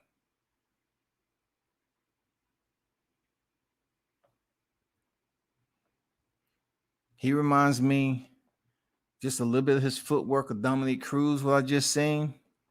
His footwork looked, amazing right now. Yan is being tough, man. He's walking down Sandhagen trying to land. But look at that boxing by Sandhagen, though. Look at that boxing by him. Look how he seals that kick on the outside, man, to end that combination. He zips it up real nice, bro. 1-2 kick. 1-2 kick. 1-1-2 kick. Sandhagen took that left hand fairly well, and it was on the chin. Like, real talk. That shit was on the motherfucking chin. We head into the third round, man. It's a good fight. I told you, I was waiting on this fight of all fights on the card, man. Even the Chimaev and the Islam fight, I was waiting for this one right here because it's giving us just exactly what I thought. Energy. You get world-class striking on the feet.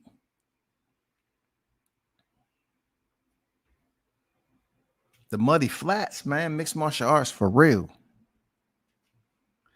We're in the third round already. It seems like it's going by pretty quick because of the action that these two are giving us. Let's go. Let's see who changes up what. Are they going to continue the fight in the pocket?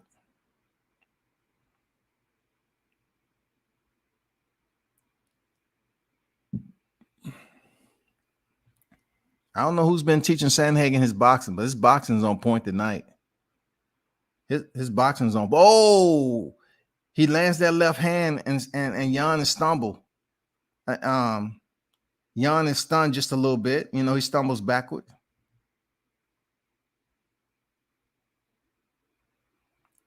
Okay, Yan with the reverse kick. He's going to the well with that overhand right, though. It's just offside different. It still has some damn mustard on it, though. And if Sandhagen ain't careful, he get caught with that overhand right.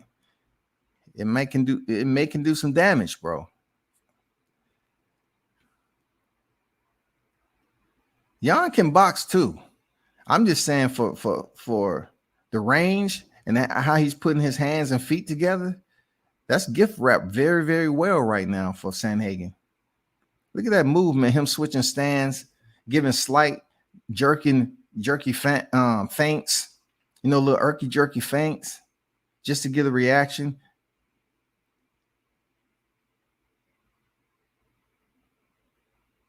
That's a lot of freaking energy that shit takes.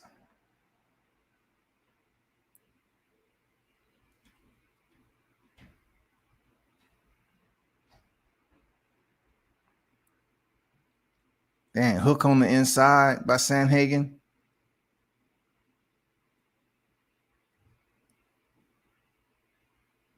Sandhagen looking like he knows.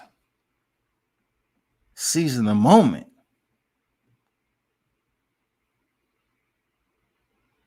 Right hand lands, inside kick, zips it up nice, man.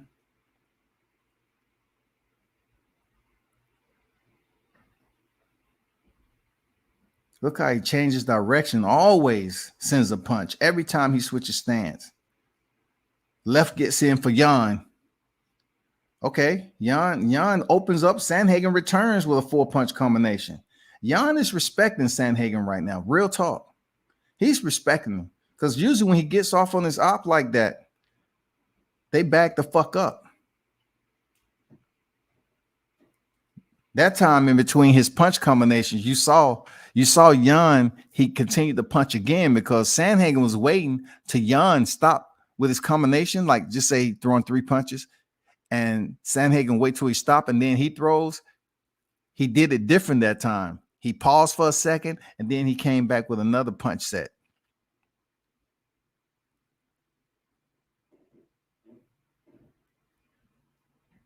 Collecting that data.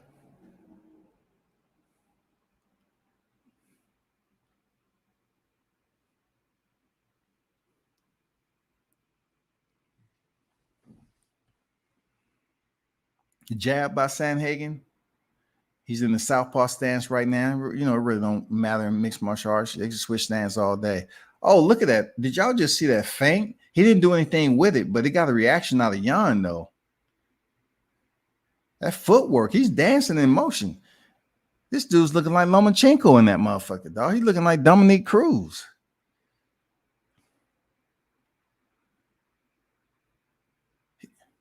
Nice kick. Oh, Yan caught him with the left hand. Yan is still dangerous. Yan is getting close, bro. Oh, nice body shot. Oh, spit. Oh, he knocked Sandhagen down. That's what I told y'all. I feared that. Yan was opening up with his punches, man. He was able to knock Sandhagen down, man. Spinning technique and to a forward punch. Man, Yan is fluent with that. 50 seconds remaining. Crazy. Sandhagen trying to make it back up to his feet. Looked like he's working for a frontside guillotine. Let's see. He has the back. 40 seconds remaining. Let's see what Jan's able to do with this. Sandhagen's trying to make it back to his feet. Seatbelt. Let me see. Oh, he's turning into Yan. Now Yan tries to sweep and get up because he ain't trying to be on the ground with Sandhagen with 28 seconds remaining. Good scramble by both fighters, man. Nice scramble.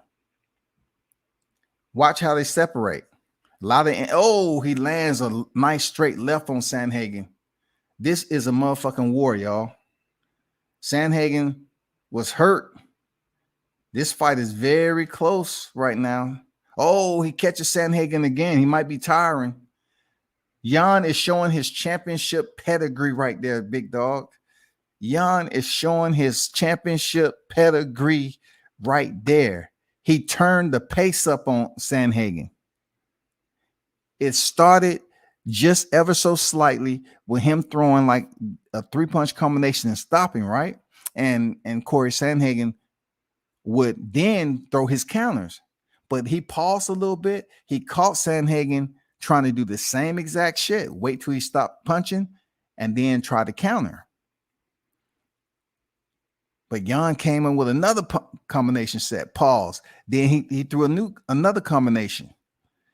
He caught Sandhagen off guard with the activity. Let me see if this is it right here. Boom. No, they switched it. Spinning back fist with a left hand, knocks him down. Don't rush in. Look at that spinning back fist. Leads with a left hand. Boom. Perfect. Beautiful freaking technique, man. Yan is showing his champion pedigree right now. Real talk. We're in the championship rounds right now. 4th round on deck. Championship rounds on deck. J. Ocho, I agree, man.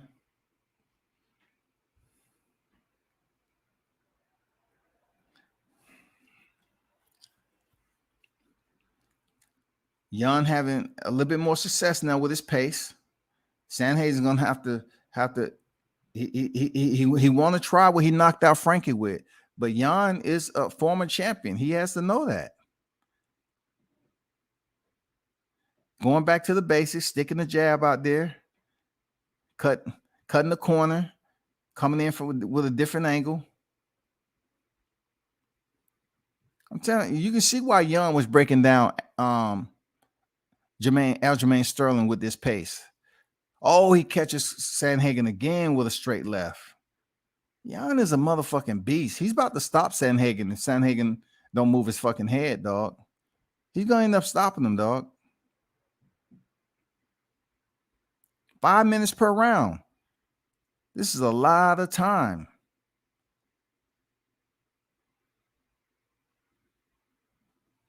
Sandhagen came up with that crazy pace early on. That's just no joke. You got to be able to keep that pace, man. Yan say, nah, motherfucker, don't be trying to damn stay up there on the cage now. Keep dancing. I'll be your huckleberry. Yeah, I'd be like, shit, I've been here already. I do this too. Yan, like, I do this too. Nice jab, much slower jab by Sandhagen, though. Oh, nice 1-2 lands for Yan.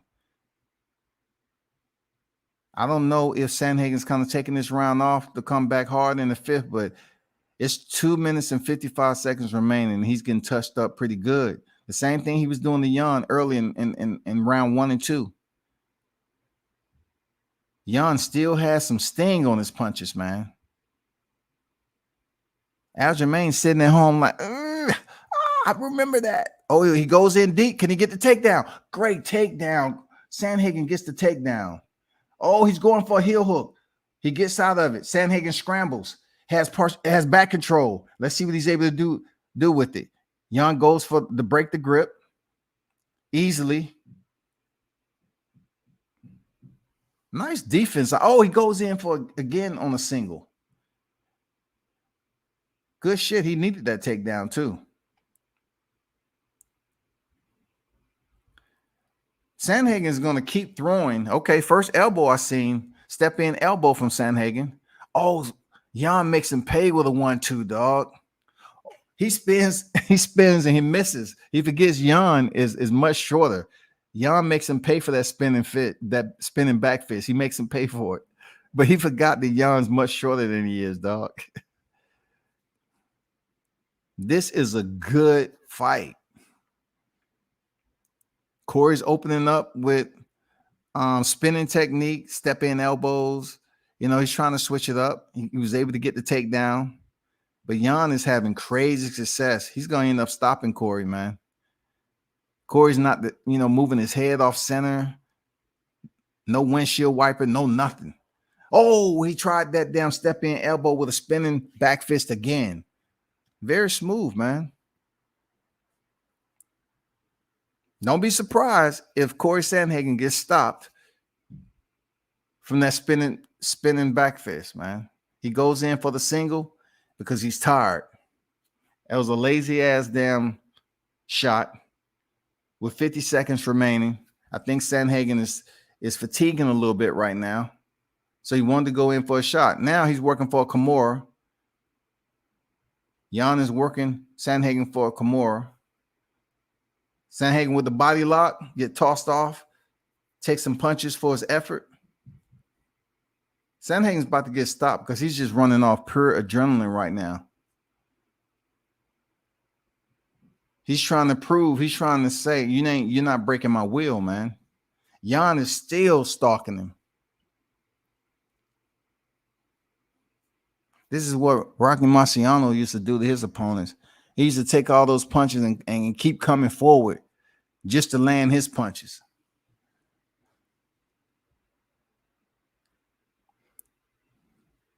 It's a good fight. Final round on deck, man. It's a close fight.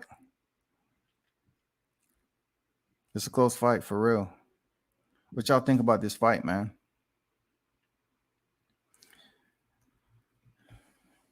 Sandhagen's gonna have to shift gears, man. He's gonna have to shift gears in this round right here. He has to. It's a close freaking fight, man.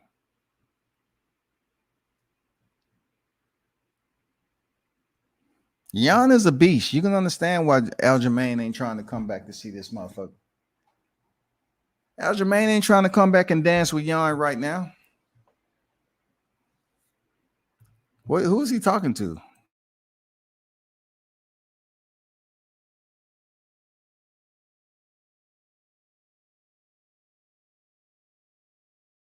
Oh, they're talking to each other. Okay, let's go. We got 5 minutes, people.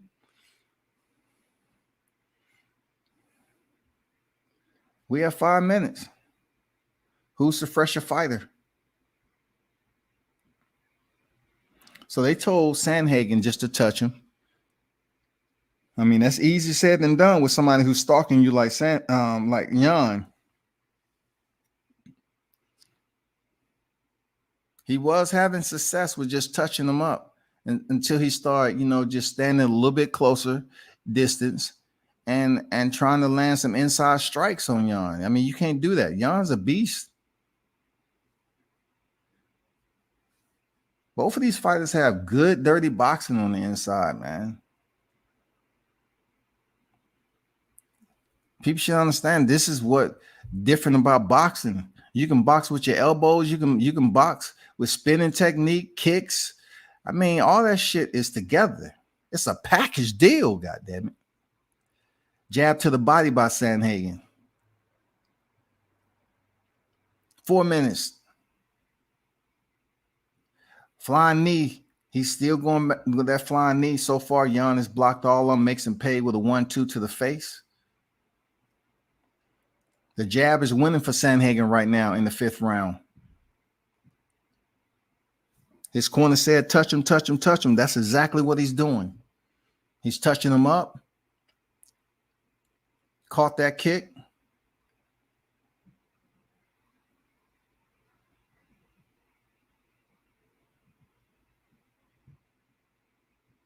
I agree there, Jay. He don't want that smoke, man, with Yan, for real.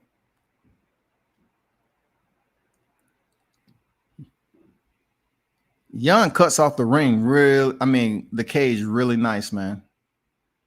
He cuts off the cage very, very good. Damn. He cuts off the cage better than some boxers cut off the ring.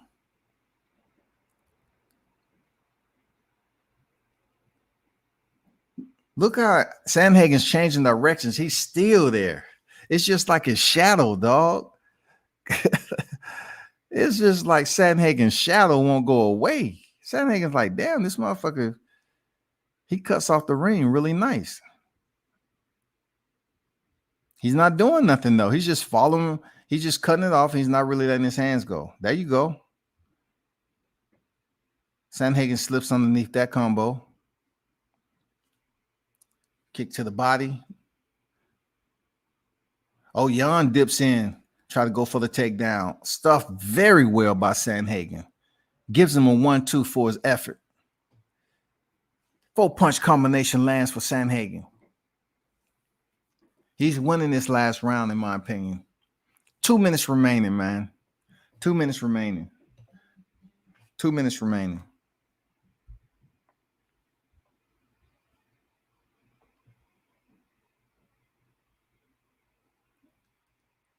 He tried to walk him into that damn high kick. He tried.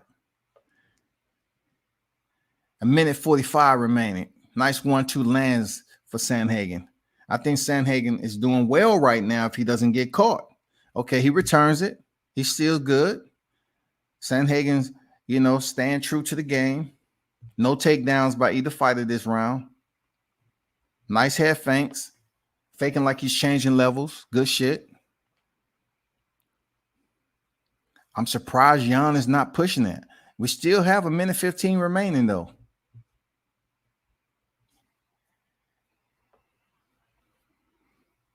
Nice movement by Sandhagen. Yan is just cutting off, not doing too much with his hands. Wow. 1-2, Yan. Let me see what the climax is going to be. Let's see who wants it more.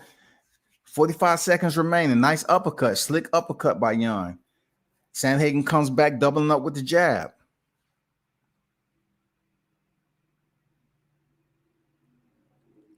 Yan is turning up the burner.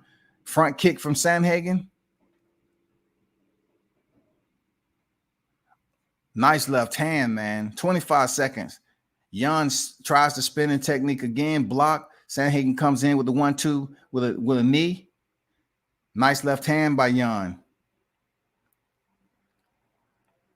Flying knee. Once again, Yan is literally running. 8 seconds left. 6 seconds left. 4 seconds.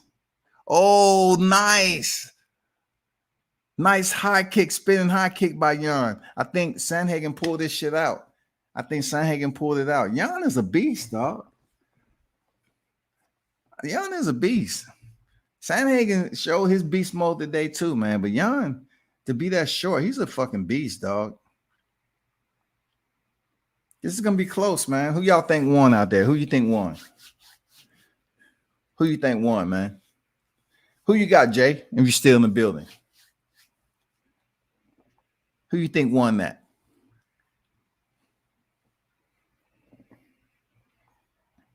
I think Sandhagen 3-2. I'm assuming, man,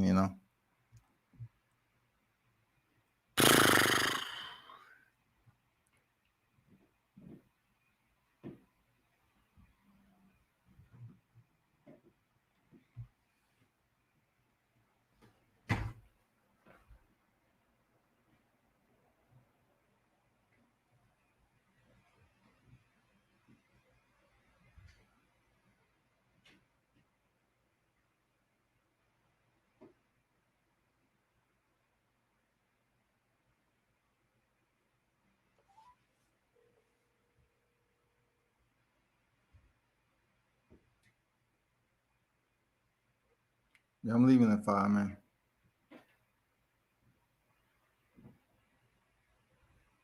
Okay.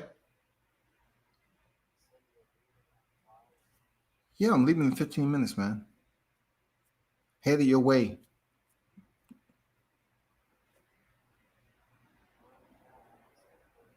Yes. Mm-hmm.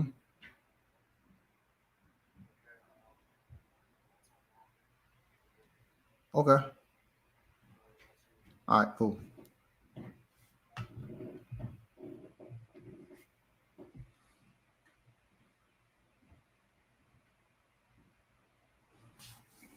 Let me see who win this, man.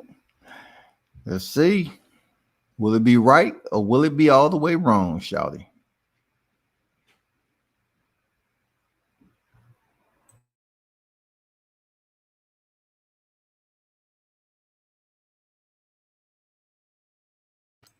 Wow, they gave it to Yan because they want him to get his shit back. Wow. That sucks, man. But it's been a pleasure, everyone, man. I've been on here in like close to 5 hours. Salute. And, man, y'all continue to support the channel. Turn up and tune in to Welcome Back.